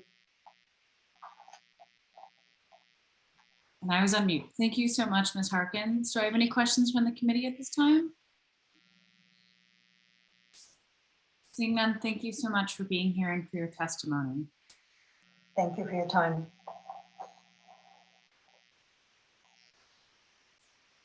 Up next, we have Deb, who is coming through the wormhole. Hopefully, fingers crossed, Zoom. Please behave. I know it was giving us some trouble this morning. There we go. And Deb, the floor is yours. Thank you. Good afternoon, Senator Daughtry, Representative Sylvester, and members of the Committee on Labor and Housing. My name is Debbie Bonwa, and I'm a policy and legal advocate at Maine Equal Justice, which is a legal services organization working for low-income people and seeking solutions with them to poverty throughout the state. And I thank you today for letting me, for giving me the time to testify in support of LD 1673. Maine Equal Justice supports this bill because it will expedite the creation of affordable housing. LD 1673 would establish a comprehensive permit application process, as you've heard, and create an affordable housing committee that would review denials made at the local level only for affordable housing and only if a town is not meeting its affordable housing needs. The focus of the bill is facilitating the production of affordable homes, and rather than take away local control, it would simply add an additional check on current local zoning processes. It's a partnership. And this bill was crafted through the perspective of impacted people who are actually affected by the housing crisis the most, and would also be an important step towards inviting other people, including people who understand these fair housing needs, to provide a check and invite those people to the table during that process, which currently is not happening. The system that we have in place is not working. Maine ranks 4th in the country in restrictive land use regulations and 8th in restrictive zoning. And right now, those local zoning laws or decisions are decided upon without the input of people who need that affordable housing. The people who participate in the current decision-making process and influence it, the end results are the same ones that benefit from the restrictive zoning regulations and who prioritize status quo over the need for housing and over this housing crisis that people are experiencing right now. In fact, you only need to look at the events in Cape Elizabeth last year. And Cape Elizabeth, there hasn't been affordable housing developed there in 50 years. We can't keep saying that we understand the need for housing and then shutting down ideas that would make significant changes, or at least help us work towards that goal. We have a housing shortage of 19,000 affordable rental homes about 5,000 people who were homeless by the end of the 2021 state fiscal year. And this is also a racial equity issue where you have 26% of homeless people being Black compared to only being 1.6% of our population, which is worse than the same data if you look at the national data. So I urge you to pass LD 1673 to continue a system that enabled what happened last year in Cape Elizabeth, which ruined a chance at having 46 affordable rental units, would be deplorable at this point. And if we don't act now where the need is highest, and while we have the money that we've never had before, then we never will act on this. I thank you for your time. Thank you so much. Thank you for your testimony and being here. Do we have any questions? Representative Drinkwater. Thank you, Madam Chair. Just a couple quick questions. Do you believe the state should override local control when it comes to housing issues? No, and this is not what the bill is doing. Like I said, the bill is adding an additional check just for housing, a comprehensive permits for affordable housing development. So that's not what this bill is doing. That's not what I'm saying at all. And do you think that this is a statewide problem, or is this a Southern Maine problem with the housing crunch? It's definitely a statewide problem. I mean, you could just look at what the state looks like, that we're aging out. We need to have a stronger workforce. That means that we have to move people where there's jobs and where businesses and employers are asking for them, but people can't take those opportunities because they can't move there, because they can't afford to. And we continuously create barriers for that to happen. And this is a step forward in the right direction. Thank you. Thank you. I have a question from Representative Prescott.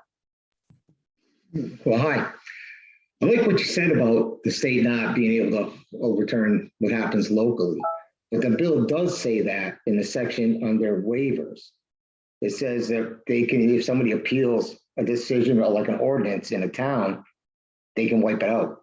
And I just spoke to somebody else, they can come in and put a 4-story up and ruin my view of the woods. But, we have ordinances in place to keep property taxes down. So if you bring in more houses, more people in the schools, my property taxes go up. Wouldn't that make my house unaffordable to me? I might ask you to repeat the last few questions, but yes. To address your first concern, sorry for the background noise. The way that I understand this bill working is that for affordable housing developers, it starts with the local board of appeals. So that board is who has the authority to waive local zoning regulations. It's the people that from the towns that have that authority. And they would only do that if it would be consistent with meeting the requirements that for fair housing and affordable housing. And that's dependent on what that town actually looks like in terms of housing stock, affordable housing stock. Okay. Local zoning boards don't have the authority to overturn or change an ordinance. Their job is to decide whether or not a previous board made a bad decision, according to the ordinance. So that they don't have that authority. The authority that this bill gives is somebody completely independent of a municipality can do what they want in a town. This is again focusing on what is the need. It's the point of the bill is to create affordable housing and make sure that towns are working towards that. So if they're not doing that, and the people at the local board level make that conclusion, then they can either override those decisions and approve that permit process, or they can deny and then they can appeal to the committee. So it's not like an overreach or like a complete change in the process. It's just to address the affordable housing needs currently there. And and again, it doesn't end there. There's a committee, and then after that, I believe that the bill allows the decision that comes out of the committee to be reinforced in the judicial courts. Okay. Yeah, I totally disagree, but I'll tell you what, we're all going to be in Augusta on Wednesday. I'd like to meet up with you and have a conversation about this. Maybe, let's do that. Thank you. I'm going to say, I'm sure this is a very complicated bill, so all those conversations are going to be very, very, very, very important. So thank you, Representative Prescott. And I also have a question from Representative Cuddy. This isn't actually a question. It's just a point that we're going to have the work session to put our opinions into this bill. And that right now our time should be used here to gather information from the people coming forward in asking them questions, not delivering our opinions to them. Thank you. Thank you, Representative Cuddy. An important reminder, I've been a little bit lenient on this hearing thus far, but just a good reminder for all of us to keep in mind, especially when it deals with something like this. Representative Warren. Thank you very much. And for one, I just want to second what Representative Cuddy said. Said it much better than I could have. So thank you. And I want to thank you for your testimony. Clearly, you're aware in the course of your testimony and great answers to these questions so far that one big thing that we have to weigh as legislators on this committee is the difference between home rule and then what things kind of need to be statewide. And I think you offered some great points during your testimony, but if I could ask, directly, if there's anything you want to expound on a bit about how you think it may be important to weigh more local rule kind of considerations versus what really needs to be addressed at the state level. I think, again, this is some of what you were mentioning in your testimony, but I just was interested in how you might answer that question directly. Yeah, I'm going to do my best. I think, of course, we have home rule, but that it's not absolute and it has to be, within the bounds of our US Constitution. And so another part of this bill, I guess maybe I didn't mention, is affirmatively furthering fair housing. And the towns need to be held accountable in doing that. It's not a complete, whatever the word is, it's not a complete absolute rule that allows towns to just continue and perpetuate racial and socioeconomic segregation. And we should not be doing that. And that is what is happening. Thank you. Thank you. Thank you. Do you have any other questions from the committee? Seeing none, thank you so much for your time and your testimony, Deb. Thank you. Up next, I apologize, I just resorted my entire list again. So now I do believe we have speaking for, we have, I'm looking through, and I apologize, I fear I am going to completely get this name wrong. Nyawa Leah?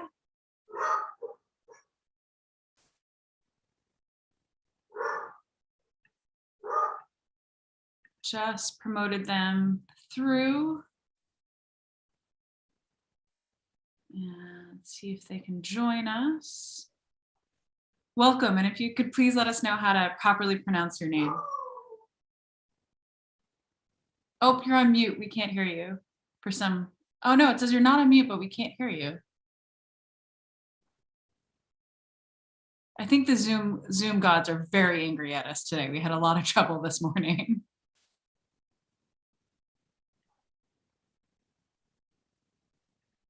All right. Now we can hear you. Perfect. Okay.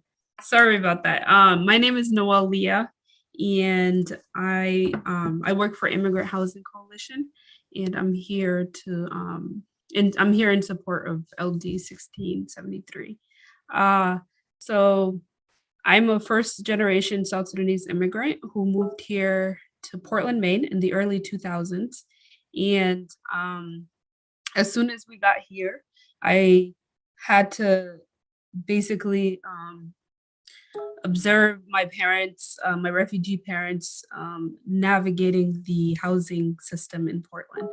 And since the early 2000s, obviously things have changed. A couple of things I have noticed over the years are that when we first moved here, we stayed in the hotels, kind of just like the new asylum seekers who were here. And from the hotels, we got moved to the Oxford Street family shelters. And then from there, my parents had 2 apartments and then were moved to Portland Housing Authority. Portland Housing Authority, although they had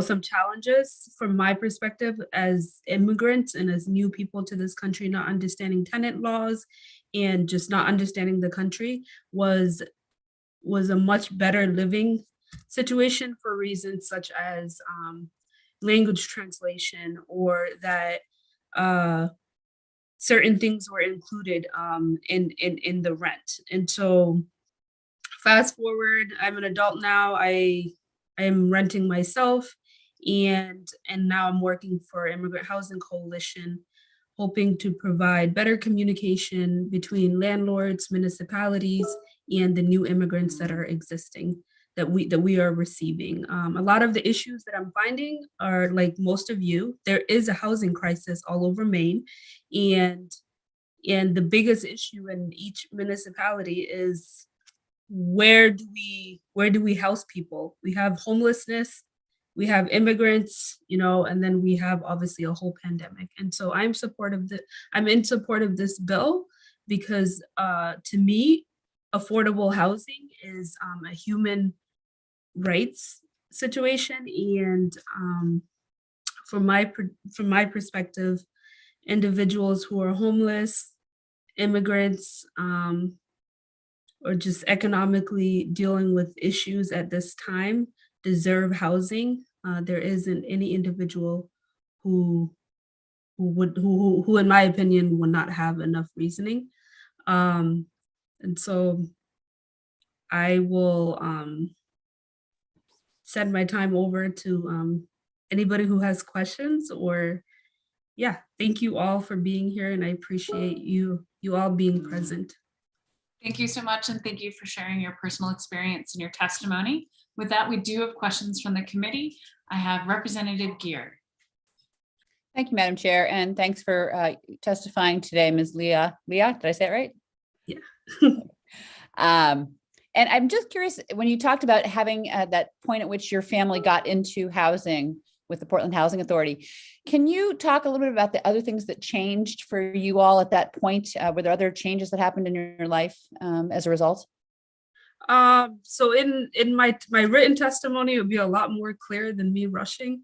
But one of the main points that changed for us was, like, for instance, at our first apartment, we had issues around heat. So, like a lot of houses are old in Maine. And so like they're running off of heat, off of gas, I mean. And the process was that I think my parents would give the money to the landlord.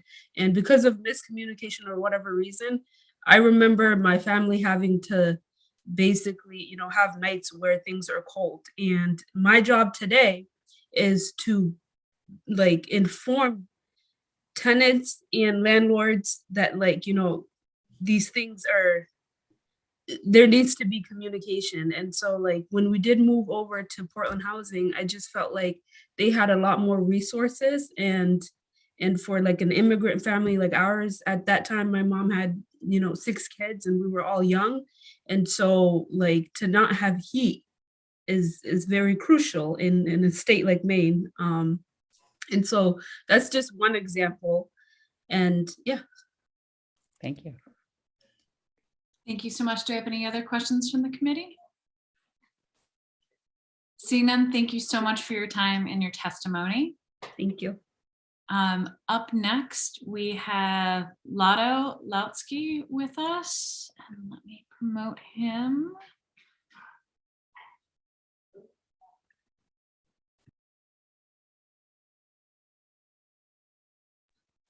Okay, I think we've got everyone promoted. Lotto, the floor is yours. Good afternoon, Senator Daughtry, Representative Sylvester, members of the Joint Standing Committee on Labor and Housing. Good afternoon. My name is Ladu Lodoka, and I'm here to testify in support of LD 1673 on behalf of the Maine Immigrant Housing Coalition. The Maine Immigrant Housing Coalition is a not-for-profit organization that supports affordable housing policy through education and advocacy. LD 1673 set up an alternative rather than a replacement of existing zoning rules in regard to affordable housing. It gives local leaders options in determining affordable housing projects in meeting the local housing needs of their community. LD 1673 will require collection and publication of affordable housing data to allow for local leaders and policymakers to determine progress being made towards affordable housing using the resources that the community have. The data will help communities know whether if it's meeting its affordable housing goals. LD 1763 established fair housing standards for each community to ensure residents have a choice to live in community of their choice. Our position is that no resident should have to move to live somewhere else because they could not afford to live in the community they chose. Some elements of LD 1673 has been in the statutes, in the books in some states, such as Massachusetts, Connecticut, Rhode Island. Those elements we recall, including the state board. New Hampshire also has a state board. Our state is in need of affordable housing for our neighbors, colleagues, friends, family members, and a lot of people who wanted to live in the community. We urge the community to vote or to pass on LD 1673 to provide a living, decent housing for all the people who wanted to live in our community. For me, when somebody moved to our community, it's basically a vote of confidence. Wherever they came from, they are expressing that we are a welcoming community and we allow any person to be able to live here. And that vote of confidence, we should be able to provide whatever support that person needs to be able to integrate into the community and become a working member of the community.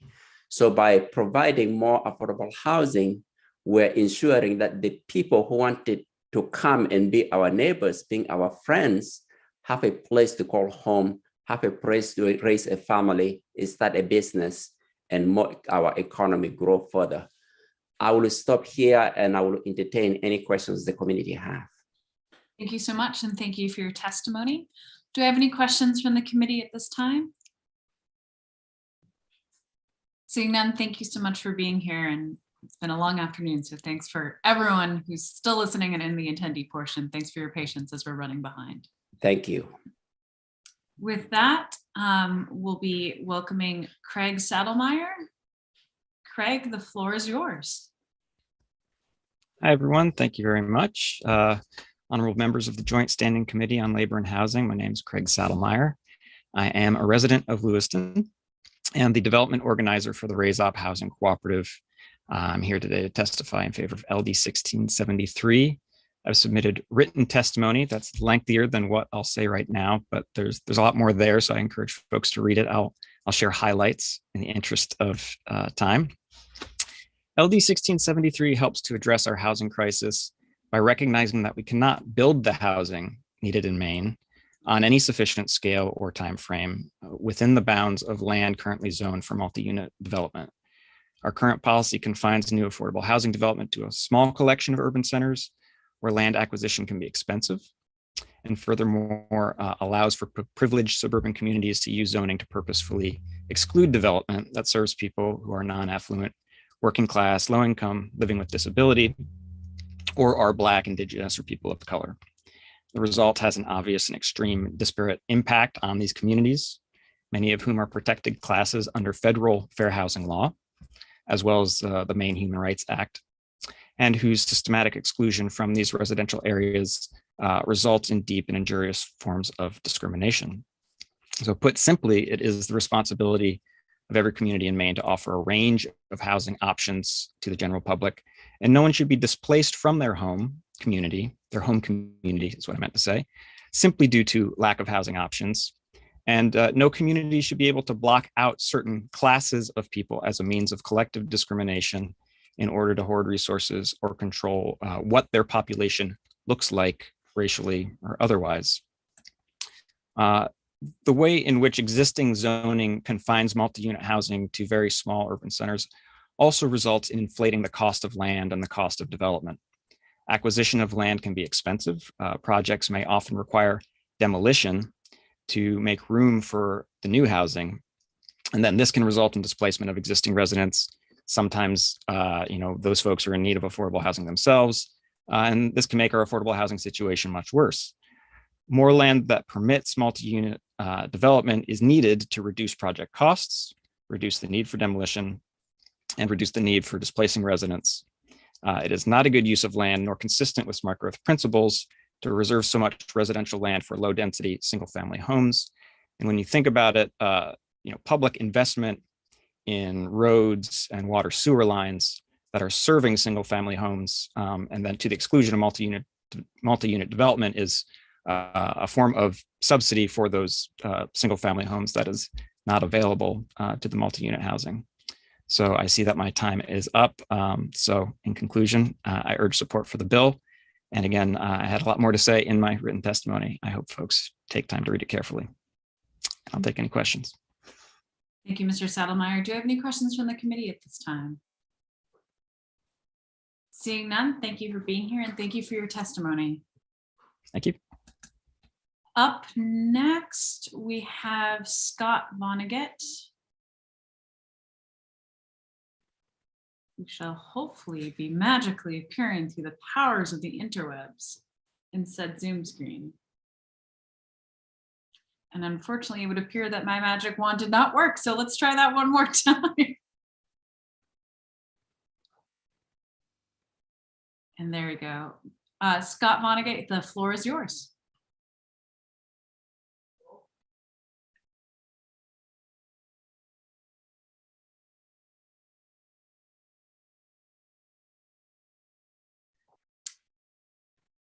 Mr. Vonnegut, are you able to hear us at this time?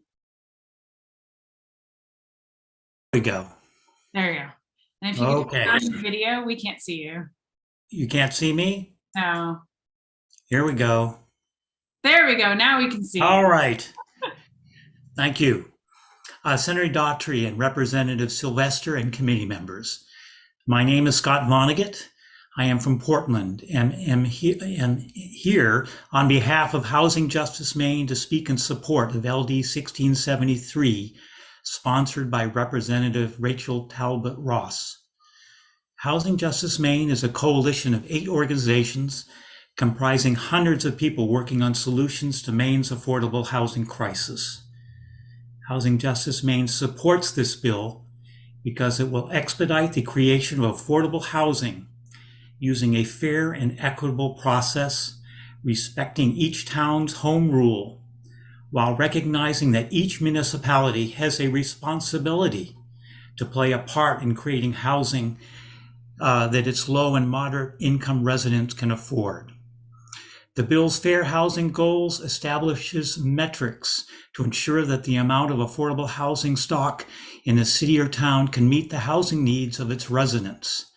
When it appears that a local board's decision was unreasonable, not consistent with local needs, and a barrier to the creation of affordable housing, it creates a procedure where the decision can be appealed to a state affordable housing appeals committee. Towns in good standing with LD 1673's fair housing goals cannot have their decisions concerning affordable housing appealed to this appeals committee. The state appeals committee can overrule a local board's denial of a permit if in its deliberations it finds that the denial was unreasonable and not consistent with local needs. In addition, for our words of support for LD 1673, Housing Justice Maine has the following comments and recommendations. Just as LD 1673 establishes a streamlined review and approval process for local boards, shortening affordable housing permit approval times to a few months, the state should establish a streamlined review and approval process for state environmental and state building permits for affordable housing projects so as to bring this much needed housing online as soon as possible. As proposed in the legislature's commission to increase housing opportunities, strengthen Maine's Fair Housing Act and eliminate the term character, overcrowding of land, and undue concentration of population as legal basis for zoning regulations. As proposed in the legislature's commission The state should provide technical and financial assistance for all communities seeking support in making zoning improvements and in identifying opportunities for increasing affordable housing. We ask that the report by the Tufts University about Massachusetts Chapter 40B statute be entered into the public record. Statute 40B has provisions similar to LD 1673 for local boards' expedited review. And I just got perfect. I'm almost done. LD for expedited review and appeal process and fair housing goals for affordable housing projects. This report will help inform debate about LD 1673 with the lessons learned over 50 years in Massachusetts with 40B. Thank you for your time. Thank you so much, and thanks for being able to wrap that up. Representative Prescott has a question for you. Well, thank you. Who decides local needs?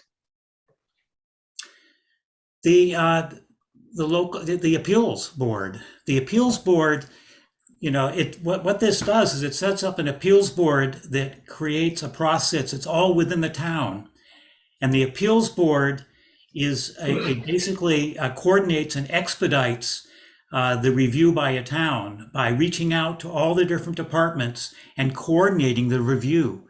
So it is done very consistently and equitably, and in a quicker time frame than currently exists. Can I have a follow-up? Right ahead. So what you're saying is some board that doesn't know anything about these towns is going to decide what's needed in that town? No. The local appeals board, in each town and municipality is set up to review permit applications, and it's called the law is called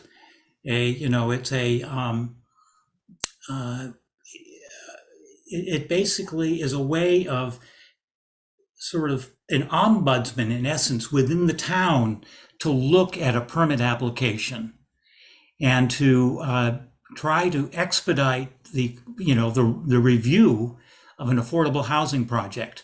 And that really occurs, I think it really, makes the town's review processes stronger and more consolidated. Thank you. Question from Representative Bradstreet. Thank you, Madam Chair, and thank you for being here. You mentioned streamlined. In your opinion, when I think of streamlined, I'm thinking of doing things quickly. In your opinion, is that this bill would encourage the proper officials to do things quickly, or is there some cases where the locals may need to be overturned on what they actually do? No, I think it really does for affordable housing in which we have a crisis in the city, in the state, and every town and municipality has some responsibility for helping provide, affordable housing in their community. And this provides a focus for the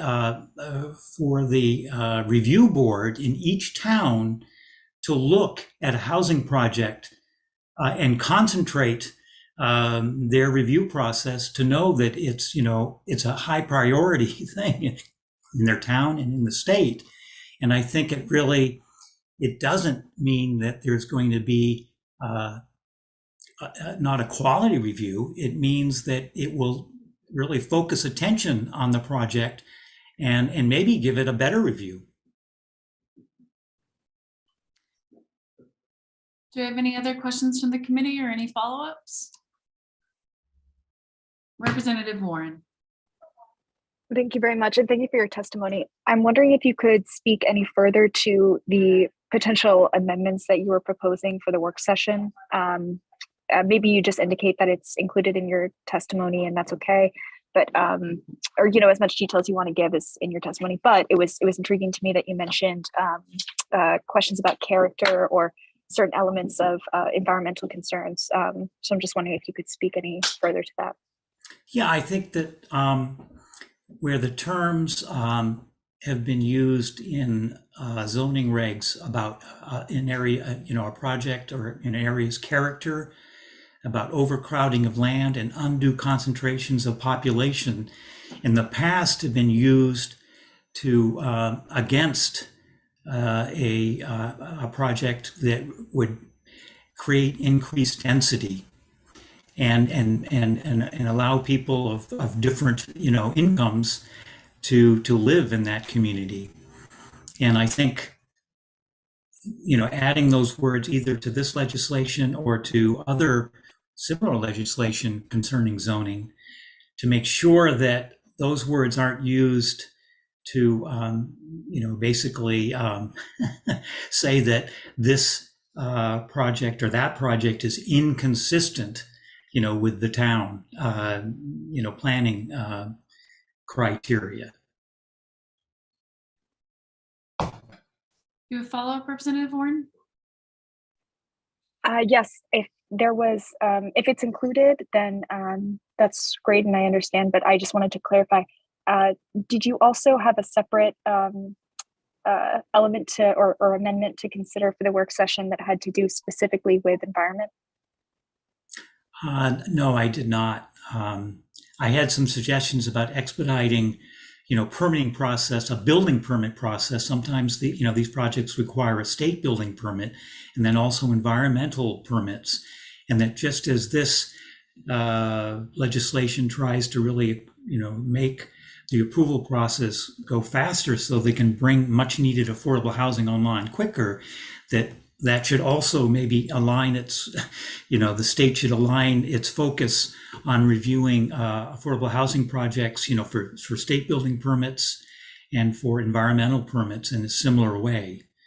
And then one last thing, if I can say, I highly recommend reading this report by Tufts University, where they go back and look at communities that at first were really against the legislation 40B, which is similar to LD 1673. And it turns out that in going back and going and seeing and interviewing people and, after that project has been in line for at least 2.5 to 5 years, they found that all of the initial opposition sort of dissolved away and people understood this really isn't as bad as you think. It's working. And in fact, it makes the town more understanding. It really brings the towns around, in essence, to understand their responsibility to provide affordable housing and being part of the process to make sure what affordable housing is built in their community is quality, and it meets the concerns of the community about septic, environmental issues, so that it actually improved over time municipalities'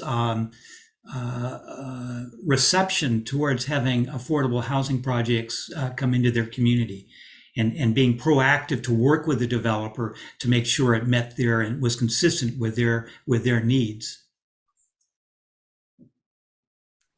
Great, thank you. Do I have any other questions from committee at this time?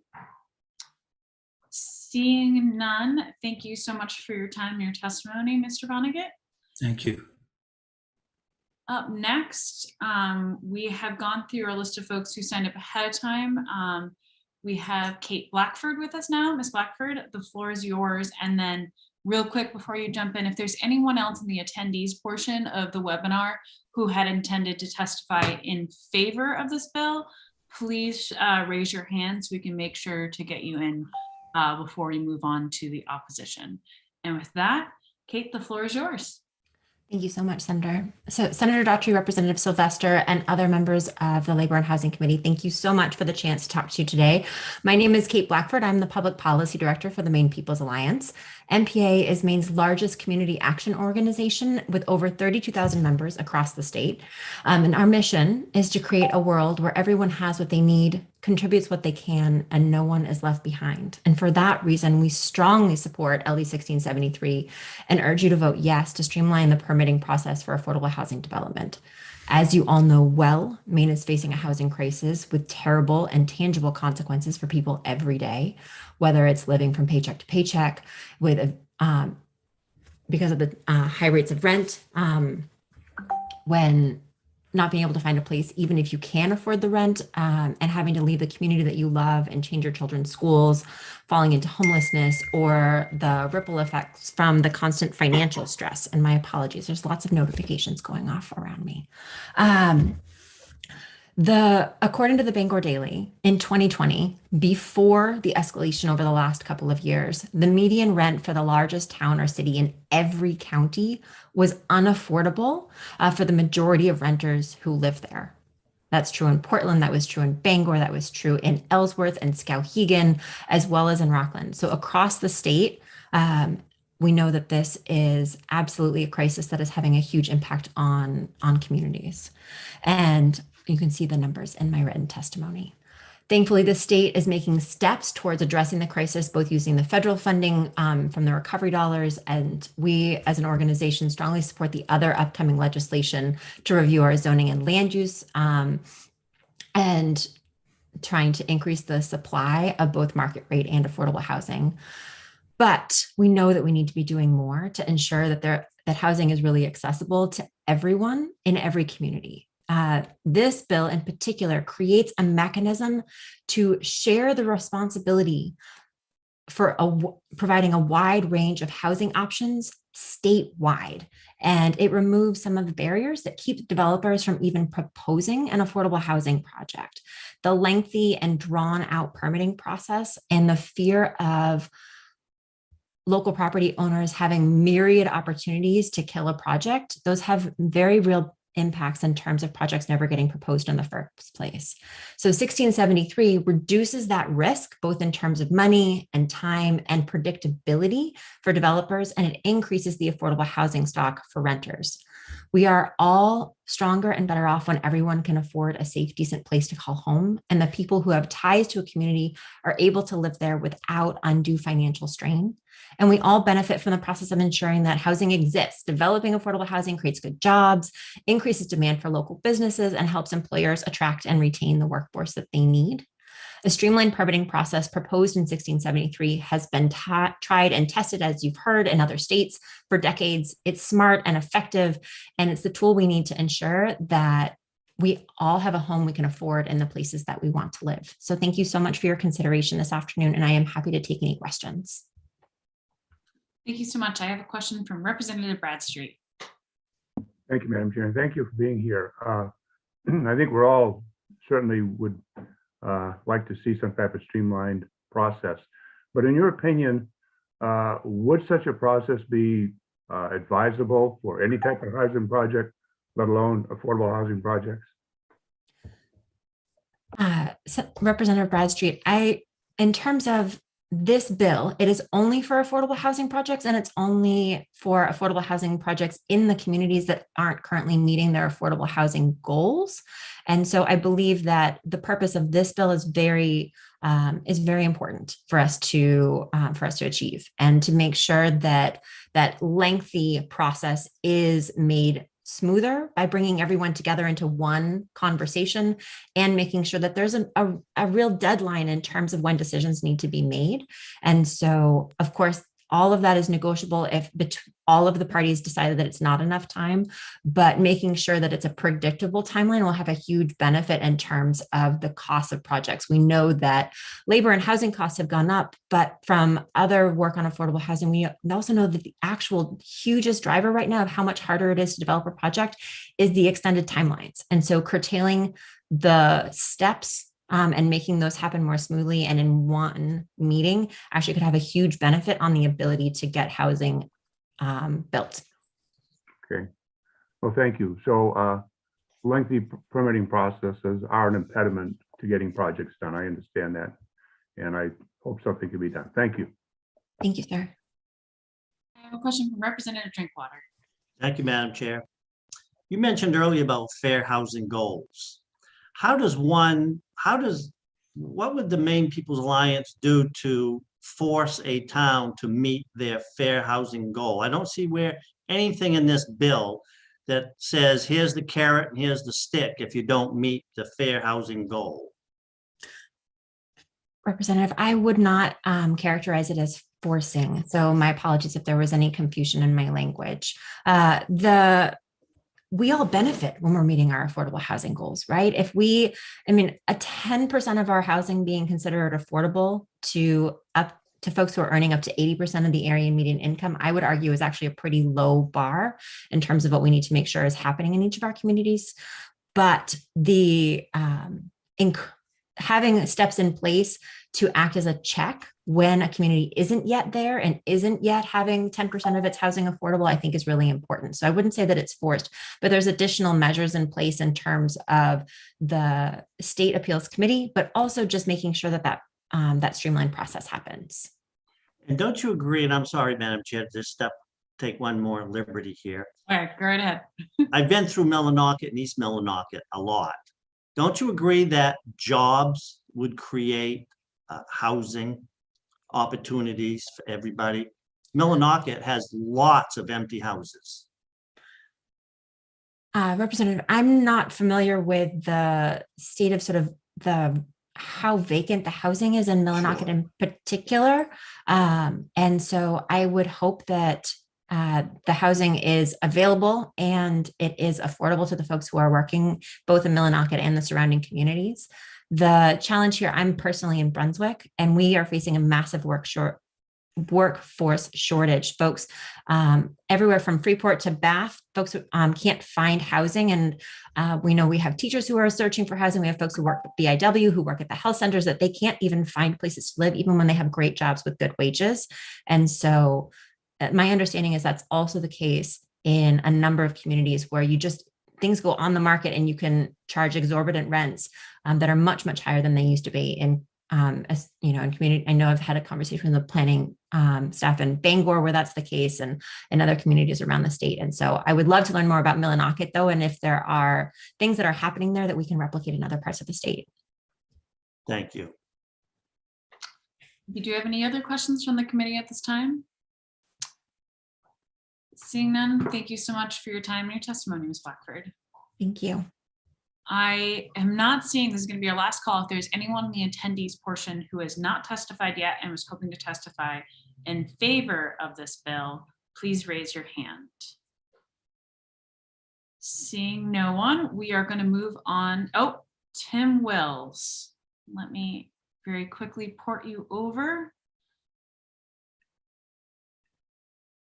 For some odd reason, Zoom feels like it takes 3 clicks for people to start coming through the wormhole today. But with that, Tim Wells, are you hoping to testify in favor of this bill, just to clarify? Yes. Perfect, then the floor is yours. If you could just turn on your video and we'll get the 3-minute timer going. Sure. I'm in favor of the bill, obviously.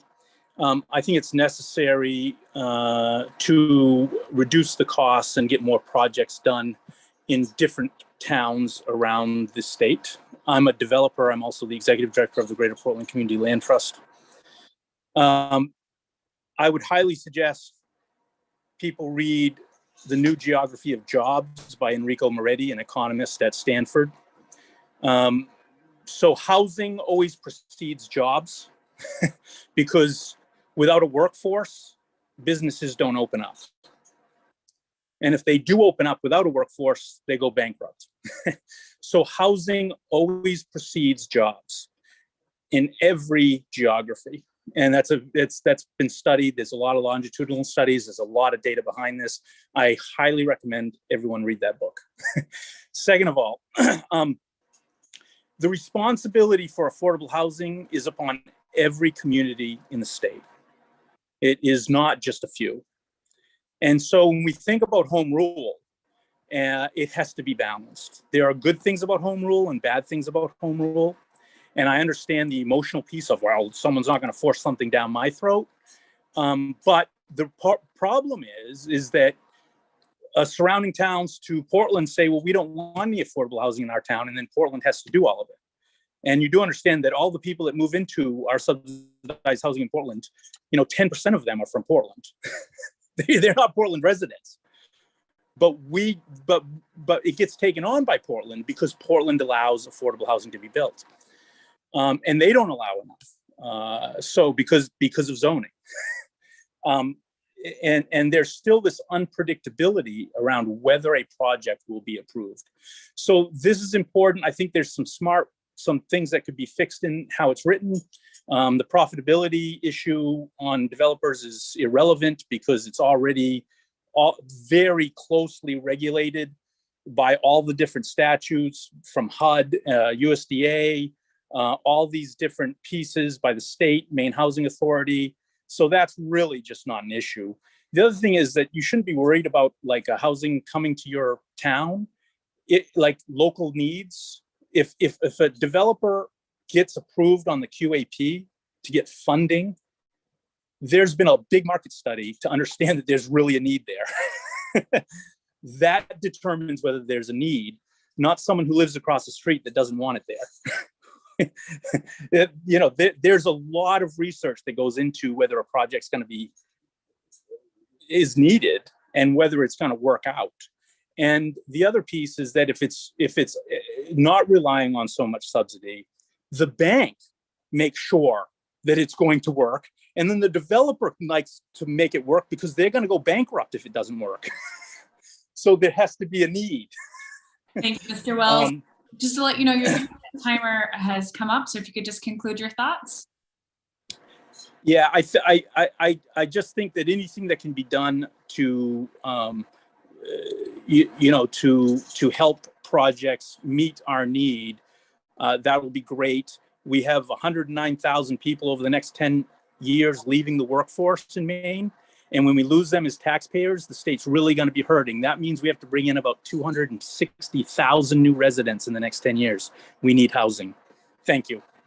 Thank you, Mr. Wells. Do I have any questions from the committee?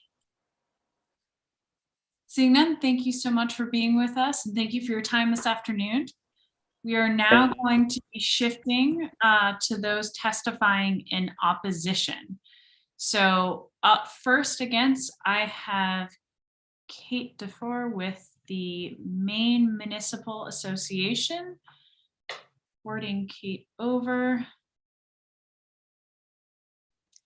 There we go. Welcome, Kate. The floor is yours. Good afternoon, Senator Daughtry, Representative Sylvester, and members of the Labor and Housing Committee. My name is Kate DeFore, and I'm here on behalf of the Maine Municipal Association to provide testimony in opposition to LD 1673. And I'm providing testimony in opposition for two particular reasons. The first is, as this bill is written, it shifts authority away from planning boards to local boards of appeals. Now, this is an important distinction on two fronts. The first is our planning boards are the ones that are most familiar with our ordinances, our comprehensive plans, and our policy goals. It is their job to apply all ordinances equitably. They treat everybody the same way. That's what they do. They are incredible human beings and boards. And the way this bill is written, it shifts that authority to a local board of appeals. Now, second point that is very important to note is not every municipality has a local board of appeals. That's at the municipality's discretion. And so absent a local board of appeals, it's the county commissioners that make those decisions. And I'm not sure, I can't figure out how this bill is written, whether or not instead of the county commissioners, it would go to Misha. But at the end of the day, what is happening here is, although everybody thinks there's a municipal voice, in some communities there may not be a municipal voice because there isn't that appeals board.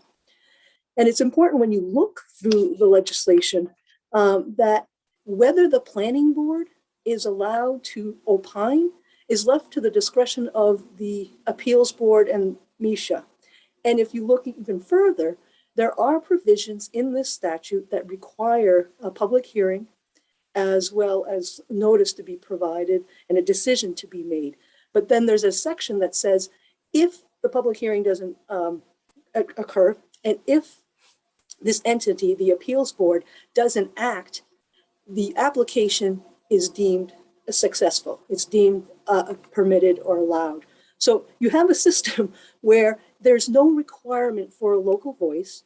And again, you're really getting away from the people in our communities that know this stuff the best, and that's our planning board.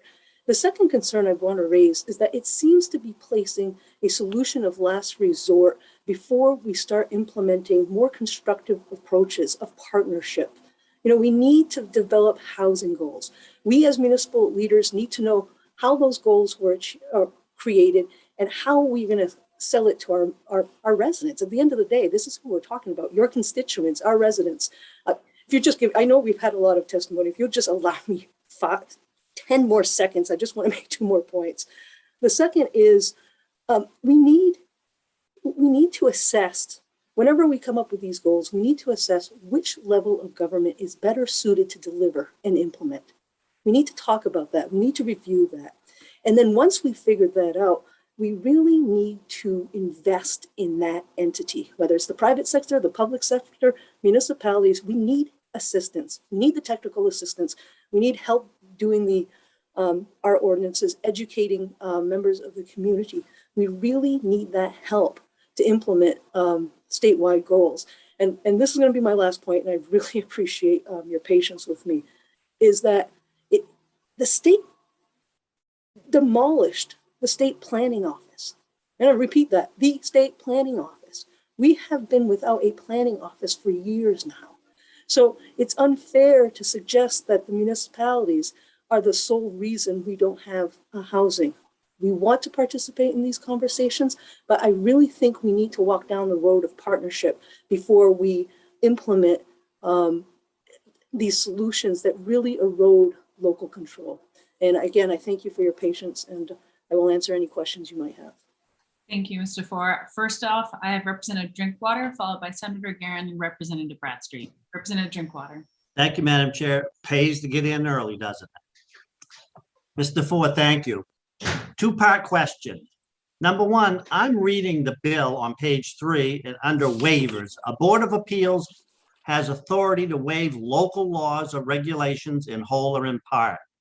Are we creating another level of bureaucracy at the state level to create a Board of Appeals? Because all of our towns have to have a Board of Appeals already, or the county commissioners, like you said. So are we creating another layer of bureaucracy by saying, if you don't like the local decision by your Board of Appeals, you can go to the Board of Appeals at the state level? Yeah, you are circumventing, to the extent that a community doesn't meet whatever housing goals, and we really don't define, what's available for communities to meet that. Are they achievable? I mean, there's no assessment here. It's just, if you don't meet this, regardless of whether we as the state participate in this statewide problem, you lose. There is a big stick that is swung at municipal government. And you need to build the partnership before you start swinging. That's our perspective. And just quickly, would you comment on fair housing goals? Is this our first attempt to set housing goals for communities, or is this already in place? That I don't know. I think there were so I should have said this at the beginning of my testimony. I was a member of the Housing Commission, and we did discuss a lot of issues. And I think that was brought up, fair housing, access to housing, it was brought up. And we agree that there needs to be housing in the state of Maine, that when we grow our population and we grow our diversity, it's good for us. But it's how we get there. And we need to, and we're just asking, can we just go down a road of partnership first before we implement mandates? Thank you, and Madam Chair, for the work session. I guess I would like to hear about fair housing goals and the history of such. Thank you.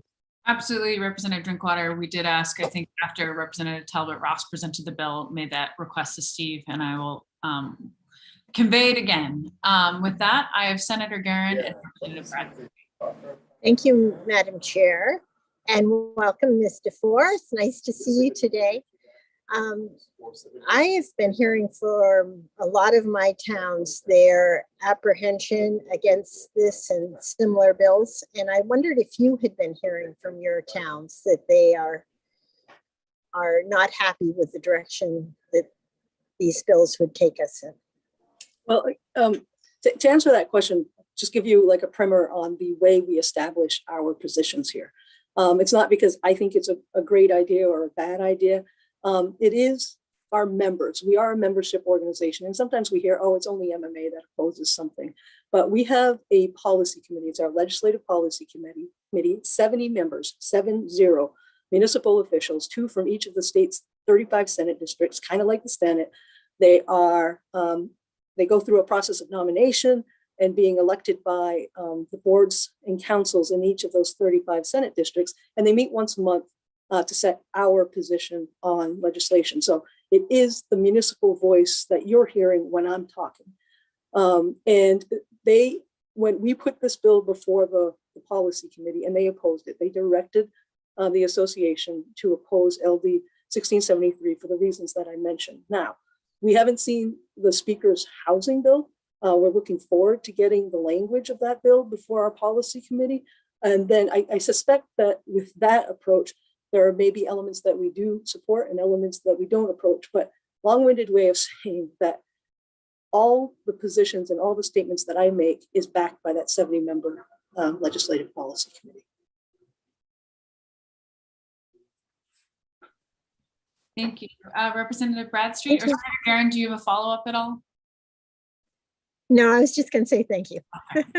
Didn't want to cut you off there. Representative Bradstreet. Thank you, Madam Chair, and thank you, Ms. Dufour, for being here. I just need a little bit of a clarification on what an appeals board can do.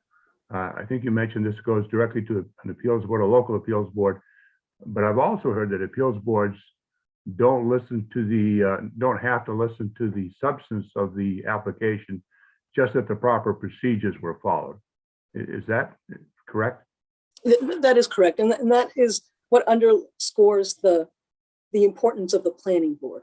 They have, they're trained. That's what they do. They implement the policies that have been adopted by the community, much like the laws that the legislature enacts. You have state agencies, you have experts that enforce those requirements. Okay, thank you. I thought that's what you were really saying back there. Thank you. Up next, I have Representative Gear. Thank you, Madam Chair. Can you guys hear me? Headphones keep going out. Okay. And thanks for being here, Ms. Dufour. I just have a fairly straightforward question for the MMA. Is it the MMA's position that municipalities should be able to opt out of creating affordable housing in their jurisdictions? Should there be some communities that do it and some that say, no, we're not going to do it? Is that the position of the MMA? Again, based on thinking about the local control aspects of this. So let me answer this in the following way.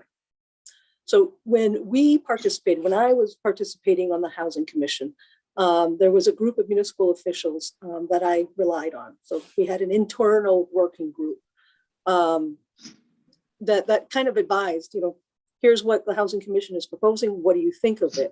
And if you look at the housing report on the basis of that feedback that I had from a subset of municipal officials, we supported 7 out of 9 recommendations.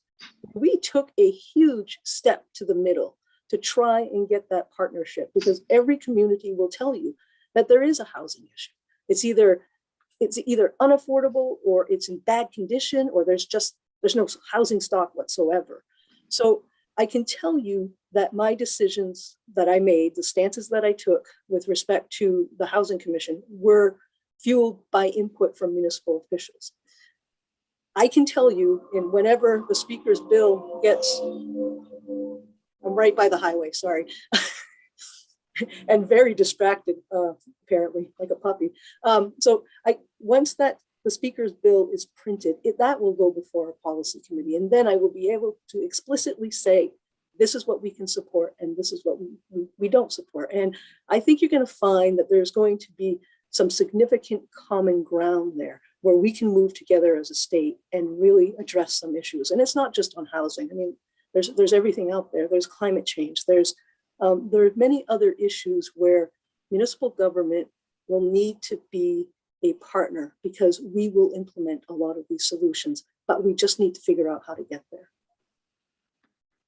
A follow-up, Madam Chair. Go right ahead.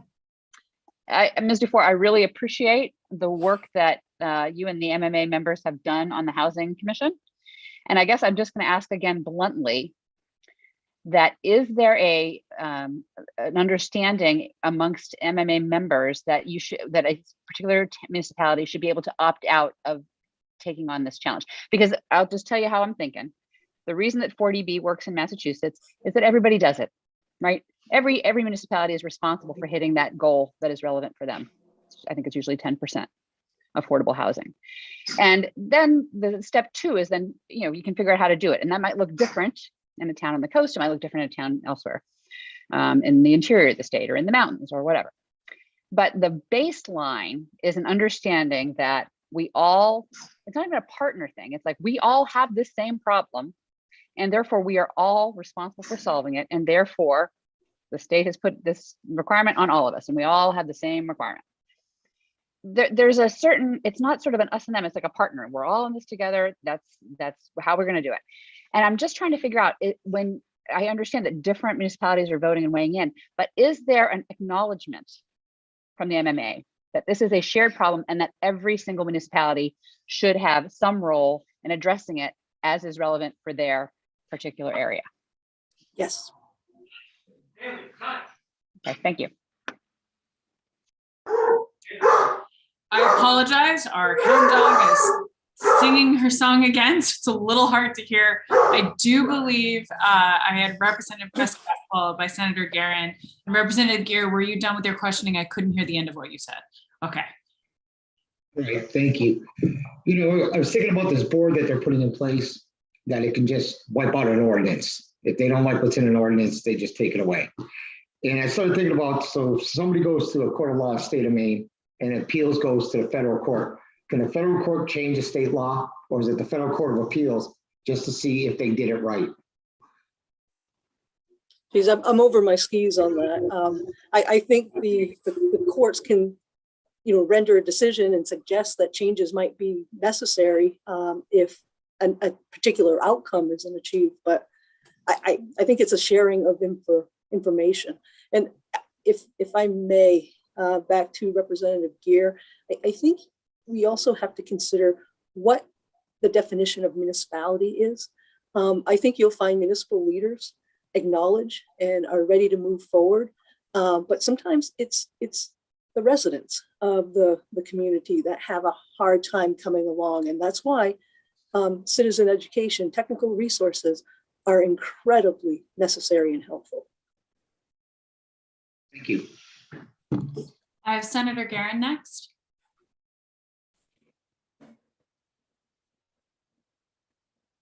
Thank you, Madam Chair. And Mr. Four, I would ask you that in contrast to our neighbors in Massachusetts, would you say that local control is important to your members? It is incredibly important to our neighbors. I mean, we provide services day in, day out. I mean, we are the last, the resource of last resort. I mean, people come to us for everything. And so local control is very, very important to us. The ability to create our own destinies. And you'll note that when like this morning, local control was all cool, right? We heard about how wonderful local control was this morning. This afternoon, we're a little, warm on local control. And anytime we discuss local control and we don't like it, we always refer to a patchwork quilt. There it is. And if you've ever seen one of these quilts, they're gorgeous and they're beautiful because you bring different random scraps together and you make these wonderful warm blankets, which are our communities. My new boss is a big fan of saying, VZ gets to be VZ because Bangor is Bangor. We all play a role. Are they identical? No. Do we all have a responsibility for making sure this state is economically healthy and vital? Yes, we do, but we play different roles. Thank you for that beautiful analogy. Love it. Do you have any other questions from the committee at this time? Seeing none, thank you so much, Ms. Dufour, for your testimony and your answers to our questions. Up next, we have Nick Murray joining us. Hello, good afternoon.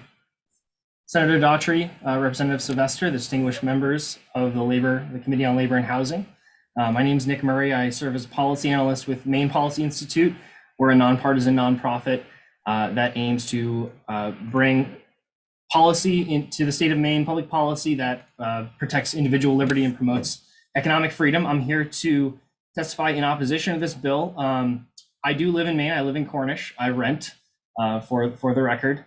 So we agree that this is a persistent problem. Housing is a persistent problem in Maine, but this mostly stems from an issue of limited supply. So we believe that establishing this sort of structure, this strict structure on municipalities that LB 1673 offers would not solve this problem and could make it worse.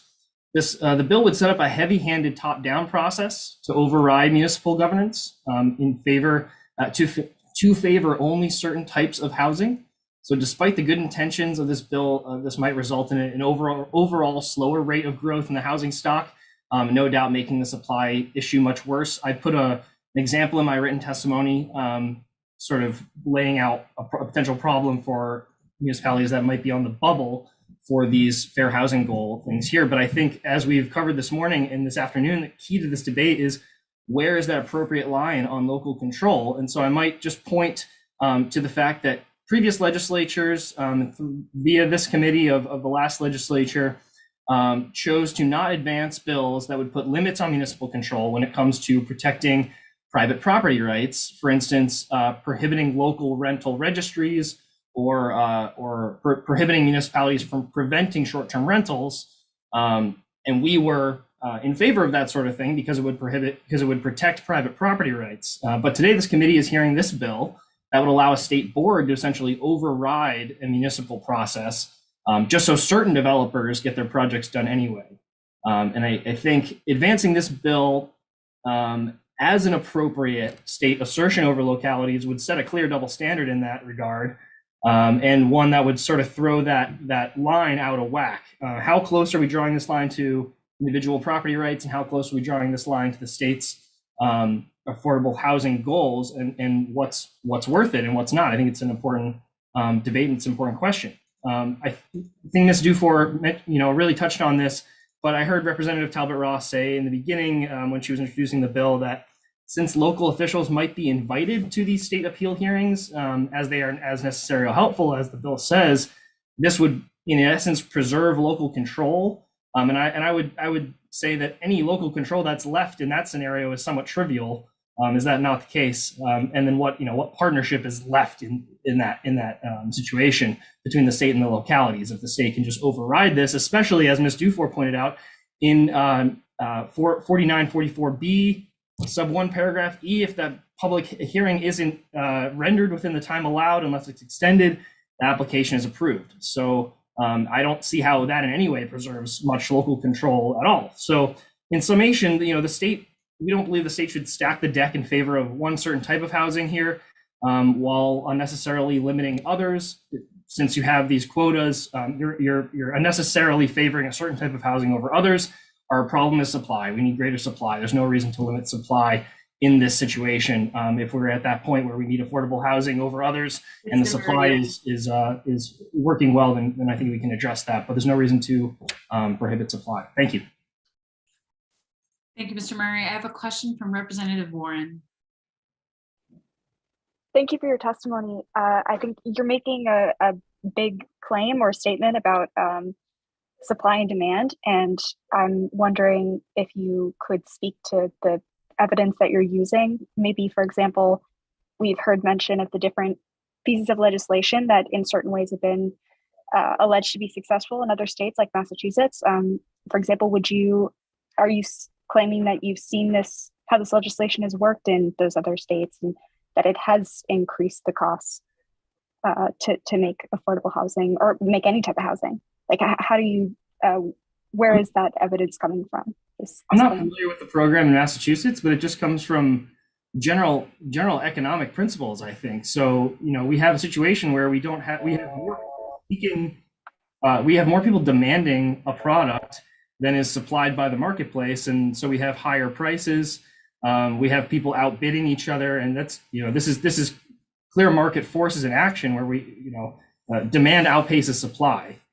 So if you want to correct this imbalance, we need more supply.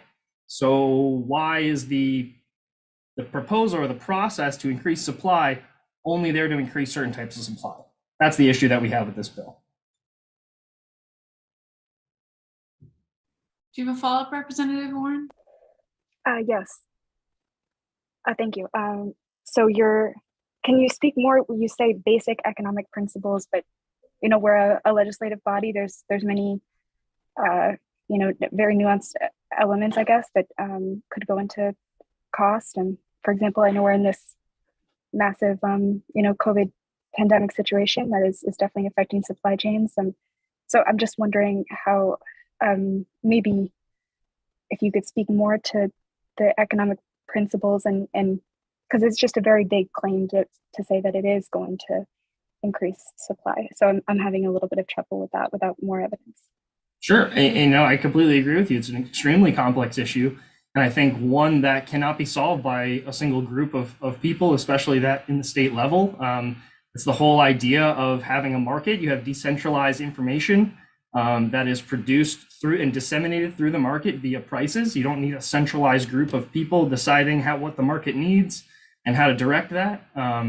It's about allowing the people who know how to deal in the housing industry, the developers and the municipalities and the town planners and the people involved in that who have distinct on the ground knowledge to work with that. So by enacting more restrictions at the state level, you're inherently choking out that environment and making it more difficult for people to see the prices coming from the other side and know what resources they have available and to make sure those resources are more valuably applied in the economy. The state and a group of bureaucrats, frankly, are not going to be the ones that to allow the resources to flow the most efficiently. These are done by market actors. Just to clarify again, what you just said, are those the economic principles? Is that just your belief, or are you using? Could you tell me again where you're? Even the claims that you're just making now, are they based in? Just where is that? Is this just your idea based? Or what is? I'm just confused about where these ideas are coming from, because I think you work for a policy institute. I think. Just could you tell me more Madam about the Chair? data? Yes. Point of order. It really seems that the representative is harassing the speaker who is speaking about general economic concepts that are well known by the majority of people.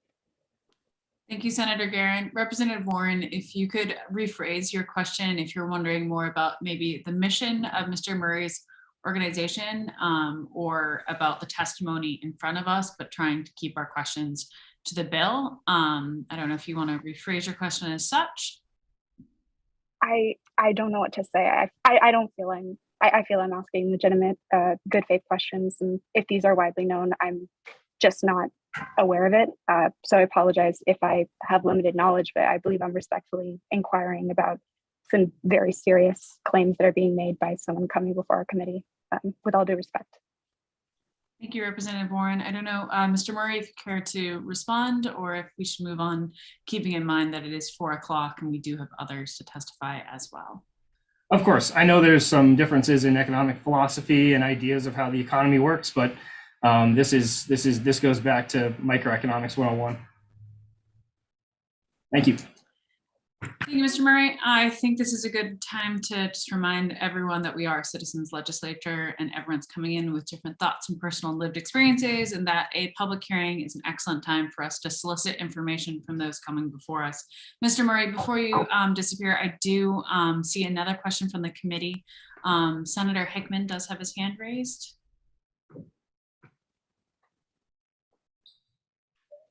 Oh, Senator Hickman, you're on mute. Thank you, Madam Chair. Mr. Murray, thank you for your testimony today. Does the Maine Policy Institute believe that local control is absolute? No, and in my testimony, I make that clear. It's not an absolute principle, and as I mentioned before, we are in favor of prohibitions on the state level for municipalities to prohibit individual property owners from, say, managing a short-term rental on their property. So we've been, I think, open about that, and I like to think that our principle is consistent, or at least our perspective is consistent on where that principle starts and where it ends. Do you, Madam Chair, may I have one more follow-up? Do you believe that the state has a compelling interest to ensure that affordable housing exists for all of its residents? It's an economic issue. So this is an issue of supply and demand, and how the market will supply those folks who are looking to do it. You know, if I wouldn't, and in that vein, I wouldn't say that folks have a right to housing because it is a supply. You don't have a right to anyone else's labor or their resources. And so to that point, I don't think you can say the state has a compelling interest, because the state's compelling interests come with protecting the rights of its citizens. Protecting constitutional rights are those which the state needs to apply compelling interest in terms of strict scrutiny of what you're referencing there. So no, I don't believe that housing rises to that strict scrutiny to determine how the state would like. So you don't believe that the state then has a compelling interest to make sure that everyone has access to affordable housing? No, housing is not a right. Thank you. At this point, I think we've come to the conclusion of at least some of these questions, unless Representative Warren, Senator Hickman, you still have your hands raised. I do think it's time to move on to other questions at this point and be respectful that I think we can all agree that we want to make Maine best as it can be. We just might not agree on the road path there, and would be very happy if the free market could figure out why Zoom keeps freezing for me. With that, thank you, Mr. Murray, for your testimony. We are going to move on to the last person that I have signed up to testify in opposition to this measure, Timothy Reniger. The floor is yours, but real quick before you jump in, if there's anyone present in the attendee portion of the webinar, should the Zoom gods allow, please raise your hand if you had planned on testifying in opposition and I have not called out your name. And with that, is it Reniger? Yes, Senator Doutry, thank you. My name is Timothy Reinig, and I am in Cape Elizabeth. Thank you, and all members of the committee. This has been a very long day for all of you. I see how hard you're working. But anyway, I am on the Town Council of Cape Elizabeth, so I will be able to give you an interesting perspective here of a real world situation on the other end of things. And I suspect I may get a number of questions, so I'll keep my remarks brief. But from the perspective of a town councilor, and so Cape Elizabeth, like many towns, has a comprehensive plan, 300 pages, that was done by, a little bit before my time, by dozens and dozens of volunteers in the community, with, of course, the professional planning staff and all, and they followed the requirements of the statutes for growth management, which you all, I'm sure, are familiar with in Title 3A 4312 and the following. And Ms. DeFore reminded me that the state planning office has abolished before our time. I'm not sure why, and it's probably something that everyone should consider reviving in some fashion. But at any rate, so our comprehensive plan follows all of the various requirements. And so, while of course we're focused here on affordable housing, which is mentioned in our plan quite a bit, and of course it's listed. There are many other items we're focusing on, of course, preserving open space, the shoreline areas, the wetlands, of course, the educational system, the elderly, all the various needs. So we're starting with that, the complexities of that. Now we know Cape Elizabeth is fortunate to be one of the relatively wealthy communities in Maine. But even there, it amazes me, in the comprehensive plan, it talks about the statistics. We have half of our renters are cost burdened. And at least 30% of our homeowners are cost burdened. No, not in the same way as in the needy populations we're talking about traditionally. But nevertheless, as a counselor, I'm well aware of this. And so we are looking at careful spending of our tax monies constantly, because there are so many people who and people on fixed incomes who cannot afford this.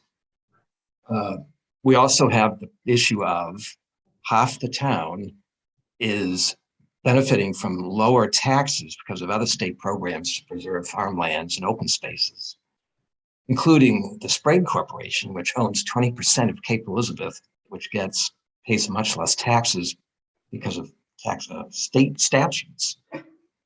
So we've got all these challenges. So and then we are only 2% commercial. So we have the rest, half the town, homeowners, condo owners, and renters. And the town, with that, people very much would like to develop affordable housing to help as much as possible. But looking at this law, so of course I'm opposed. Mr. Iniger, I do Yes. Representative Pebworth, I think you've come to the end of your 3-minute timeout. So if you wouldn't mind just wrapping up and concluding your thoughts. Sure, yes. So I sent a letter which summarizes some of the basics, how this law is, for us, inconsistent with the growth management instructions were given. But there are also some legal problems and definitional problems, like there's no definition of what's reasonable, unreasonable. The housing goal issue has been alluded to earlier. By the way, that would mean we'd have to come up with 500 units. We couldn't comply. We'd have to put in buildings in Fort Williams, in the school areas. We're not sure, the town manager isn't sure how we would do it. And the issues of, we had a citizen initiative here, and which was one of my greatest experiences I've ever seen was citizen democracy. And it would appear to be completely overridden by the centralized control of the state housing authority implementing federal requirements versus the local planners who understand the needs of the local Cape community best. So thank you for your consideration. Thank you so much for your testimony. Do you have any questions from the committee? Representative Warren. Thank you very much for your testimony. I represent part of Scarborough, so I grew up there and spent a lot of time at in I think your community and beautiful places like Fort Williams. And I'm wondering if this is maybe a tough question, but just in your perspective, what do you think Cape Elizabeth's responsibility is to addressing the affordable housing crisis in Maine? Well, a few of these things have been alluded to. What we can do is certainly we have our largest workforce is the town workers, and making sure that they don't have to drive 15 minutes or an hour to get to work. So we are looking at that for sure. So that is, I don't know if responsibility is the right word, but it's certainly like a moral obligation. It's a practical obligation. There was definite interest of a project that was stopped that many of you are aware of, that was in the papers. The big issue there was it was a 49 unit building, and people of all political parties here I ran into just don't want that type of size building in the town. If it were half the size or less, there probably would have been no controversy. So there aren't people here saying we'll do affordable housing, but only over, not Section 8 or only a certain income level. That's not the case. It's more finding ways to encourage and incentivize smaller size, smaller scope buildings. And as some of you alluded to, the commission report, many of the recommendations focused on incentives, and issues like the accessory dwelling units. There's a lot of interest in pursuing that, but we'd be more receptive to incentives, not mandates, and the idea of a central state telling us what the goals have to be and making us go that route. We would rather have the local ability to put together creative mix. And also there's strong interest in home ownership, by the way, and to get people help, maybe providing some town lands to get people into their own houses so they can start developing housing as assets. Everyone would like that piece of the American dream, immigrants or otherwise. That would be that's a great interest in a town like Cape Elizabeth. Thank you. Do you have any other questions from the committee at this time? Seeing none, thank you so much for your time and your patience. I know it's a late day, so thanks for being with us. You all as well. Is there anyone else present who is in the waiting room who had intended on testifying in opposition to this bill? If so, please raise your hand. Seeing none, we are now going to move to those who have signed up to testify neither for nor against. Up first, we have Eric Jorgensen, who has been waiting very patiently for his ability to testify from Maine Housing. So as he gets ported through the wormhole, Mr. Jorgensen, the floor is yours.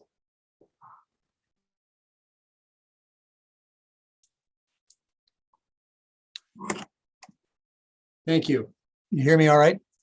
Good.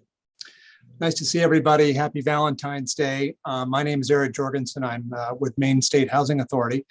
And we are speaking today, Senator Daughtry, Representative Sylvester, members of the committee, we are speaking today neither for nor against LD 1673, which proposes that Maine adopt a comprehensive permanent process to streamline the development of affordable housing. The process is based on a program known as 40B, which we've heard about, that currently exists in Massachusetts. We're very grateful to the sponsor, Representative Talbot Ross, for meeting with us on several occasions to discuss this bill. And we would agree that the process of streamlining housing, the permitting process could be very helpful in increasing production of affordable housing throughout Maine. We do, however, have a few concerns we wanted to flag for you. First, as you know, examining barriers and finding ways to ease zoning restrictions were the chief focus of the Speaker's commission this past year. This was a commission that our director, Dan Brennan, sat on, and it looked in depth over several months at a range of land use policies, identifying a series of comprehensive changes, each of which, if adopted, could improve the process of developing affordable housing. The bill that represents that commission's work has not yet been seen, and so we do not know which of its recommendations will be adopted. We also know that it has the potential to significantly impact housing policy in the state. We would be cautious about implementing another comprehensive land use policy reform, and this is a comprehensive one, until the commission's bill has been heard and we know really how those reforms would interact with this proposal. On a more specific level, I think this bill would represent a very significant change in the way that Maine housing operates within the sphere of affordable housing development. As written, the bill gives Maine housing significant new areas of responsibility, chief among which is the need to rate every town in the state on whether it's in good standing for low or moderate income housing based on the total number of housing units in the community.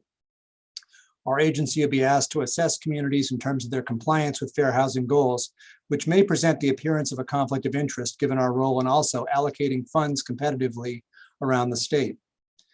To create a register like that and update it on an annual basis, and this is at least on an annual basis for each of the towns in Maine, would be a very significant and very complex and probably a costly undertaking. There's no part of our current operation where this would naturally fit.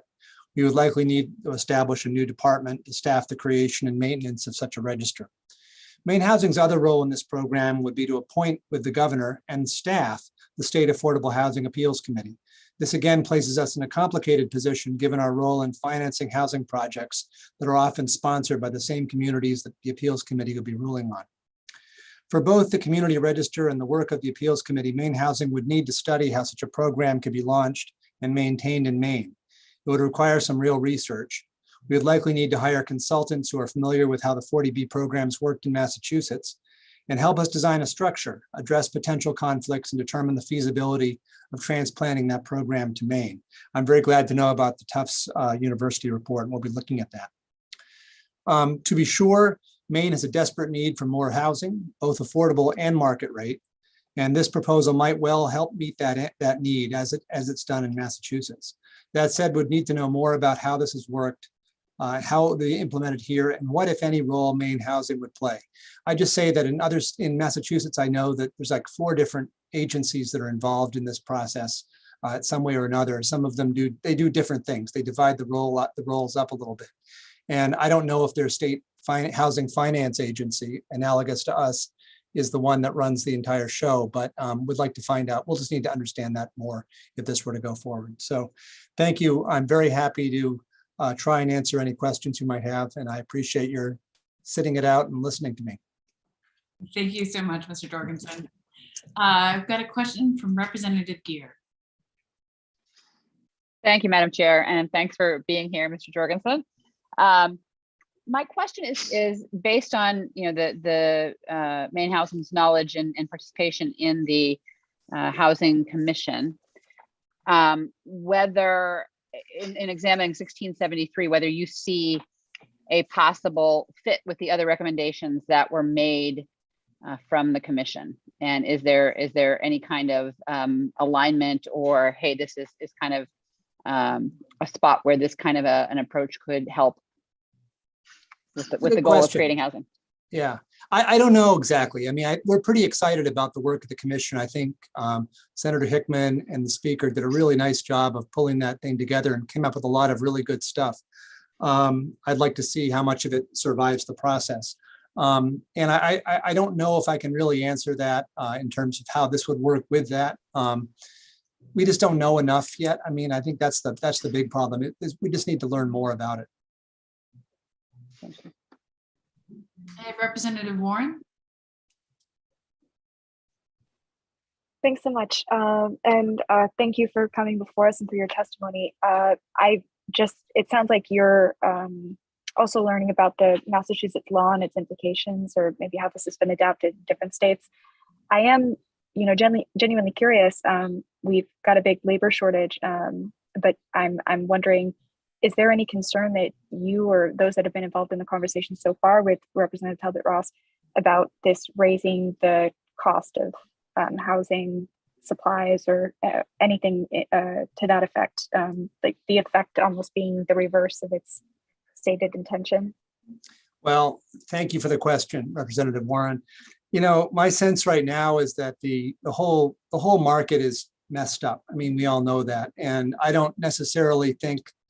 I hope it won't be messed up forever. I think some of the problems are temporary. Some of them are going to be longer term, maybe. But my hope would be we'd get more housing in place, affordable and unaffordable, affordable and market rate, and that should help by increasing supply of housing. It should help reduce the need to keep raising rents and those sorts of things. So, yeah, again, I don't really know how.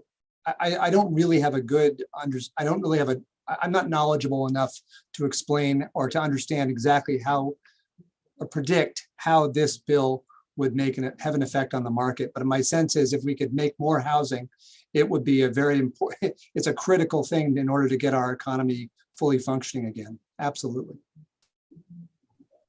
I've got a follow-up question. Yes, go right ahead. Thank you so much. Maybe more broadly speaking, my understanding of the market is that rates are just kind of continue to increase or just so disproportionately high. Do you feel as director that you're in a position believing that you ought to, or it is reasonable to take a hands-off approach, or do you feel like there is a role for Maine Housing to intervene in some way to address or be involved in the supply and demand, I guess, as it were? Do you have evidence or principles or some way that you consider or analyze the economics of housing here? Well, first, I'm not the director, so that's important to know. That's my boss.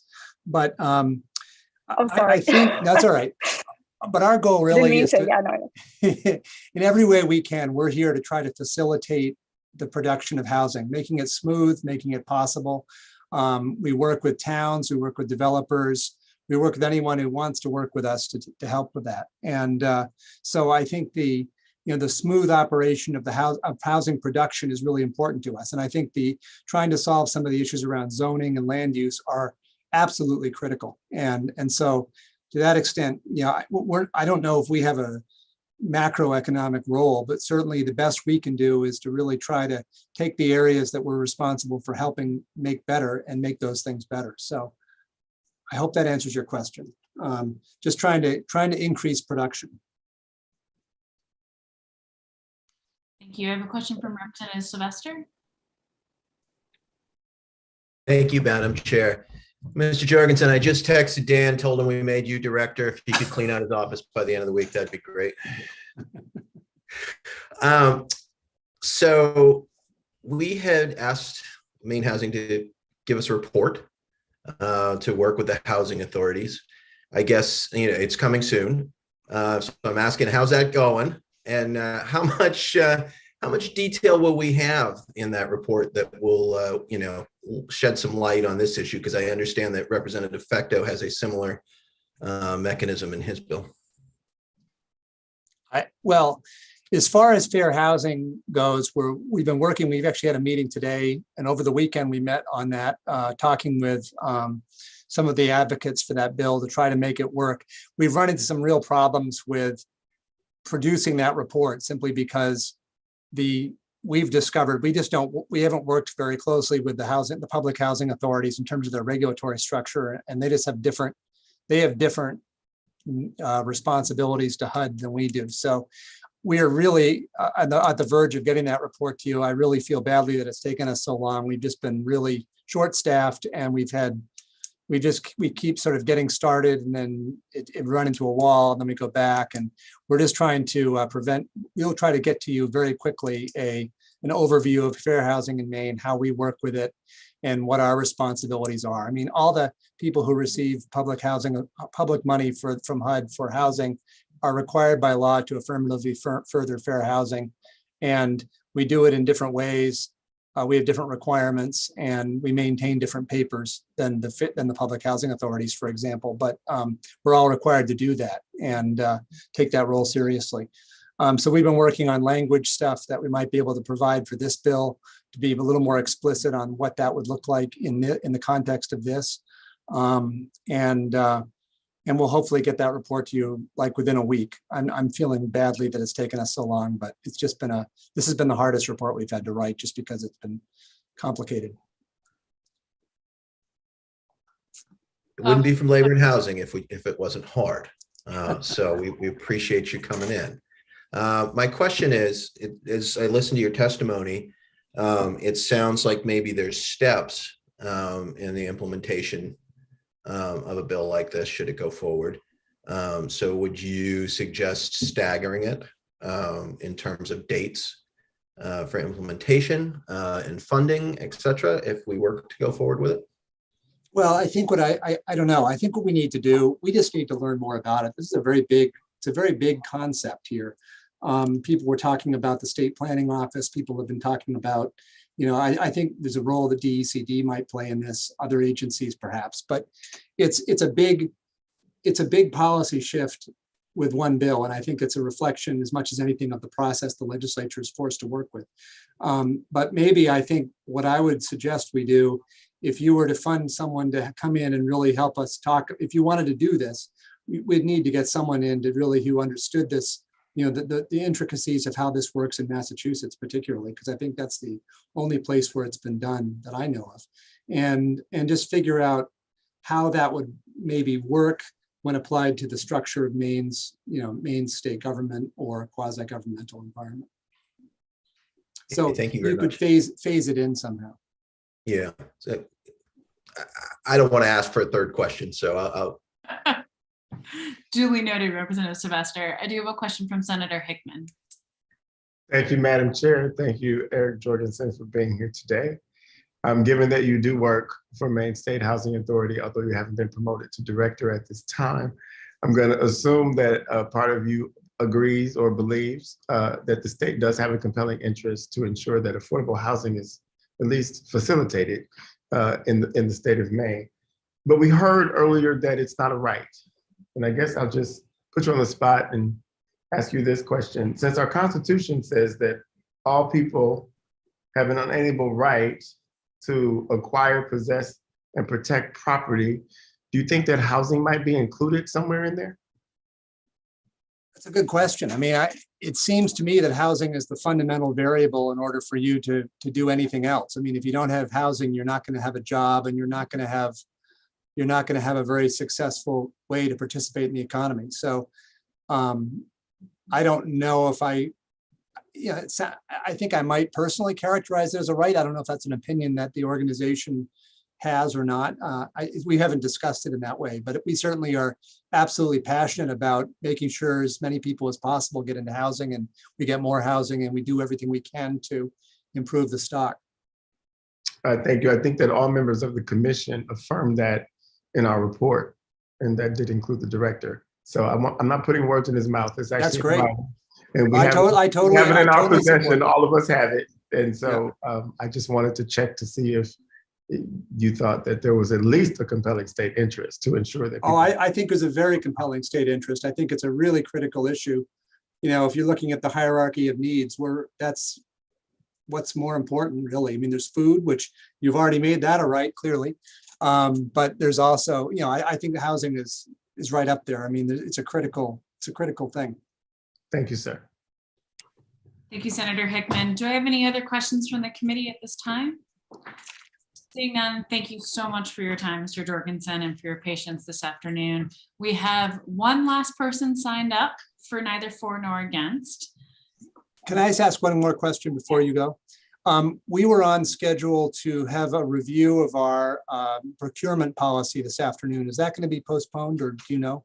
I am looking at the hour and I am feeling that despite feeling like we could tackle anything on this committee, that might be beyond our brain power and focus time. So okay. I am going to make an executive decision as the Senate chair and say that we will. Mr. Langland did present it as a very romantic way to spend my Valentine's Day afternoon, and I'm happy to do that, but I'd be happy also to do it later. So. I mean, I love that is you. unless Mrs. Jorgensen would like to join us and we could all hear the report together. All right. But I think we all will probably after 5 p.m. hopefully have some plans for other adventures outside of the legislature. So with that, please pass that on with our apologies to your team members as well. So thank you. No problem. With that, the last person that we have signed up for neither for nor against is George Ralt, if I'm getting even slightly in the ballpark of how to say that. I think that was pretty close. Row, like row your boat. Okay. Well, Mr. Rowe, the floor is yours. We just can't see you. Yeah, I'm just going to keep my video off just so I don't have any instability of my connection. So I had, as Senator Hickman is aware, I had followed the commission's recent work pretty closely. And there is a lot to like in what is before you. It is a real good faith and earnest attempt to move the ball forward. And I really hope that the committee digs in on it in its work session. Unfortunately, I do feel like it has a lot of drawbacks. I mean, a couple of things I think are important to note, which is the 40B experiment in Massachusetts has really been a really underwhelming effort. It has not actually produced a lot of housing, and it's only done so after a lot of extra pain and anguish. And I fully endorse Senator Hickman's point that housing is a human right. If you do not have secure housing, you cannot register to vote in your town. You cannot run for office. You cannot participate in your town meetings. You cannot sign petitions. So what we've created in our American system of housing through zoning is we have people who have houses who have the power to exclude anyone who does not already have a house and only has the future possibility of owning a house or housing in their community. And little by little, year after year, zoning is only about 100 years old in our country. It gets worse and worse and worse. It's a lot like, and again, it's an extreme example, but it's a lot like slavery. It was easy for the New England states to abolish slavery because they weren't all that invested in it. And as the southern states and as the territories got more and more invested in slavery as part of their economy, of course, they became even more and more entrenched in their need to preserve it. And that's exactly what is happening with zoning. Every homeowner in America has a vested interest in protecting, literally like a castle moat, everything around them. And that is why this system probably can never be fixed. It is the landscape of America, and it's a landscape of exclusion and inequality, and it's a disaster for Maine. And unless you do something dramatic, and what you have before you is really just like a small step, unless you're going to do something dramatic, it is literally going to destroy the future of Maine. It's strangling the future of Maine as we speak, but it hasn't yet completely snuffed it out, but it's going to, because no employer in America wants to be in Maine if their employees can't live there without a massive subsidy from their employer in terms of increased salary and benefits. They would much rather move somewhere other, in some other part of the country, where the housing market is at least producing something approaching the level of demand that is needed. Mr. Rowe? Yes. I hate to tell you, but your time has expired. If you can wrap up your thoughts for us, please. Yep. And my biggest objection to this is that Portland and other towns, that purport to be meeting their affordable housing goals, I don't think that that's true. It's wishful thinking, and there's a lot more to be said on that topic. Thank you. Thank you very much. Do you have any questions from the committee at this time? Representative Warren. Perhaps briefly, I appreciate what you had to say. It was very thoughtful, and you mentioned at one point about your perspective on the Massachusetts law, and that was sort of what I'm trying to get at. What is the effect versus the intention of this bill? And so maybe this is part of your testimony, but I guess intrigued how you said that you didn't seem to feel there was a big impact or the intended impact. I guess the best way to say it is the 40B mechanism in Massachusetts has created a small hole in a very big fence. And thank goodness there is a hole in the fence, but it isn't nearly big enough. So I at least hope you create some holes in our fences here in Maine. But let's be honest that a small hole is not as good as a big hole or completely taking down the fence completely. Thank you. Thank you. I have a question from Representative Pebworth. Thank you, Madam Chair. Thank you, Mr. Rowe, for being here. Can you introduce yourself? I don't think I caught that in the beginning. Yes, my apologies. I live in the West Bay Side neighborhood of Portland, and my wife and I moved to Maine in 2015. And we don't have any connections to the development industry or the affordable housing industry or anything like that. I'm not representing any organization. Thank you. Thank you. Do I have any further questions from the committee at this time? Seeing none, thank you so much, Mr. Rowe, for being here and for your testimony. You may have the distinct honor of being the last person to testify on this bill. If there is anyone else present in the attendee portion who would like to testify neither for nor against, please raise your hand. Seeing none, going once, going twice. Oh, Representative Pepworth, do you have a question for our analyst? I do indeed. I'm curious about how cities are meeting their housing goals or not, how that we're setting that threshold. If we haven't already asked for that information, that would be helpful for me. Thank you. And do we have any other questions for our analysts to prepare for the work session? I know we've asked a lot about that aspect, Representative Pepworth, as well as an overview and review of fair housing process. Anyone else? Well, if anyone, I'm starting to see, oh yes, Representative Gear. I'm sorry, I just had to duck off for a moment. Do we have a request in to Steve for any information about the 40B success, that sort of thing? Not yet. Actually, that's a great clarification. If we could get information in the Massachusetts 40B law, that would be super helpful. Any other requests? If you think of anything, please email Mr. Langland and the co-chair so we can make sure that we have that available for the work session. And with that, I will close the public hearing on LD 1673. Thank you everyone for your patience and for sticking with us.